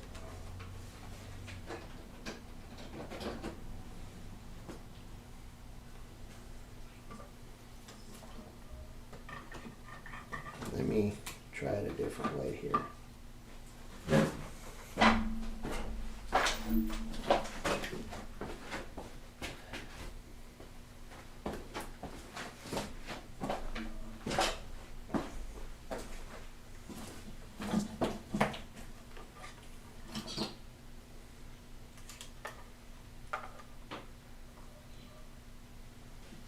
Hey, that's not so awful.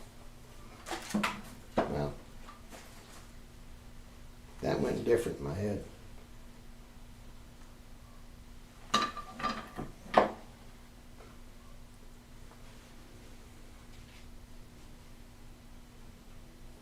Well, currently I haven't had to use one, Pilato. It's been pretty mild.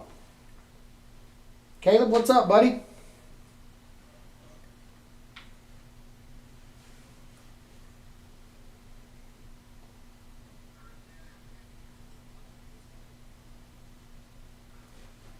All right, let me figure out something here.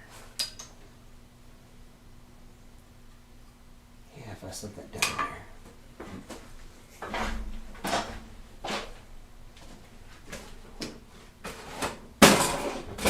Woodchucker, what's up, man?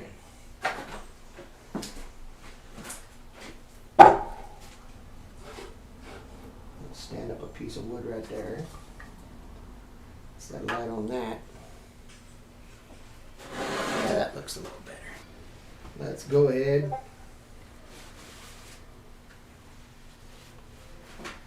Let's get the boiled linseed oil and get the money shot on this sucker. What do you think?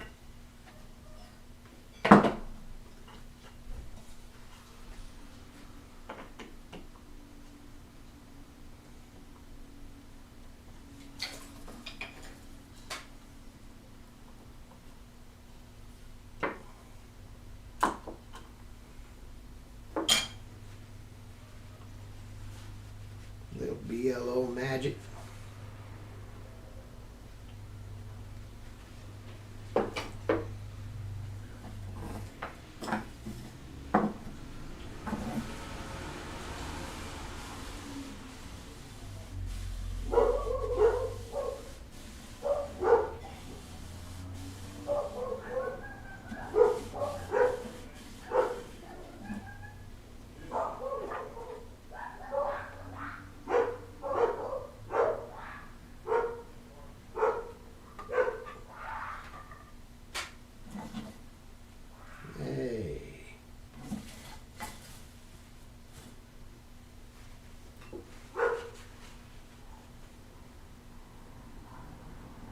Caleb, I hate my overhead light. I've got to figure out how to redo that, man. It's so much. It's way too much light.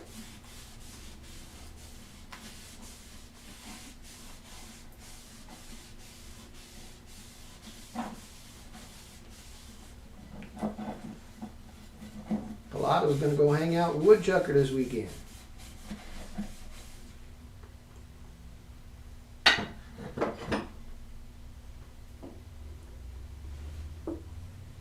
Hey, Z found me on YouTube.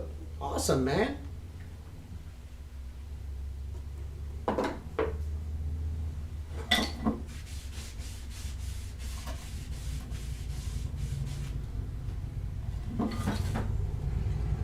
Everybody meet Z, who found me over on Twitch. Z, meet the gang. Pilato, Caleb. I don't know who else is lurking over here on YouTube. I hadn't looked.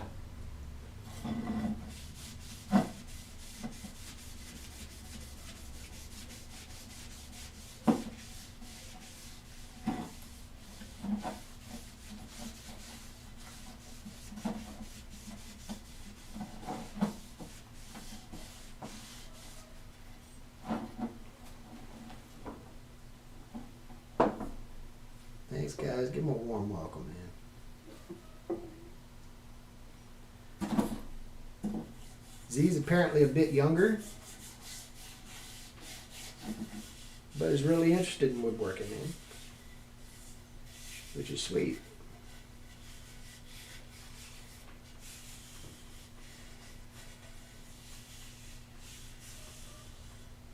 Yeah, I'm sure it would. Z, let me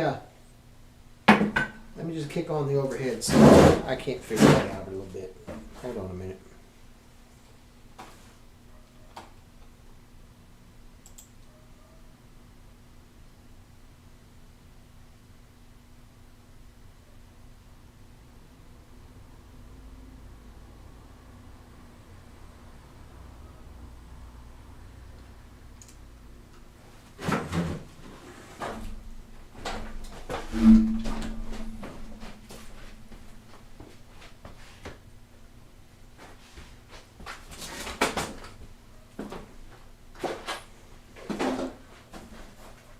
Okay. You shut up.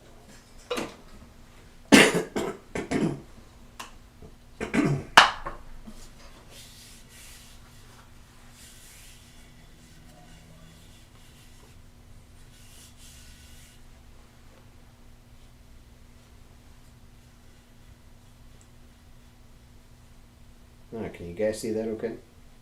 Here, let's do it like this.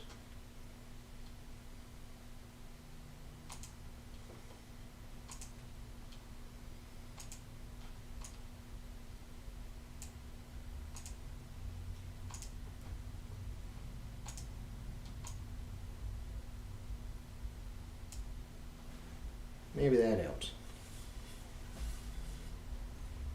See a little better what we got going on?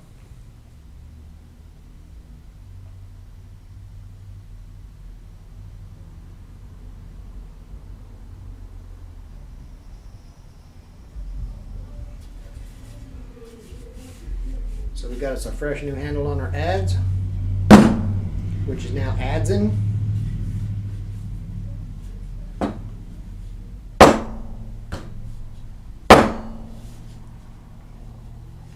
Fancy.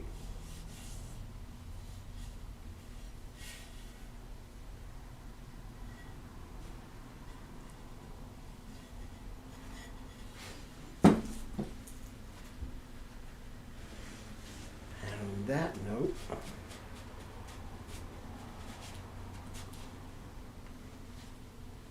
I may make like a fetus and head out.